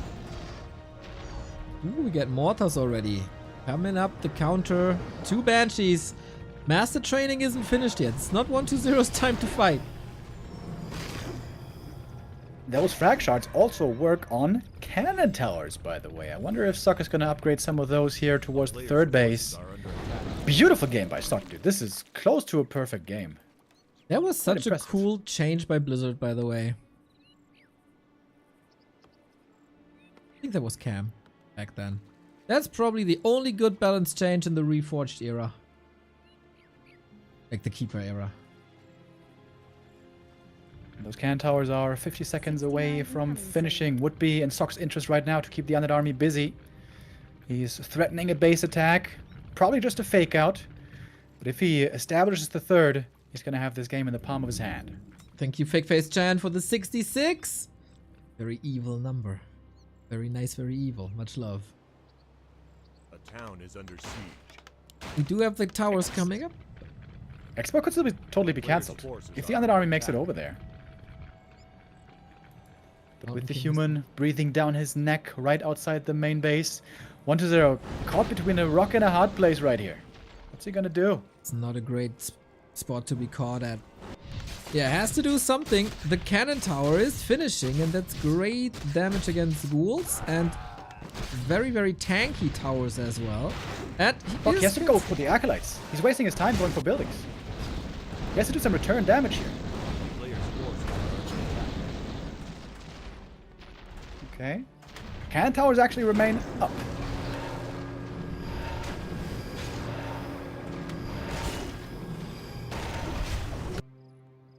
Nice prep for another base, of course. We get more and more and more mortars, which help in the next siege as well.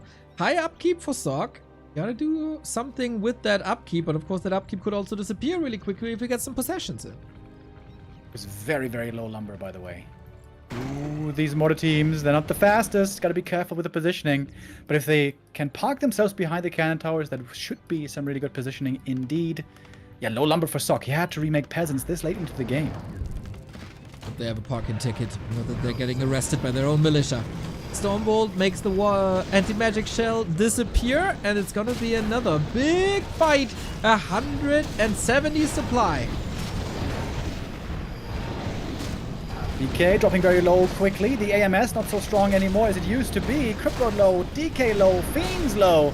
Looks like a good fight so far. Also the cannon towers helping out. The more teams shelling away from the back. It's a lot of splash damage from these units. Crypto Lord has to TP out, almost falling right there. The damage seems to be too much in the human army. Supply is even though, and 120 has way better resources to resupply that army. Had 4 digits on gold and lumber, back at 80 in no time. And this is not over yet, man. The Banshee transition, kinda nice. It was only 2 fiends or something. The curse is really good. That's gonna stay applied here for a while. But Sok now has the third finishing. And with that, he's got a lot of gold streaming in. Want to be a bit more careful with these gyros this time. If you lose too many, that opens the door to destroyers. Curse doesn't stay as long as it used to be. How they massacred my curse.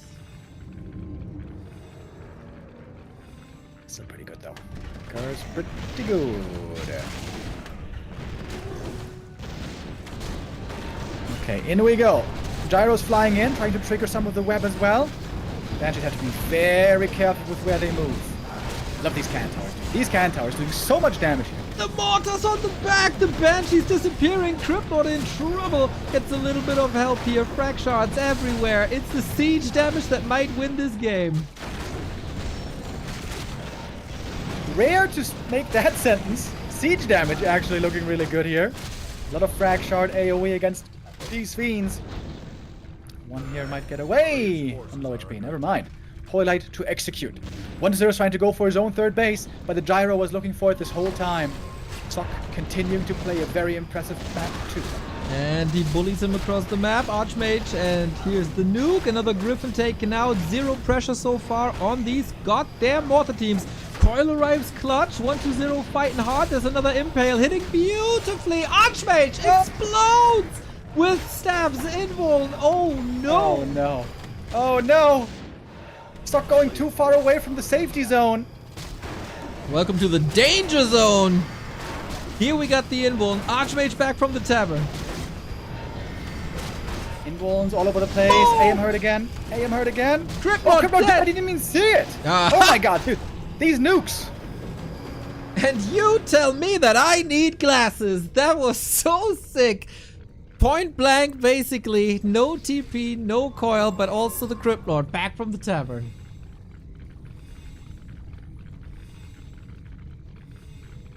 Look at the shop. Regen here, very valuable. He's down in supply right now. And 1-0 is getting his third base up and operational in a moment. Mental. Sock has to hold on to this base. Would love to see a knight split to the side, but he only has one. And then what do you do against all these fiends? You're getting caught once again with the Crypt Lord, Town Portal, maybe the time for it. And a Griffin. Oh, Holy Light at the ready. Beautiful fights between the two. It was 2 kills. Griffin and Knight went down. And these Motor teams, while they're good against Banshees, they suck against everything else pretty much. Maybe he went a bit too heavy on Mortars. Except buildings. They are good against buildings. It's going to be a lot about buildings. 1-0. Maybe he's going to clutch this out in the end. He's got really, really good hero levels now. DK5, Crypto almost 6. Lich got 4 as well. Say it. Say the thing. +4 intelligence, baby!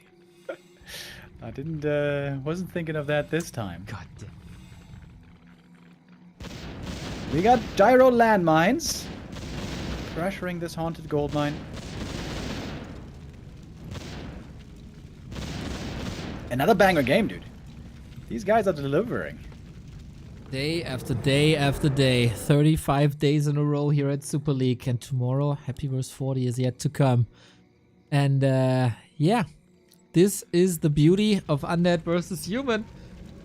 When we don't have this annoying cancel culture in the beginning.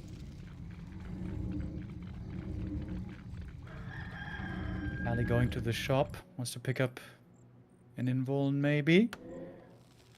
Might be a bit tough to reconnect now with the rest of the army. Players' forces are under attack. Well, we got another fight brewing here. Sock is making sure that the pally is not cut off.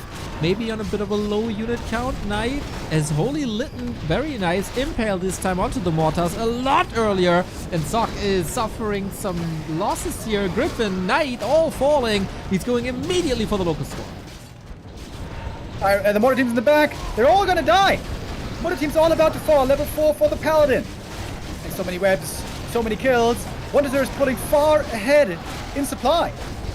This is a crazy fight for 1-0, coming in a little bit too early. The Crypt Lord is so goddamn tanky. And then there's Coils, of course, as well. And then there's no way out. Locust Swarm for the win. 1-2-0, 2-0. Damn, the position for Sock was so good. But 1-0 not giving up. Always finding kills. Always finding a way to stay in this game. Man. Maybe you should have just gone pure Griffins at some point. Just pure Griffin, and then you don't care about possession. You burst through the AMS ideally. I feel like the Mortar teams really backfired on him. Sure, he got some Banshee kills, but then the Mortar teams did nothing after that.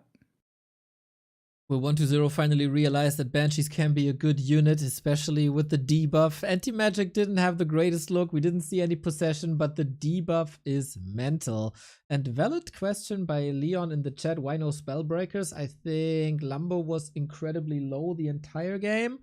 Didn't see it at the end, to be honest. But yeah, usually Spellbreakers would be an answer if available. Yeah, Lumber was perhaps the biggest problem this game for our human player Sock. If he had a Shredder, more Lumber, maybe he can just go, like, don't even be concerned with other tech, just go pure Mass Griffin with 3-3.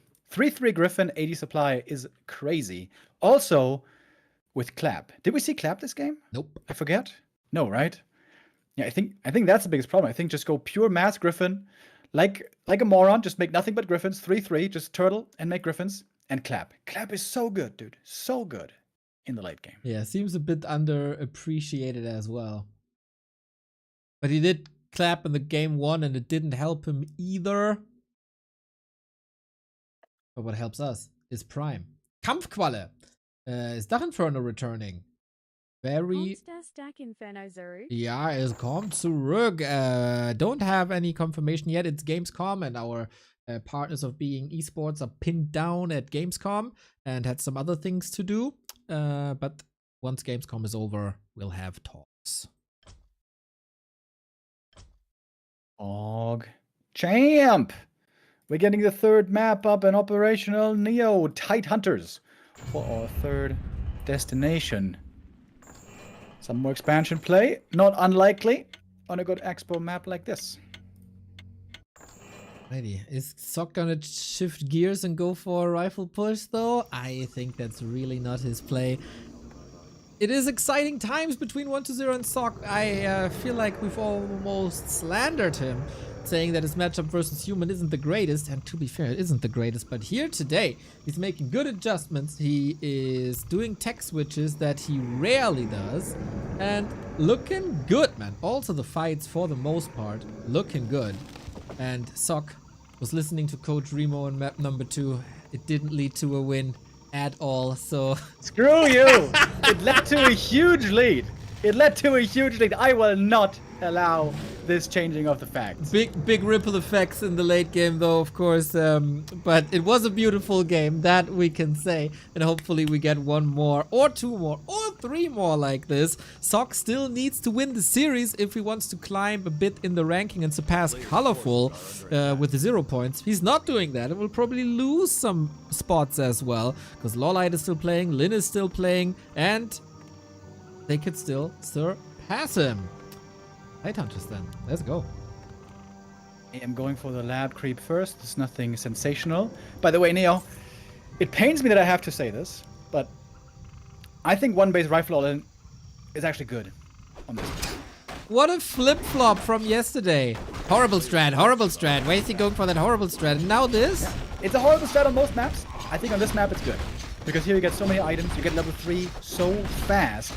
And either the Cryptid has a slower expansion, or he's stuck on level 1 for a long time. Here 1-0 decides to not go for the instant expansion creep to make sure he gets level 2 reliably. Oh, Archmage item. Roll, baby. Perfect item. The robe of the Magi for the Archmage. He got a lot of items, man. He got that ring, he got that robe. Likes to dress up.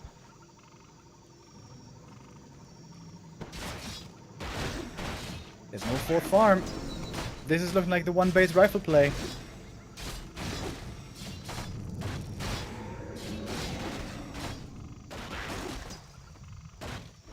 Okay, and Sock is charging up, being close to level 3. 1-0 was scouting for it with the beetles. Actually not too sure if he's too practiced against that. Very good to see though, regardless if you like his strat or not. Very good to see that multiple strats are viable and that you can switch it up, map dependent and regarding on how the series went.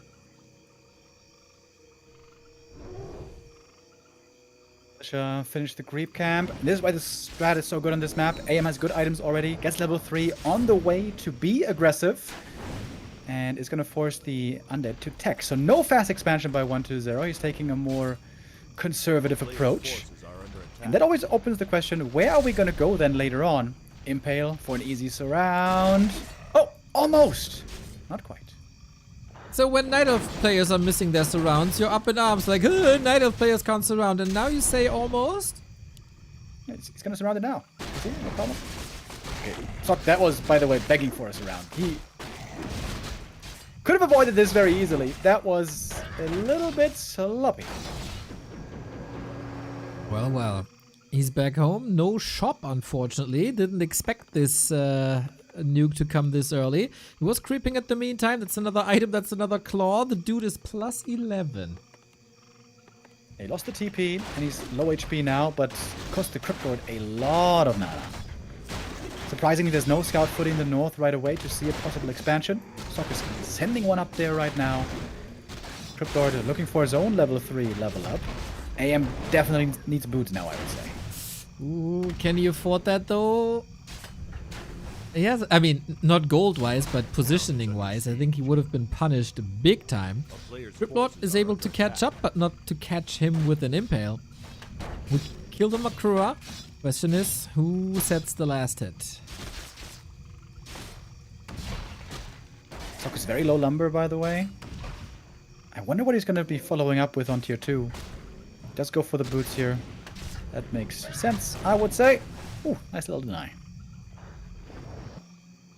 Oh, Footy, turn around, kill the ghoul. Just let him pass. Mercy. Merciful footman. Not that merciful is the Crypt Lord. He's hunting him, man. He's waiting for that mana to be ready. Wait. Impale almost ready. I'm waiting. Oh, he turns around. Yeah, level 1 Impale doesn't last long, so probably could not have gotten the kill there. Then level 1 has something in common with me. Well, A player's Huh? force is all right now. All right. Good to know. Good to have you Good to speechless know. for once. Thank you for the information. Big last hit here. Impale to secure the last hit. That's again a lot of mana out of the Crypt Lord. Gets away with the footy, the ghouls though alive. On the way to tier 3. So what are you gonna do on tier 2? That's my big question. What are we looking at here? Yeah. One base tier 3 tech is not something that we see often, but yeah, it is Rifle Priest. So Sock had these games like 1 or 2 where he expanded on tier 2 when things didn't look exactly his way, but then he's walking straight into a tier 3 timing usually. It's not gonna be easy. Doesn't seem like he's very interested in a tier 2 expansion attempt. Also, he doesn't have the lumber for that at all. Oh, is he really gonna try to go all in here? So little? So much mana on the Crypt Lord. Holy hell. Mana potions, eh? Mana Potion's good. Only 29 food at the moment.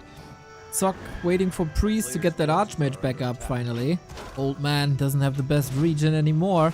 Statues coming in like around 30 seconds. I think 1-0 is rock steady here.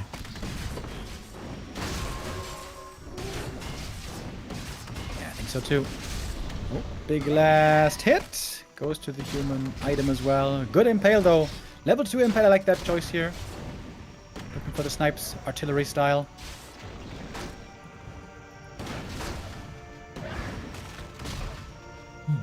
Not much on the field at the moment, but that's oftentimes the case with one base undead until there is tier 3, of course. Sitting, waiting, wishing. Rifle Priest moving back. Just skeletons chasing. Sock is pinning him down nicely to prevent any meaningful levels.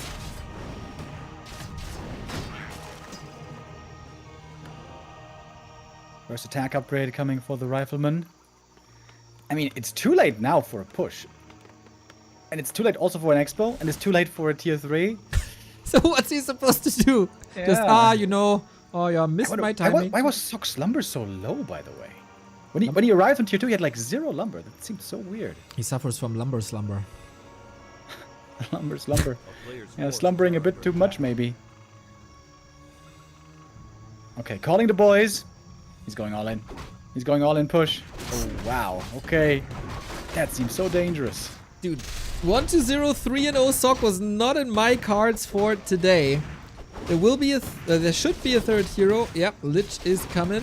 The clock is ticking, man. Against Tri-Hero, what do you do? At least Sock is getting this lap cam. Another big item for the MK. A good amount of solo experience also.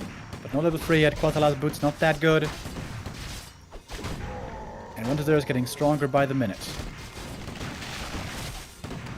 Every upgrade, every new unit is so meaningful right now. Every item, of course, as well. 400 gold. That should be the orb. And then good luck holding this. Gotta be careful with the Lich positioning here. If he lands in front, he might be dead, but lands in the back, so that's alright.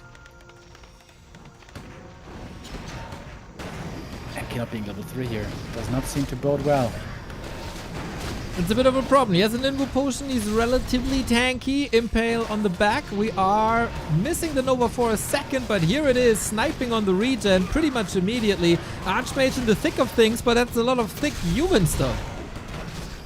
Beautiful Impale, and now Destroyer is also coming in. Undead getting stronger and stronger. Next Destroyer is there. Huge Dispel now against the Water Elements. They're clumped up. One is gone already. Another Impale. Beauty. Nova. Follow-up. I think this human army is falling apart. For once, it's not better than the army, man. The undead spells are better than your army. You gotta rephrase that. Still not that much on the field anymore, but the heroes, dude. The heroes are so good for 1-0. Oh, Water Elements around. Yo, Dispel but he though. can fight out. Yeah, he can. And there's a coil ready as well.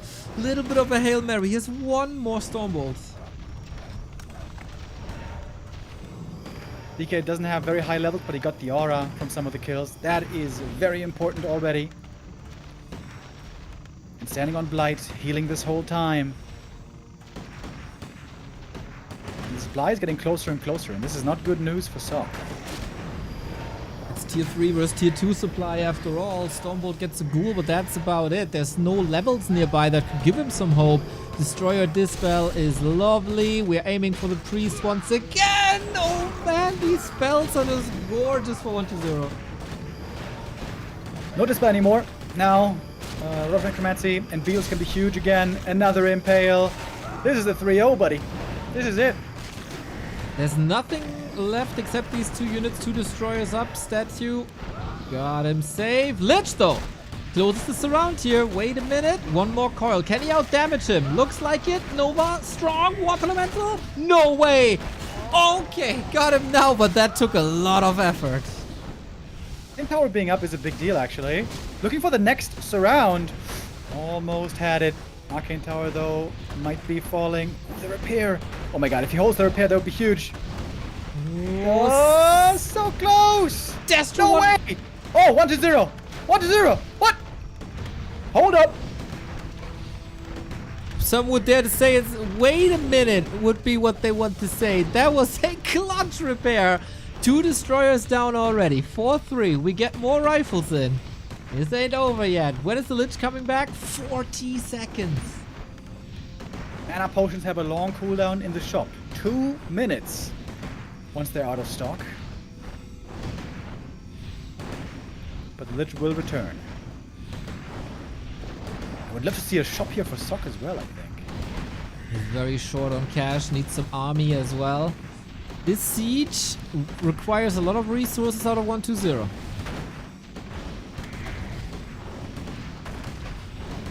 MK getting very close to level 4. Lich is going to make it out, but maybe the altar is going to be given up after. So another hero kill could be huge. And Mana is looking good on that Mountain King. Brilliance Aura working on level 2. What a sick snipe by Sock that was. That Arcane Tower also. It had like 5 HP, dude.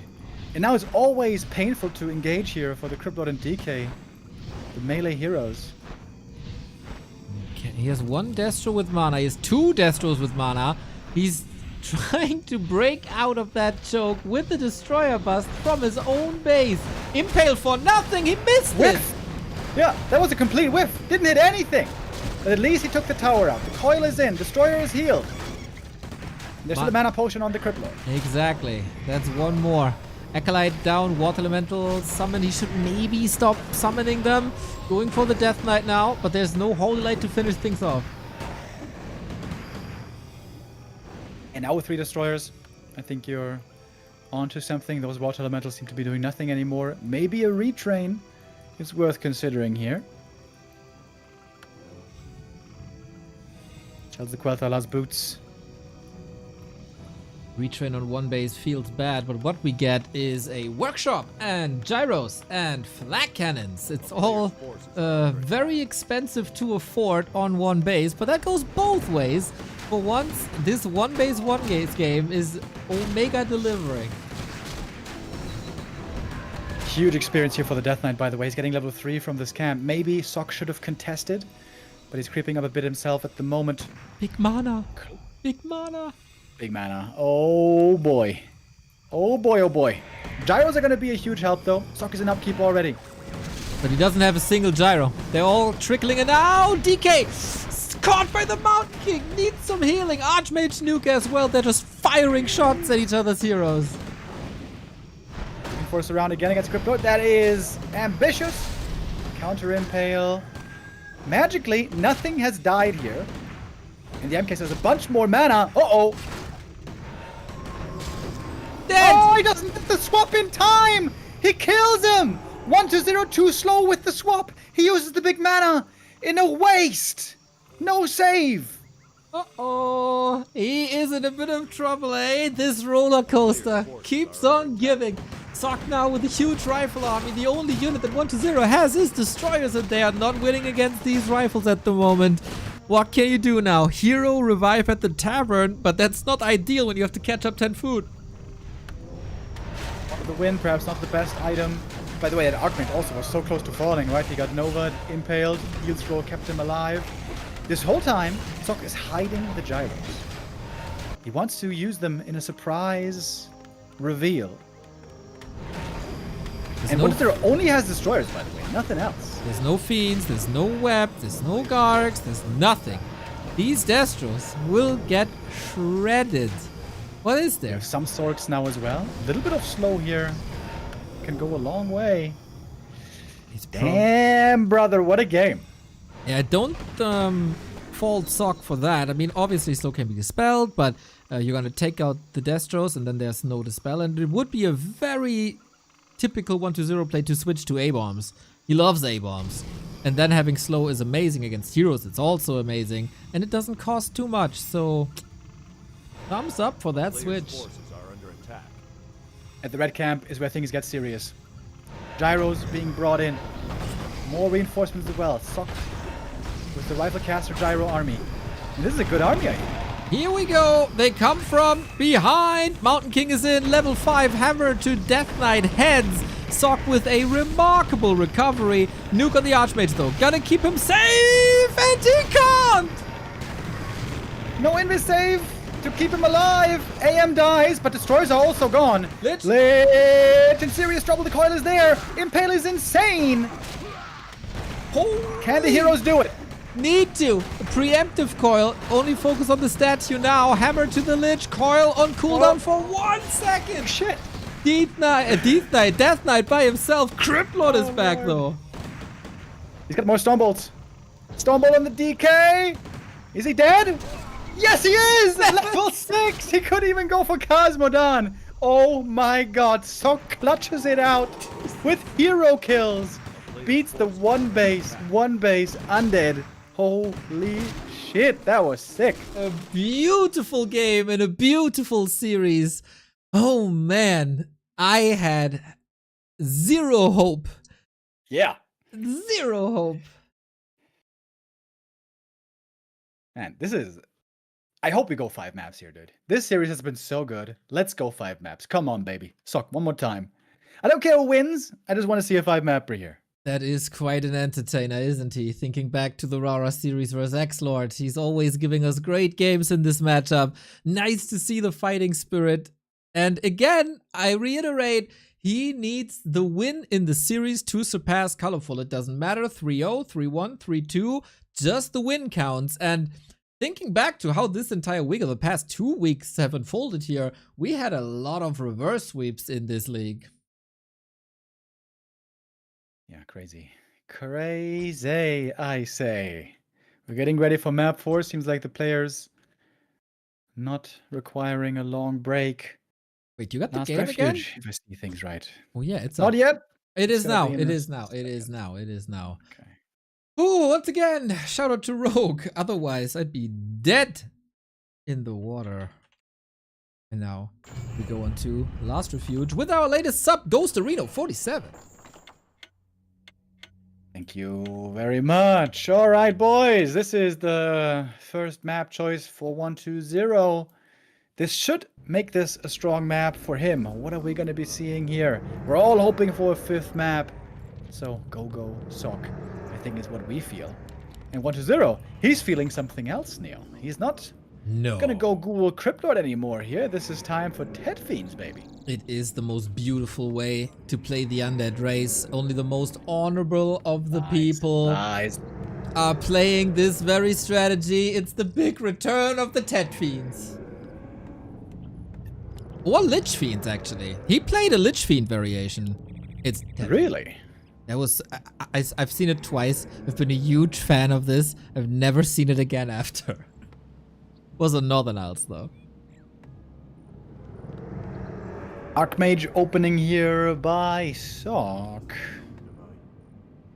Well. Ted Fiends. I have not seen that in a long time. I date back to like Stars War-ish that I've seen it. This one beautiful game on Secret Valley? I think Secret Valley between Sock and between 1-0 and Fortitude. What a banger that was. Stars War, man. Missed that event.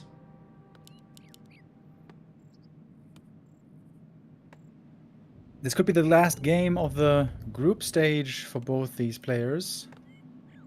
If 1-0 ends up The successful. player's forces are under attack.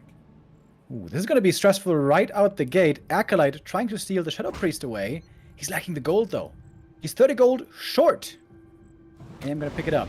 But Death Knight is on the way. He is very short in general. He is fitting. And Sock respects that Acolyte, as we've seen him steal a couple of creeps away recently. But yeah, haven't seen a DK Raz in a long time. Not that great against the Rock Golem, of course, but it is against Water Elemental Peasants. It's just beautiful to see that back. That's the Shadow Priest taken out early. There's also 2 coils used on the Death Knight. He doesn't have that much mana available in the early stages. And now I wonder, how much experience does Sock have against this playstyle? This is what almost nobody is playing these days. Yeah, it's high tempo, it's super fragile, you barely have anything for a long time. 1-0 though is probably the person that's used to it the most because he somewhat always plays it in mirror. Somewhat. If you lose one Fiend also, it is terrible in the early game. Oh yeah, well it's very bad. This is the coil though. I didn't use it, so he has it still locked and loaded. Okay, wants to get level 2 here quickly, as always. Unlock that aura. Now it's nighttime, the DK has less vision, it gets harder to steal these last hits. And the tech is coming up. Things for Sock would start to get dangerous once we have the Lich and the statues. Up until then, the game is pretty easy. But on tier 2, when those additions are found, things are going to get a little more dangerous. Skeleton creeping, Archmage keeping tabs, and all these ranged attacks, man, they will pile up if we don't have healing. Lasted here, but only the Crystal Ball is not that great. DK already in a position he'd rather not be in, down to 1/3 HP. Needs 2 footies to get the level up. He could get this footy right here. It would cost another coil. Not a great position for 1-0, I would say. Not ideal, and usually you'd say, oh, just heal up with a dagger, but you're so strapped for cash and you want to hit as fast, as hard as possible. That might not be in the cards, and you have to heal up with statues. But 1-0 is the Tet Fiend expert I trust. Unlucky items here for Sock. Double Ring of Protection. Absolutely not what you want on the Archmage. It will be really good on MK later, but that is a long ways down the road. Trying to get his level 3 here. As 1-0 is humbly acquiring his level 2. Also there, only a ring. Okay. It's like WFZ is playing on both sides. We got tier 2 up. Priority. Slaughterhouse, Lich, Ziggurat tech later. There was some variations with like tier 2 only pressure without destroyers and Pit Lord. Wonder if that's something he's thinking about. Archmage sees the next creep attempt. Going for the boots. Oh, Invis. He's trying to steal the item from the Magi. Magi doesn't help by running out of range.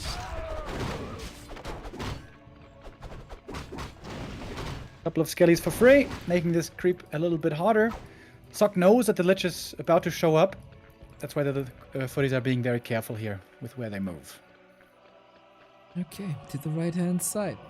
Slaughterhouse and Lich finishing at the same time. Tech has started. Clock is ticking.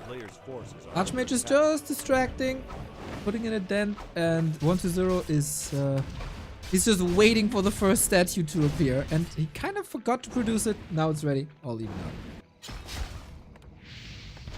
Footies feeling the pain of the Frostburn Nova. It's gonna be 1 kill right away.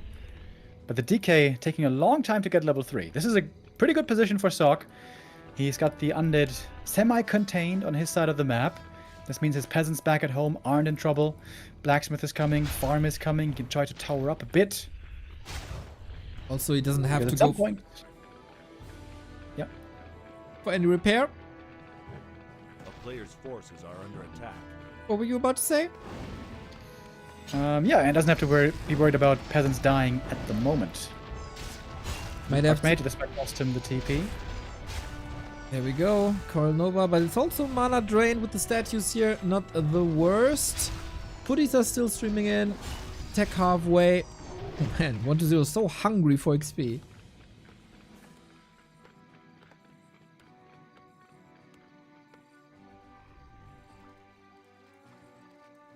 Normally, A player's you forces are going to under need attack. gyros sooner rather than later. The towers can hold against the destroyers for a while, but you are going to need the gyros still, either when the destroyers break through or when they move away from the towers and they have to be tackled on the map.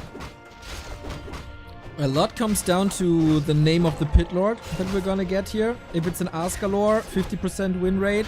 If it's a Gogonash, I mean, he can just GG out. Basically.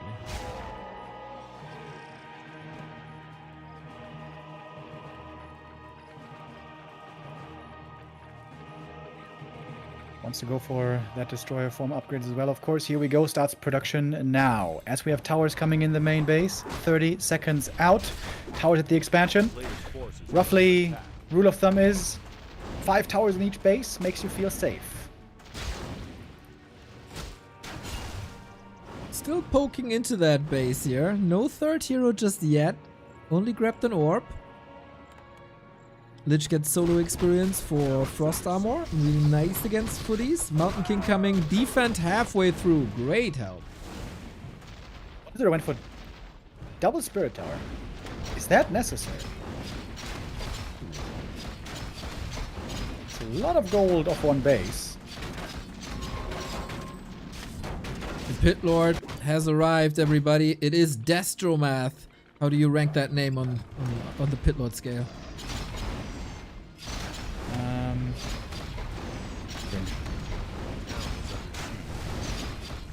Cringe, I say! Archmage taking out the graveyard on the other side of the map with the defense footies. They're taking minimal damage from these towers. That include the Black Citadel. But here comes the Destroyer Morph. Has to be quick with the repair. Arcane Tower Burn. Not hitting the right target here with the Pit Lord. Now he does. And then it's the Archmage. Oh, Destroyer down! Was that an invite to the 2-2? Is that the reason why people don't play Tet Fiends anymore? So far, it's still up. Castle Tech has started. The clock is ticking in favor of Sock. There's no gyros though. Easy tower cancel right there. No mana drain anymore. Where is the workshop? Under attack. Nowhere He's to late be on the workshop, way too late. seen yet. He's always baiting a couple of shots with the Fiend. Nice. Is it nice positioning? The Pit Lord can rain free with the Rain of Fire. That is no additional income just yet. 42 food versus 43. Graveyard has to be rebuilt for 1-0 so he can go more Fiends. Yeah, that's very annoying actually. It's very unusual as well. Normally you don't lose a graveyard ever once it's finished.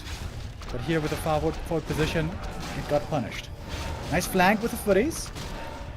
Trying to find some kills on these Fiends where the count is already low, of course. But it's also a lot of Fiends, peasants going down. Lich low HP, has to save the Lich! That coil, oh my god, so clutch, but the Stormbolt is getting ready. Has to TP out. Ooh, that was just a second before the Stormbolt was ready again. 2 exit kills here. Expansion took a bit of a beating. A couple of peasants, 1-2 towers, but that's about it. And tier 3 is 30 seconds off. We got the workshop, we get the gyros, and with that we're getting closer and closer to game 5. There might perhaps still have a window to break through here though. He's gonna cancel the barracks for sure. He's got more Rain of Fire. These peasants are again gonna feel the pain. Or the The rain. tower's also taking a lot of damage. More resources being drained. Sobi Mask for the Mountain King. Nice. Lich Archmage. level 3. Archmage is a bit lost here. Oh my god. Not punished though. Fuck, he's losing too many peasants here. He's not mining anymore. Still got 900 gold. Can prepare an army. So far, Blacksmith goes down, it means no knights. A player's forces are under attack. Gyro's got a carry. He's gonna have to call a lot of militia, I think, from the main base when it comes to the serious push.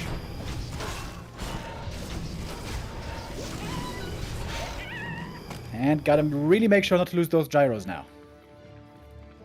Yeah, he pulled them before. He surely will pull them again. I wonder. Oh no, he puts them forward already. Ooh, he's trying to bait, but for what? Floodgates open.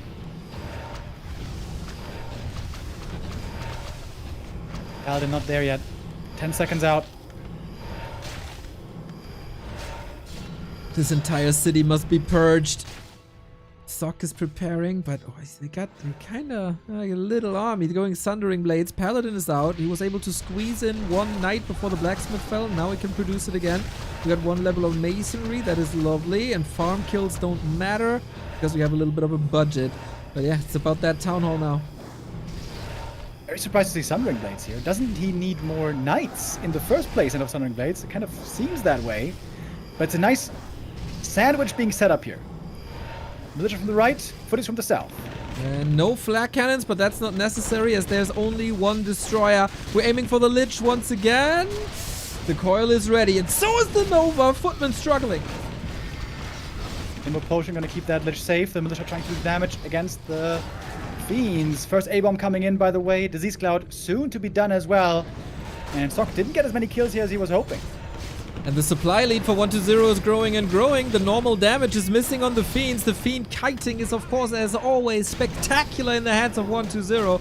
Gyro's trying to chase a couple of them, was slowed down via Web. Mountain King still fighting hard. Paladin in a little bit of trouble here. Does he have anything? Needs a potion? Or just dies? Mountain King in trouble as well. 1-0 seems to be tightening the noose. This expansion didn't pay off fast enough. The production wasn't there fast enough, seemingly. 1-0's army now absolutely terrifying. Sock going for upgrades over unit production. Pretty questionable.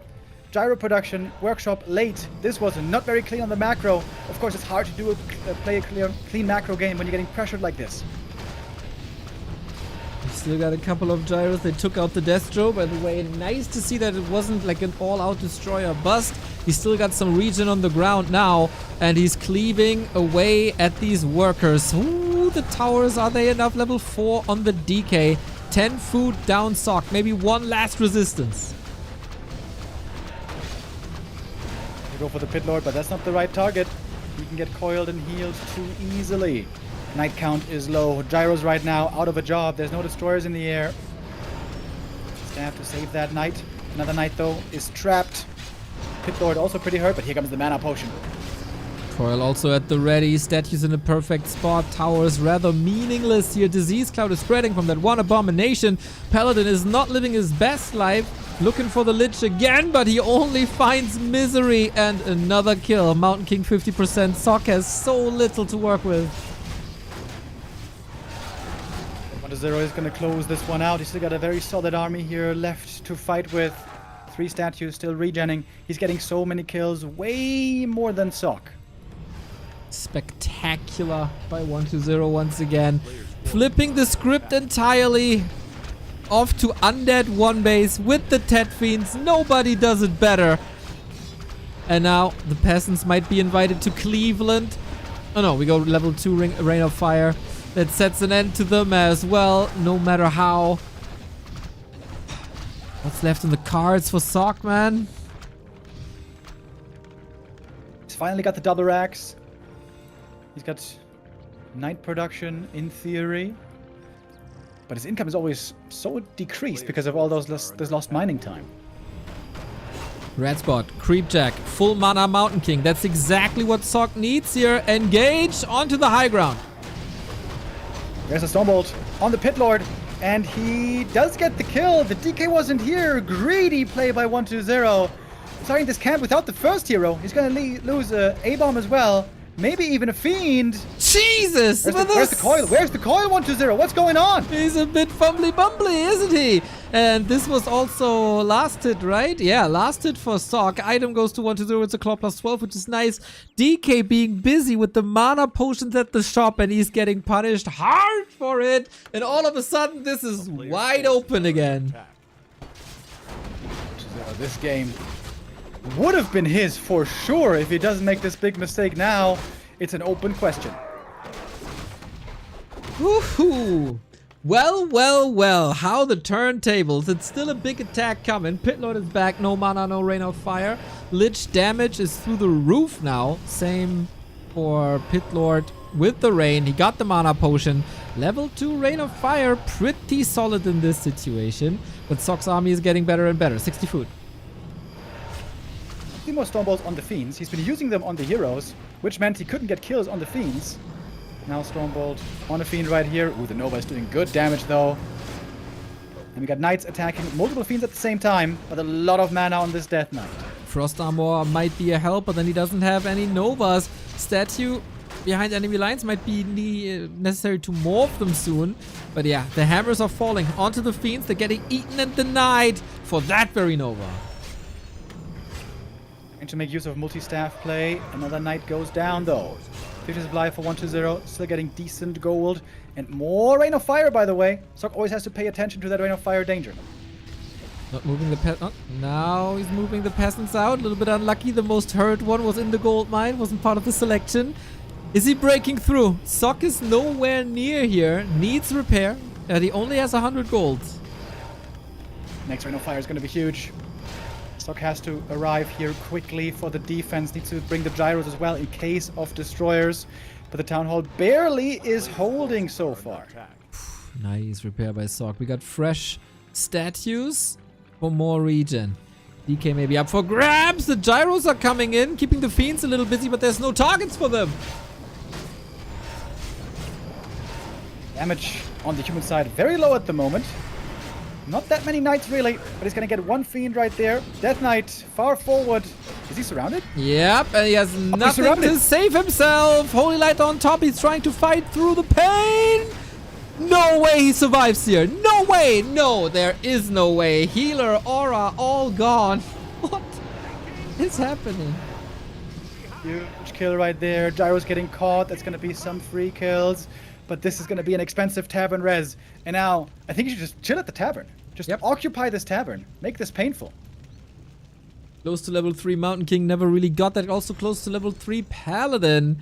And 120 doesn't even have the resources to get the DK back. It's though almost full mana. Where was this mana being spent? It seems like not enough. Rain of Fire and Nova still doing good damage. But now no coils, no unholy aura. It's a lot of Fiends going down here. He can go for the tavern res now, but then of course he has no mana. Still goes for it. More and more units about to fall. 120 in dire straits at 40 food. Of course things don't get better with the Expo running. He's gotta outfight him without coil and I guess without Fiends too. 120, what a blunder. He has to GG out. Oh my god. This game was 100% won. Throw of the day, throw of the second half of the season, I almost want to say. Sock very lucky to win this game and 120 getting too confident. Well, he forced his own luck, right? I mean, he was the one... 120 was the one going for the red spot when there was no DK. Sock was the one identifying that the DK isn't there and that this camp has been taken. And yeah, 120 was looking for a drink and got punished omega hard. That was like 12 supply falling. Great timing by Sock. Wonderful that we get game 5 in this series. Yes, I agree. I agree with that wholeheartedly. Man, what a series. This has been super fun. Great back and forth. Very close games as well. Every single time, pretty much. These guys are delivering. And this is Warcraft entertainment on the highest level. Can't wait to see map 5. It's going to be 120's map pick again. I wonder how he's feeling now. He must be aware that he gave that game away for no good reason. Okay, so far it's not up yet. Oh man, these guys always deliver. So Sock now 2 points again. He needs the 4th point to surpass Colorful. For 1-0, he's still ahead of Kaho with the 2 points he got, but for the attack towards 40, that's now too late. He can only get 4 points. That would put him at 52. 40 has 43 already. So I think for 1-0, rank 4 is settled.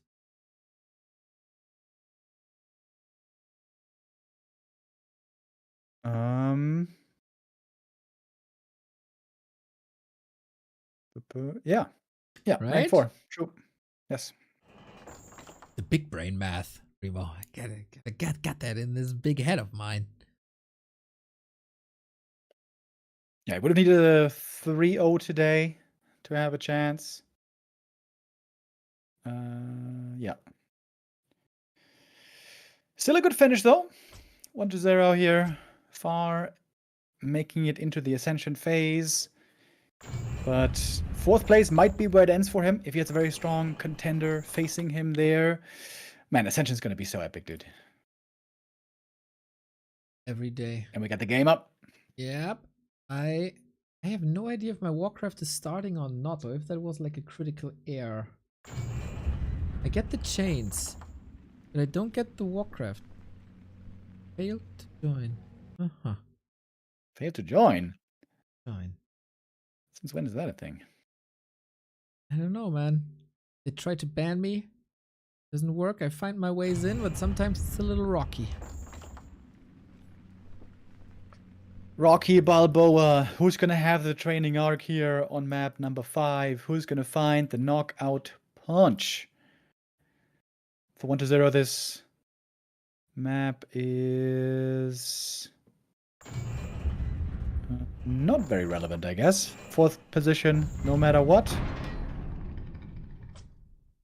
Sock would overtake Colorful with the win, as we said earlier already. That is, of course, Colorful in needs of 1-0 help. We know that they are playing Dota together. I think they're also streaming a lot together. If 1-0 is a troll, of course, you could sabotage Colorful a little bit. That would be kind of funny, but also kind of match fixing. So hopefully not.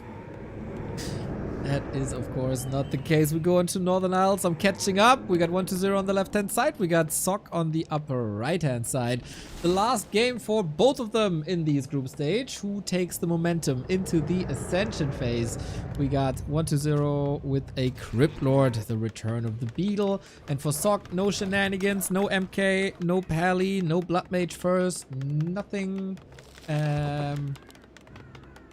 It's relatively meta opening to the game. Standard look so far. 3 dual creep you can get away with on this map. On harder maps like Concealed you have to involve 4. This means you're getting good numbers still. And that means you can set up this expansion pretty early on. 5 minutes normally is pretty much the earliest that we can expect this on both sides. Well. We have Ra that usually makes for great games. What are the items? Archmage, Claws, Crypt Lord, Claws, Archmage, Circlet. That is some sweet early game items for both. Yep. Really good items across the board. But it's a very awkward creep route on this map for the Archmage. As you can see, clearly he is not level 3. But feels the need to have to try to expand. 2 base it is, then at least that's the goal. If 1-0 doesn't ruin that down the road. Ghouls, Beetles already a little bit hurt. Archmage out of mana. Militia called. Arcane Tower, 50 seconds. Peasants here gonna be in trouble. Crypt Lord hounding after the Archmage. This means the AM cannot do his strong right clicks when he's running away. But Militia coming in from the main base, looking to help out. Oh, beauty Impale! Oh my god! Lining that up perfectly, hitting absolutely everything. That's gonna be a bunch of peasant kills. AM also getting some ghoul kills. Getting closer to level 3, but doesn't have it yet. The tower is also cancelled. This is a W for 1-0. It cost him a lot of mana. but he is getting the expo timing advantage. A thunderous return for 1-0 after that horrible defeat on map 4. His expansion untouched. Sock again staying more defensive than others. Trying to clock that choke a little bit, but that makes it so 1-0 can get to the shop. And that is Boots. One creep for level 3. AM has it now. And that is the advantage that Sock hopes to get back with in the game. Those water elementals now very powerful this point in the game. A little bit less so than they used to be, but still a really good weapon. One impale in a moment. Never mind. More beetles. No impale. And another ghoul victim to the water elemental. Long shot. This is not a huge delay on the town hall. Might be 2 workers falling to these beetles, so good call going for them, I guess. Archmage makes it to the shop if he wants to. It doesn't have to fear any disable. But yeah, not a single point of damage to that Undead Expo. A really good early game that 1-0 is playing here. The map works out quite well in his favor. Arcane Tower now finally done. Expansion for Sock also up. Not far behind the Undead at all, but he lost a bunch of peasants. So the tech could be a different story this time. Although Sock almost has enough, so the tech disadvantage might not be big. It's not the crazy 5-minute timing that we've seen earlier. A little delayed, but here it is now still above the average. Both are doing good damage. Both are creeping up. Sock, though, marching towards the south. If he kills Acolytes, that's a nice little snipe. True. Cannot be remade at the moment. And though low HP, a little bit concerned with going in too deep against the Arcane Tower. Sock right now wants to fight with his level advantage. Level 3 versus level 2. Denying experience with the Crypt Lord here also would go a long way. Hydro homies strong. Hydro homies together. 1-0 doesn't have much in this defense, but Nerub Tower is a force. Necropolis falling has to be rebuilt. That of course makes every Acolyte loss twice as hard. And Archmage is doing feisty things in the main, catching these retreating ghouls. Spreading himself a little bit thin. Hopefully that doesn't backfire on him too bad. He's trying to do damage in both places. Makes also defending for 1-0 not easy at all. Very 40-esque by Sock, I would say. It's not something that you would expect from the best Korean human there is. It's rather a Chinese thing, but god damn is he successful so far. Look at all the ghouls. There are lots of kill potential here with the Water Elemental, but the AM is too hurt. He can't commit anymore. Crypt Lord cleaning up finally the rest of the attack. Took him a long time to get level 3 this game. Crypt Lord's still not level 3. We got the altar. That is a bit late as well because he was busy. I think things are lining up better and better for Sock. Daytime now. He could go for a Zeppelin. He could go for a Shredder. We're over at the lab. We'll see what Sock decides for. Shredder it is. Helps with the creep as well. Really good experience on this Archmage, right? Yep. Seeing him very close to 3 already. He got a lot. He got a lot of ghouls this game. Crypt Lord coming in. But what's there to do really? Throw an Impale for a couple of kills, but Zeppelin at the ready. Which of course can open up the toy box a little bit, the toolbox as well for some Zeppelin drops onto haunted gold mines. Is there web already? Nope. So. Nope. Oh, there's an Impale though. There's one kill. That's about it.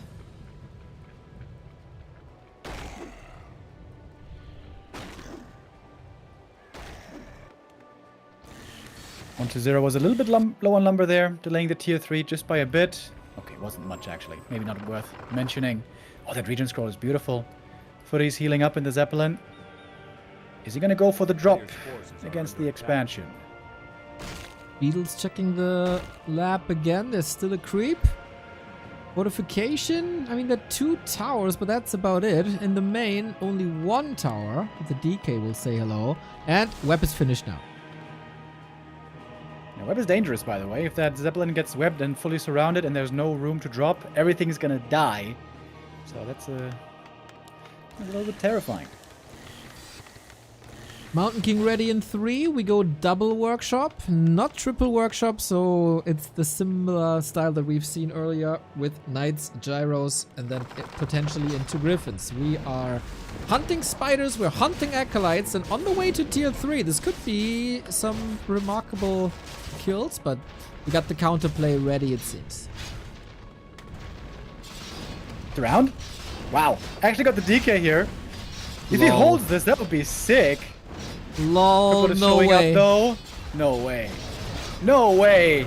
Impale. Still got him. Damn. Sick play by Sock. 3 units around basically. Nice rotation as well. Oh damn, that Zeppelin play surely worth it. Of course the DK is going to be back in no time, but he can't level. He can't help that fiend with the coil. Water Elemental still chasing. Sock is cosplaying 40 in the best way possible. Okay, about to show up. He was a little bit late, I feel like. He could have joined ideally already. One more ghoul picked off. Cryptlord, though, caught up in experience. He's level 4 now as well. Okay then. DK of course will trail behind. Mountain King it. Look at the Zeppelin in the north. Oh no. Oh no. Well, that peasant's on a mission, boys. This will turn into a cannon tower. Old school play, haven't seen in a while. This is how Chimiko and Sock have beaten Happy before on this map. Back in the day, 10 years ago, Remo had a wonderful nickname for Sock. Usually because of tank plays, but also because of stuff like this. King Cancer, he was called.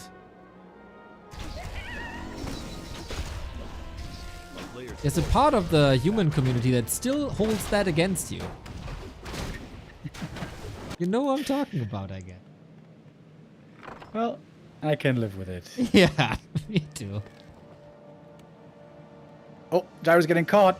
Oh, that's those little mistakes that can end up being painful. It's roughly 200 gold down the drain.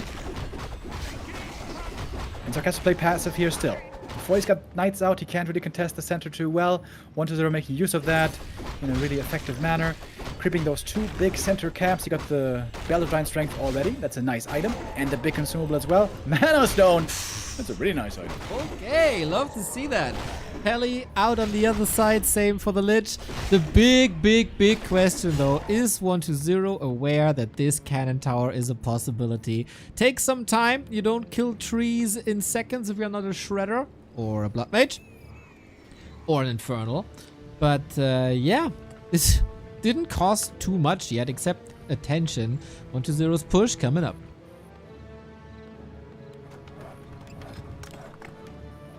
Here comes the Destroyer Morph. We only have 2 towers at the Expo. Does Sock have enough army to hold on? Here's the question. Knights, Gyros are the right units for the job.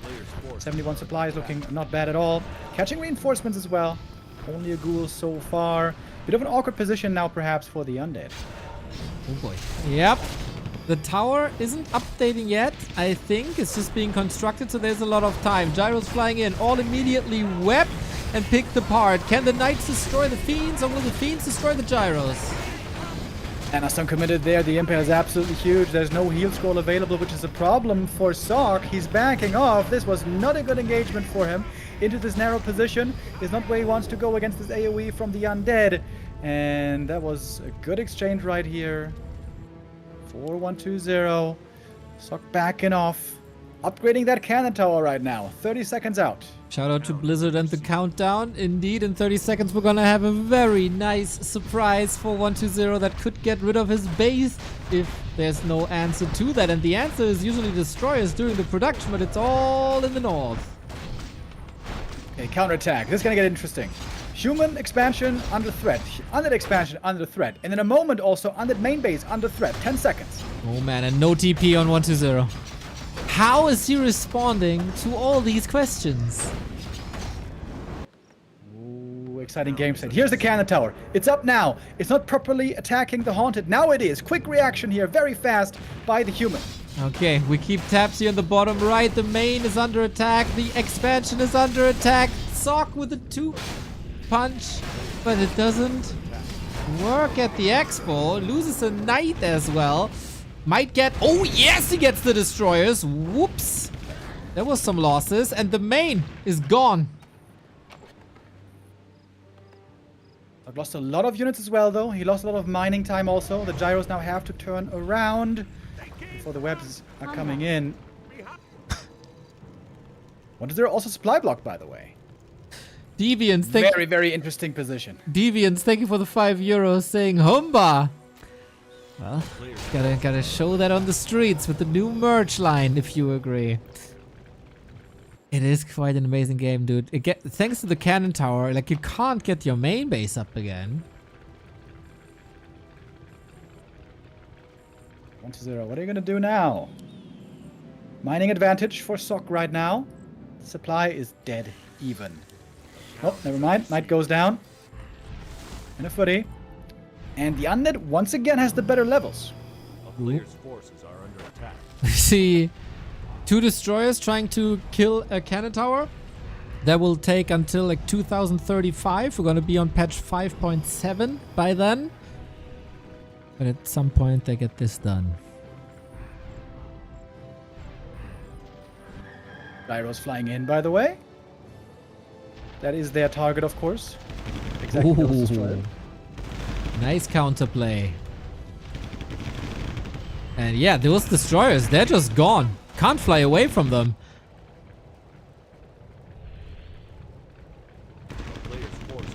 Okay, it's pretty weak levels so far. Level 2 Paladin, thanks to the destroyer. Finally, an upgrade. MK though, not 3 yet. Archmage, I suppose. He's close to 5. That is quite good.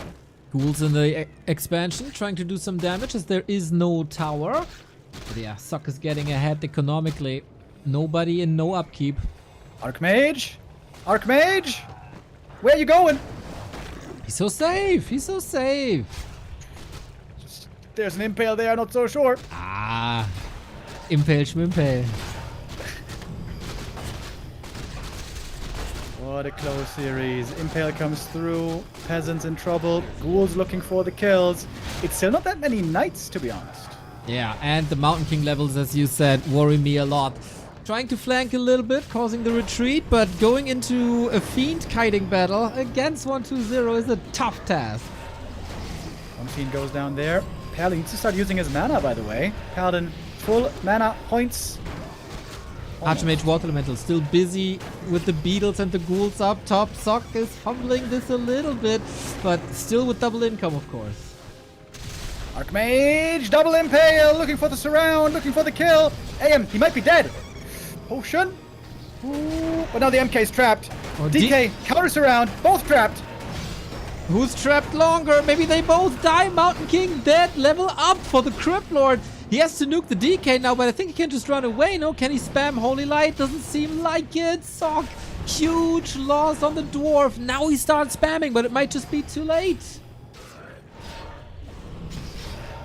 Gonna go for the Tavern Razor. What? TP away. Death Knight with that survives. That was close again. Can he get another Knight on the exit? Not really. Ooh, and now in the main base we have a meat wagon. Yeah. Finally taking out that damn cannon tower. Looking at the gold difference, 5,300 versus 3,000. Classic 2k gold advantage in the main bases.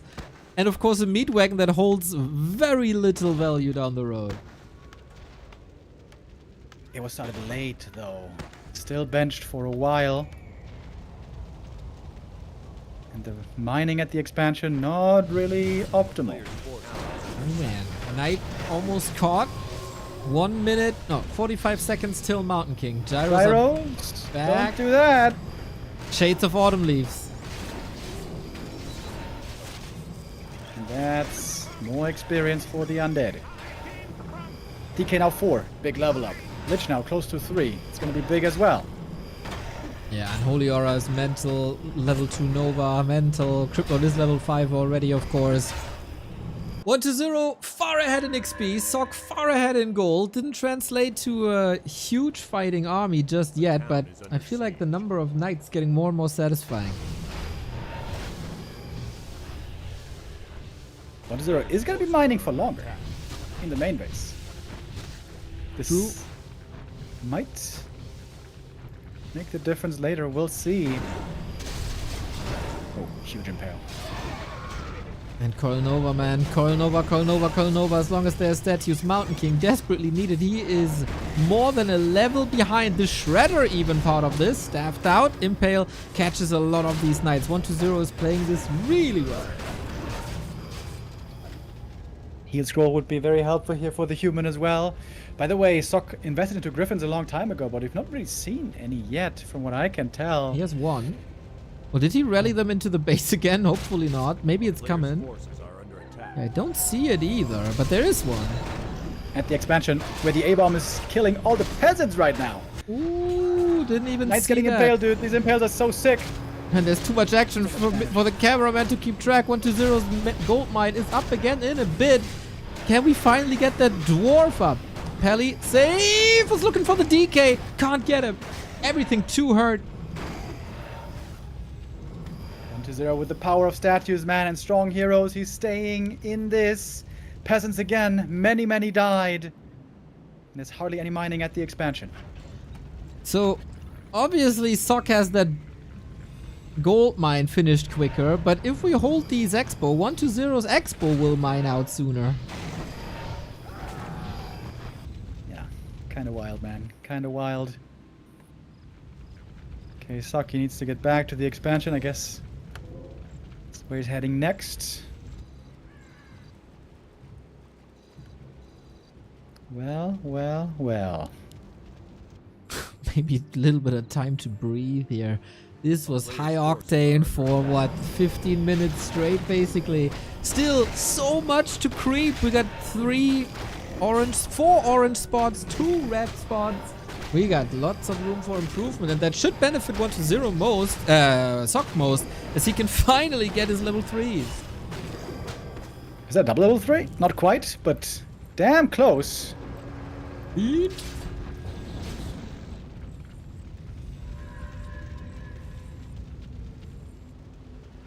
Oh man, dead even in supply again.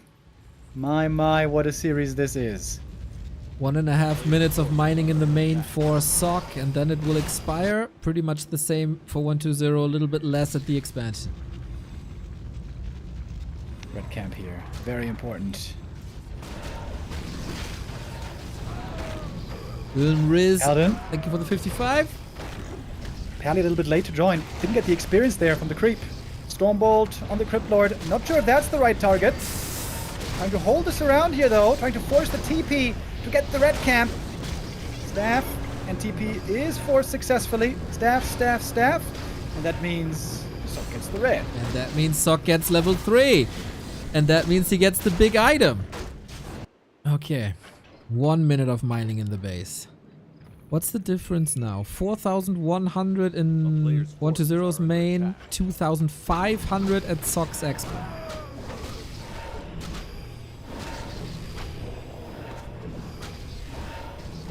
What a beautiful series, Neo. Isn't this just wonderful?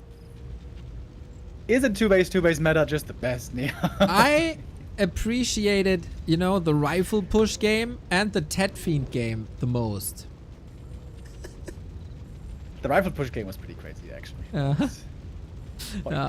All of these games are just bangers, man. This is just one good game after the next, one tug of war after the next. Sok has triple staff. This is huge potential for a drawn out late game. Tons of value. Supply again. So even. Okay. Things again. Getting wrecked. But another TP very early on. Statue snipe. Fiend. Close. Oh, statue A-bomb. Oh. A-bomb is dead for sure. Sok's inventory is kind of mental. Main base for Sok is dry. Sending over the peasants. 1-0, how much gold does he have? 1-0 has over 1,000 gold more though, Neo, in the main. Yes, Remo, I told you a minute ago. Bro, it's more than 1,000 more, bro. It is very good though. I love your tactic. You have to tell that to the viewers 7 times until they get it. So we're making an effort here for you guys at home. Yeah, Sok needs a 3rd base, I think. I think he can't afford it though. I think so too. Neither in time nor in resources.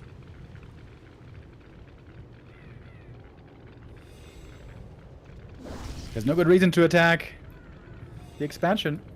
But attacking the main base also doesn't seem like a good idea. What do you do now? Yeah. We talked about rocks and hard places a bit today. This might be, again, one of those moments. Still some creeps to go for 1-0. He can still level up more. Lich is about to get 4. Kritos still has the big mana. Is this... You got it from the left-hand side, right? I'm creeping up. I guess that wasn't too long ago. The town is under siege. Oh, he puts the wagon to use. Twitch spread disease cloud, maybe? But yeah, that's annoying. Yeah, it's really annoying. A player's forces are Super Nothing that he can annoying. do about it right at the moment. You know what 1-2-0 is right now? Annoying Orange! No, because his War 3 champion's name is Orange. Annoying Orange. From back I in don't the know what the annoying orange is, though. I don't get that What? reference. Oh, it was such a golden piece of internet culture in the... Oh, no, it's the one with the face, right? I... Ah, yeah. Okay. I got it. It's not too late. I got it. Just in time. Good. Saved. In we go. Oh man, Stormhammers could be mental here. Impale the Knights also very good. This is a wild fight. Another fight where Clap would be insane, by the way. MK with the Mana Potion. Impale on the heroes. Doesn't hit the Griffins, of course, even when they're webbed. Heal scroll coming through. Quite a few Fiend kills. Supply is still very even. Water Elementals, huge feat. Fallen, statue, fallen. There's still Griffins in the air without too much anti-air. 1-2-0's army is crumbling. Goes for the nuke! Stack ready! MK so much mana, he has to spend his mana points. Death Knight! Death Knight! Death Knight! Impale! Not enough! DK goes down! And the Lich might be next! That's it! Jeez! Fuck wins it! Oh my god, a series he should have been lost. Should have had lost. He does end up taking. Oh lord. No way. What a win for Sok. Holy hell. Unreal, man. 1-2-0 will have some mean messages from Colorful in his WeChat tonight for robbing him, basically, of a higher finish in Super League. But yeah, can't blame him, man. What a sick series by Sok. And also 1-2-0 that was, of course. Brilliant series. Once again, glorious entertainment on both sides. And cool statement by Sok towards the end of the league yesterday. Or not yesterday, a couple of days before the loss to Lynn. Must have heard, as everyone else was able to defeat Lynn the time before. But now, the big return of Sok. Deserved that. What a sweet match that was. And he's a respectable opponent in the Ascension phase. Oh, all right. We got our 3, 4, 5, 6 locked in now. 40 in third, 1-0 in 4, Kaho in 5, Infi in 6. And tomorrow we're going to find out if Labby or Happy get first place. Happy would have to have a very convincing win. He needs a 3-1 minimum to get 5 points to overtake Labyrinth. Right on. Happy, by the way, has fallen below 5 points per match for the first time this group. God. Shout out to Result once again that the determined positions are colored here. So Fortitude guaranteed third with the quarterfinal. 1-2-0 right behind there. Kaho and Infi, that's the pecking order. It's not... How is it not? Okay, it's not quite sure if Sok and Colorful are 7th or 8th because Lynn could still surpass them with the win tomorrow. But Sok is definitely ahead of Colorful. Life could still lose some ranks to Lawliot if Lawliot has a good rank, good match versus Lynn tomorrow. FoCuS is done, but FoCuS could lose a rank to Starbuck tomorrow if Starbuck wins. And that leads us to tomorrow's games. Guys, it's heating up. Lynn versus Lawliot, Starbuck versus Life, and Happy versus Fortitude. baby. Happy versus 40. What an end to the season. Lynn against LYN and Starbuck against Life, of course, also really cool. But Lynn, Happy against 40. That is the highlight of many tournaments, the grand final of many tournaments. Here they meet at the end of the group stage. I wonder if Fortitude is going into this very motivated, considering it doesn't mean any placement change for him, whereas for Happy, this is very important. Yeah. Maybe, I don't know how good Labby and 40 are on terms. Might be a little extra motivation coming Fortitude's way. I know Labby's Chinese is good. 40, of course, can communicate there as well. So, yeah, maybe a little extra motivation there somehow. Happy is going to go back to the drawing board. His matchup versus Human is, of course, completely insane. And we haven't seen too many show matches of Happy and 40 recently, so we don't really know where they stand right now. Happy has stopped playing these show matches to not give too much information to 40 that can then be exploited. So yeah, definitely proving ground for the Ascension phase, where these guys hopefully will meet again. Yeah, dude, super hype. Damn, I'm looking so much forward to it. Tomorrow, last play day of the group, and then exactly 1 week from today, guys, don't forget, Ascension phase begins on Thursday next week. For that, you definitely want to tune in. We're going to have 3 matches, I think, every day, except for the grand final day with 2 matches. Yeah, we're getting close to the end. Not many games left. Happy and sad at the same time. I'm still looking forward to a big Ascension of Fly. We'll see about that. Starbuck also a big contender. So who finished his season today? 1-2-0. Little summary about 1-2-0's 14 games. 1-0 with some highs, some lows. I feel like especially against Orc, he's been looking really good. He had big weaknesses against Human. It seems like he got a bit better against them. The true test still is, how is he going to fare against Fortitude? A matchup that is very much possible with them being so close to each other. But against Night Elf, this is where I see his big problem. He's been failing against Night Elf pretty hard against almost all of them.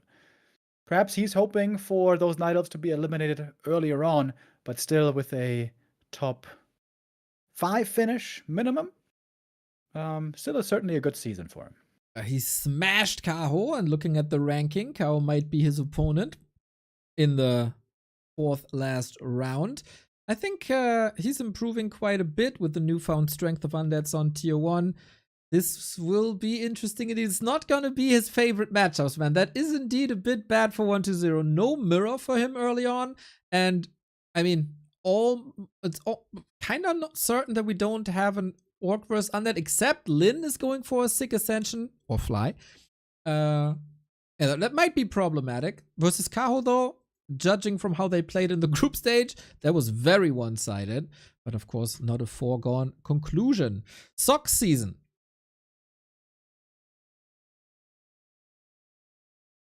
Sock season started off pretty good. Starting off with 3 wins on a hot streak. Couple of wins, couple of losses. It looked like he was going to be a midfield player, and he ends up slightly ahead of the midfield, you could call it. Well, I guess he's pretty much smack bang in the middle. He was doing pretty well. He got closer to Fortitude in skill than I thought he was going to be able to in this season. So good showings for him, but gotta be honest with you, I do not see him breaking into top 5 at all.